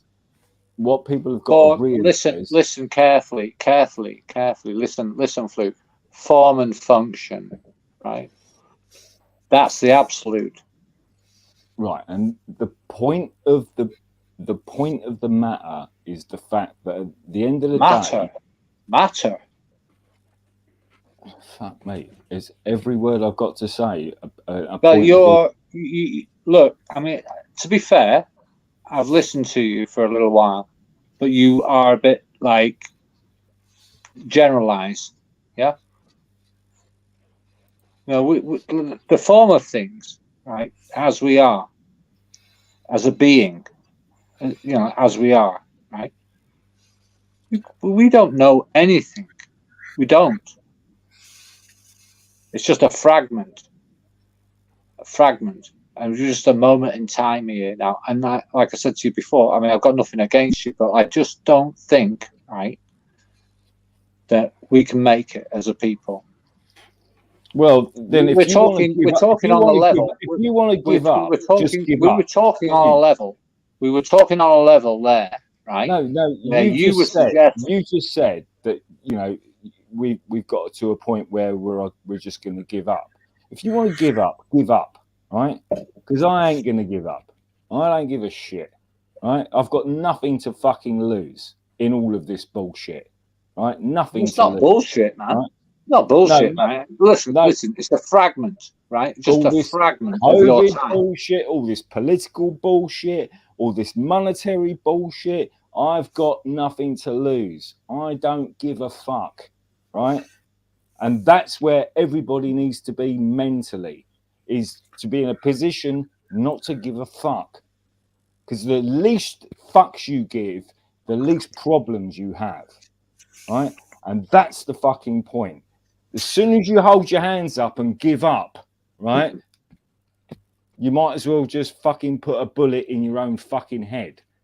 Yeah, right? But Fluke, you do give a fuck, and that's the issue. Well, you do give a fuck, as the majority of people watching this stream tonight give a fuck, okay? It's the people out there, the real people that don't give a fuck are the people that don't open their eyes to what's going on and don't want to act.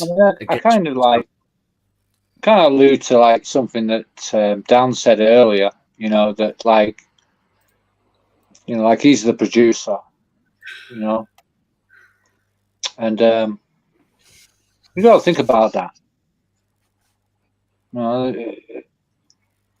you got artists, you know, like people that maybe appear or, you know, like they put an appearance or whatever, but like the producer, it's what the producer does, yeah. And I mean, I'm not signing off or nothing, you know what I mean, but like, I just say that Dan does a good show, you know. I just thought that. I think the thing is, it's like I've been on various live streams. Yeah, I've seen you about, me. You know what I mean? That's cool. I've been on various live streams in the UK, the US, Canada, Australia, New Zealand. You know, I understand what it means to come on to these type of platforms and speak on a veritable level where, yeah, okay, perhaps the producer of this video, and we're just, we're just people that come on and have a chin wag and blah, blah, blah, you know. But the bottom line is my message has never changed. My message has always been the same, you know. These fuck knuckles for the last 3 fucking years over this COVID bullshit have been fucking lying their fucking bollocks off day in, day out for the last 3 fucking years. And you and I and everybody else fucking knows it, right? So let's just bear that in mind. Then on top of that, you can go back, I don't know, I went back, the first time I clocked onto all this bullshit was about 12 years ago, 13 years ago, with the whole, a friend of mine sent me a link to a documentary called Zeitgeist, perhaps? Not Zeitgeist. Sent me a link to a documentary called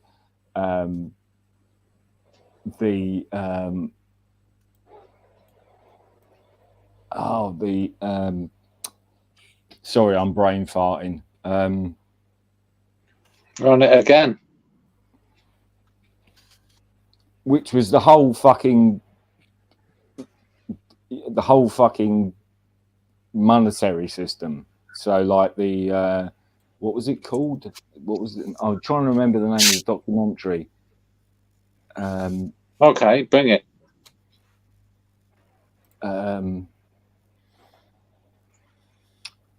What's the name of the documentary? I don't know. Sorry. Pandemic, Anatomy of a Great Deception.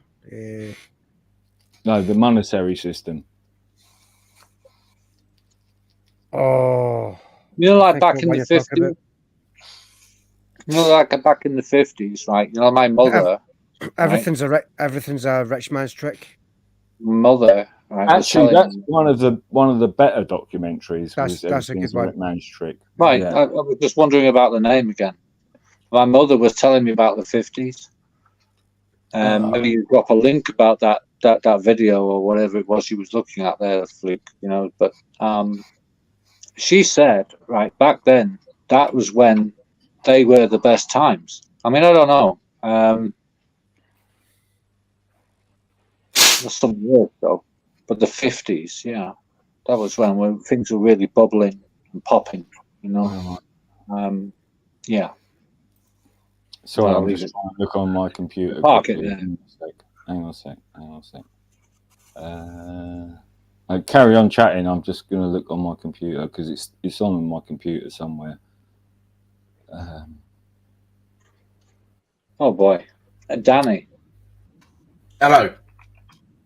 So, like, I was going to ask you. I mean, I know that there was like an audit, right? You know, like one of them FOIA requests on like on the police, right?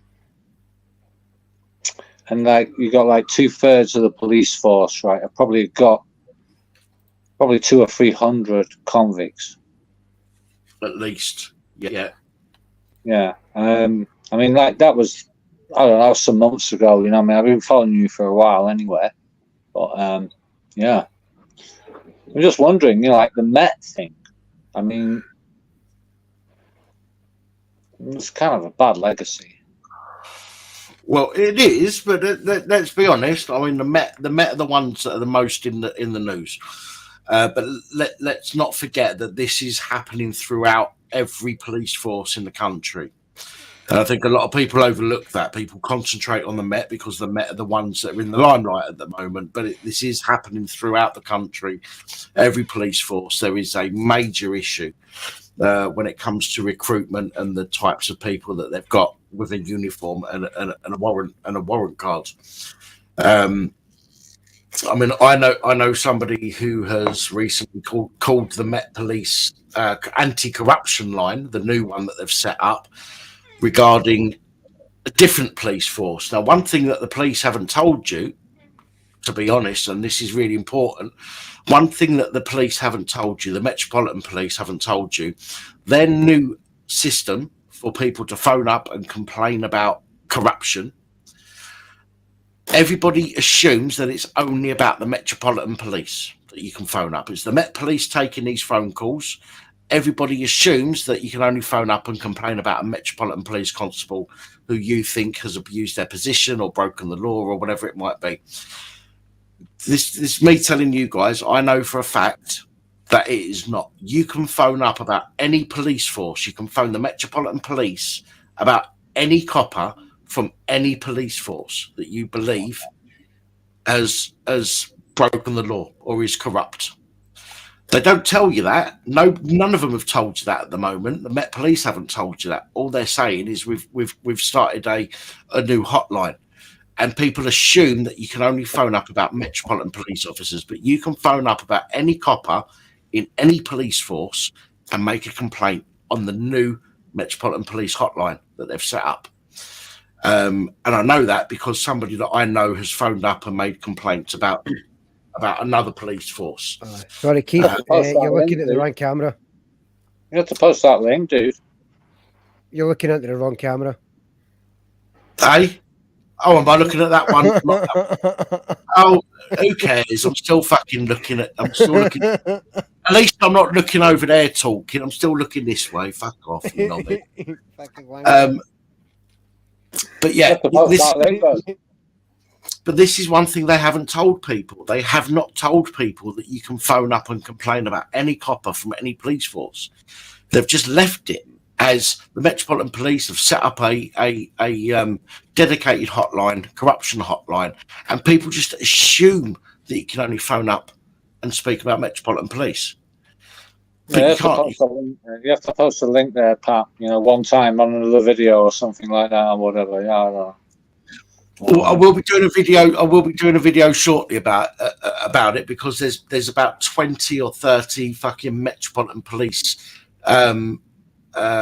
what's it called, misconduct hearings. I think there's outliers. You know, I mean, I'm not trying to change the subject because I mean we were all talking earlier about the bigger things, that the bigger issues. You know, but you know, like when we're talking local, right? Because you know, you've got like the Mufti squad, right? And then you've got the local. The Mufti squad, when they come in, they're coming in heavy, you know, and they don't know nothing. So we got to like look after ourselves here, you know, especially like now that it's getting sort of biased, you know. Yeah. Listen, guys, I'm going to have to wrap this up shortly because I've hit a wall. I'm bless your heart, mate. I've tried to push through it, but I hit the wall about 20 minutes ago, and I'm trying to push through it as much as I can. But you probably noticed that I am yawning a little bit, and it's getting a little bit too much to push through. So my apologies for that, but I'm going to have to wrap this up in a minute.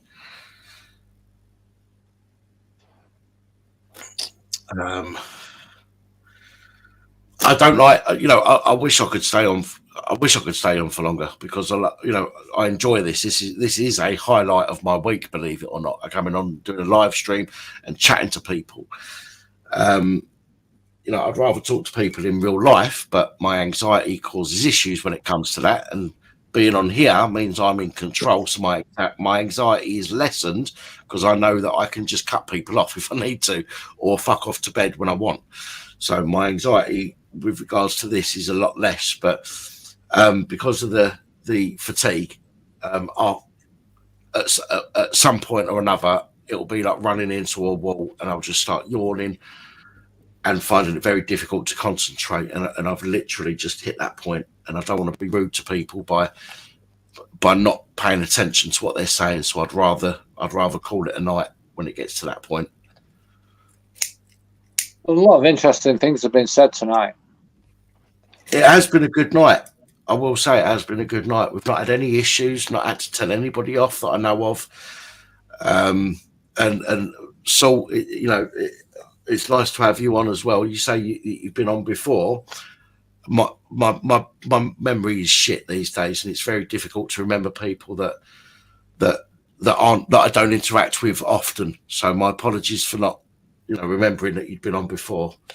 No, you don't apologize for nothing, mate. It's all been good, you know. This is why when people phone up and I say, who am I talking to? And I might have spoken to them the week before. It's really difficult for me to retain that information. So, but I appreciate you jumping on, and thank you so much for jumping on. You've had some really interesting points to add and discuss. So, you know, thank you very much for that. Genuinely appreciate it. Oh, you're a blessing too. Fluke, you always come on and you always come on with something controversial at one point or another. But again, any other fucking way. It causes debate, and that's the good thing about this, and that's what I like. I like people to discuss and question. I like it when that happens. I think that what I was trying to look up, and this talk about brain farting, is that the worst time to brain fart is right when I wanted to actually fucking say something that people might actually have me able to look up.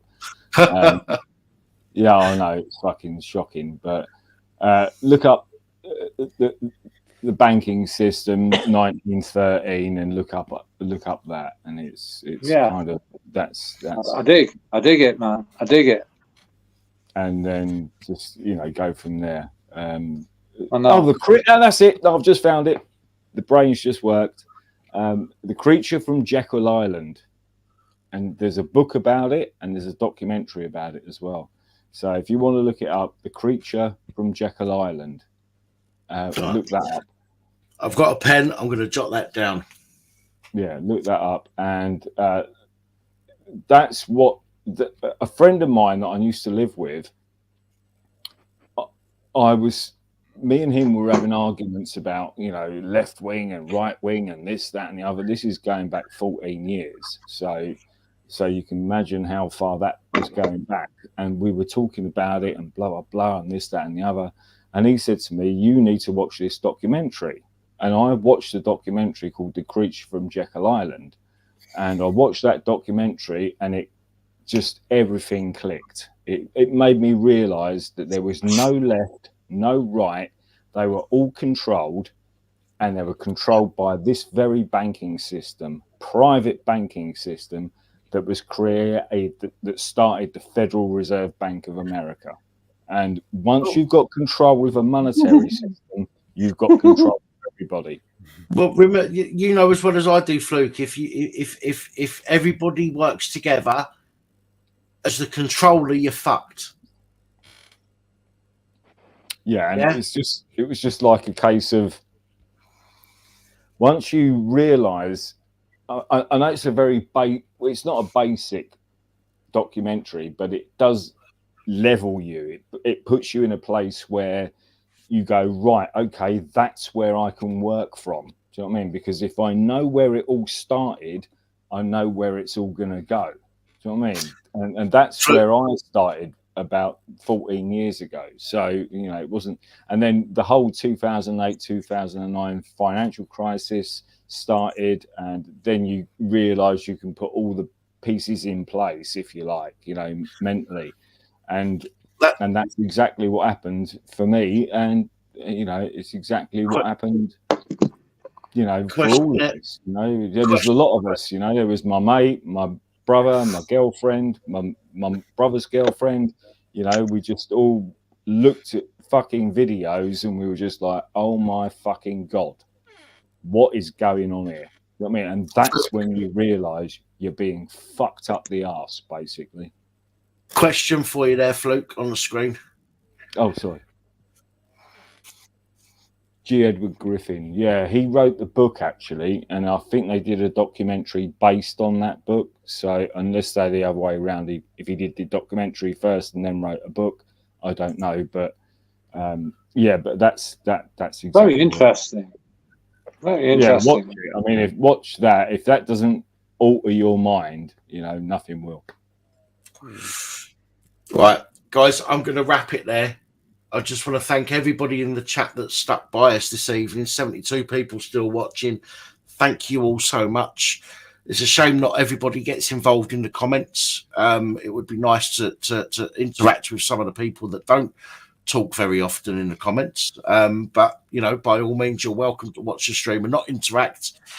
It's just nice to hear views from different people. So everybody that's still watching, thank you so much for watching. You guys on the panel, thank you for jumping on. Much appreciated. Saul, thank you for jumping on. Really appreciate your contribution this evening. Fluke, same for yourself, and Loafer. Much appreciated. Sonic, nobody appreciates your contribution, but it's a goodbye from me, and it's a fuck off from him. We let you on because, we let you on because we feel sorry for you. Loafer, Sheffield there. I just wanted to say quickly to the guy that mentioned that, because I couldn't remember the name of the video or the documentary, and it was G. Edward Griffin, and it was Brian PC space PC. Brian PC, yeah. Yeah. So yeah, thank you for, you know, sticking a boot in my head and reminding me of what that was, because that's what I was driving to, and I think that's what everyone needs to watch, because if you don't understand that, that is the basis of everything that came before it, and that is the fundamental shit that has led to everything that's going to happen tomorrow morning. Trust me, tomorrow morning the shit is going to hit the fan. It's going to be 2008 all over again, Merrill Lynch. So it is what it is, but, you know. And if you've got any money in the bank, get it out. Get it out. Get it out quickly. Other alternative forms of assets are available, which are you might want to try and wait until Charles's face is on the majority of notes, because otherwise they'll get you to fucking take it in and change it over, and if you change over too much, they'll ask you where it come from. I started about a week ago, and I was literally taking £100 a month, £100 a day out of my bank account in cash, right? Because at least I've got something. It's better to have something and not need it than need it and not have it. It's no different to like a can of beans. Do you know what I mean? It's better to have it and not need it than need it and not have it. So that makes sense to people. I shared an email with my brother who I thought was a normie around about 6 months ago. And I just mentioned Godfrey Bloom's channel. It's on YouTube, strangely enough. And I just mentioned it as a side thought. And I said, Godfrey Bloom reckons that the banking system is over leveraged and it's going to go pop, as is the mortgage and the property system is going to go pop. And I just mentioned it as a brief aside thought, as a joke. And within 24 hours, he'd raced over from Lancashire to Yorkshire and said, I've been here for 3 years and I'm down. I've invested about 30 grand in it and I'm down at the moment around about 5 grand, but it will go up. Numismatics and collectibles, people that are always rich enough to invest in this, they always want bright, shiny things to invest in. The rich have got richer, the poor have got lower worldwide, and these people will always want these things. But I'm in for the tune of 26 grand, I'm down 6 grand, and it will go up. Inevitably, it will go up. But from now on, I'm going to go to stacking. Stacking basically is spot over investment price. You pay somebody else to buy something, you pay them for the dividend, and it will go up inevitably. It's inflation proof. Well, I've had a chat with people in the comment section. Well, I can hear you. I hear you. I hear you. I am not Jimmy Savile. I hear you. But if you don't go over to stacking on sovereigns, you're a fucking idiot. I hear you. Well, just do what you can and get out of the financial system in whatever level it is. Just get the fuck out of it. Just take whatever cash you've got, take it out. Don't go and shop at any places that don't want to take cash. Don't shop there. You know, just don't do it. Because if you remember, some of you will remember these, you know, remember they did the bailouts for financial institutions back in 2008, 2009. They then negotiated a system where there would be what they call bail-ins, right? Bail-ins were the fact that they can now take, if they're all of us on the live stream and everyone on the panel had 20 grand in their bank account, the bank can bail you in, right? Which means they can take your money to satisfy the bank's debt. Speak more.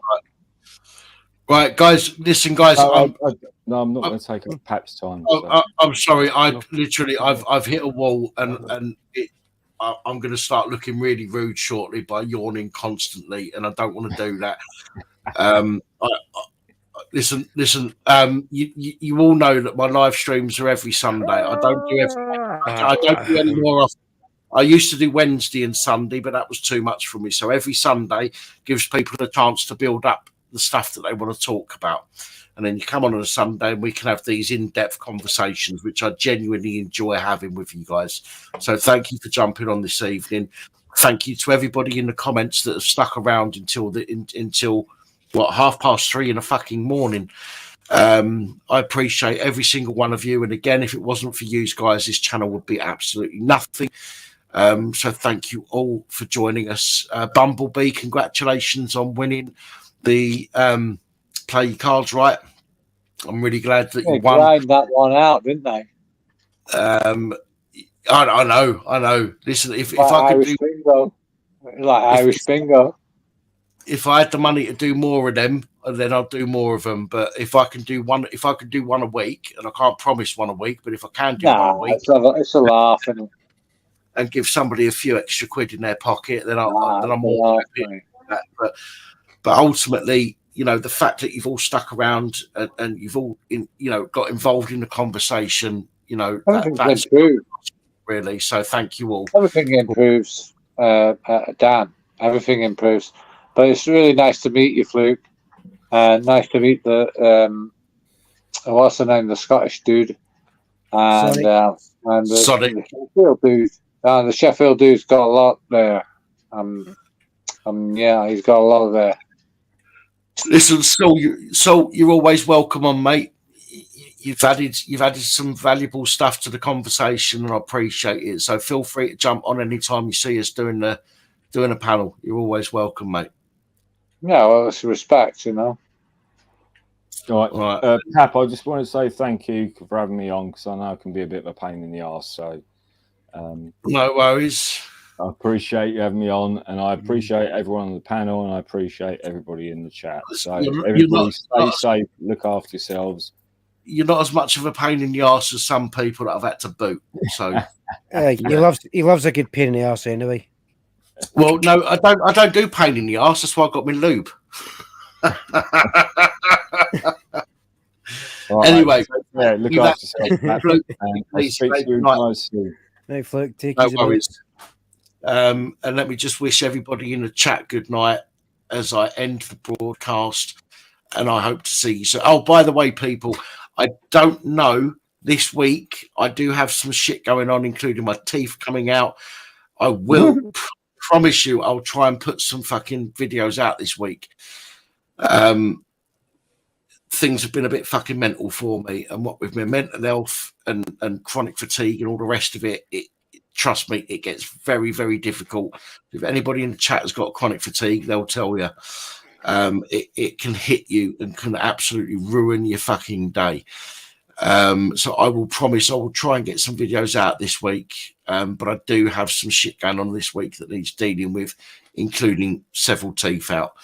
But other than that, please stick around. I appreciate all of you for being part of the community and jumping on the live streams. I just, and with that being said, I will wish you all good night. Thank you. And I'll see you soon.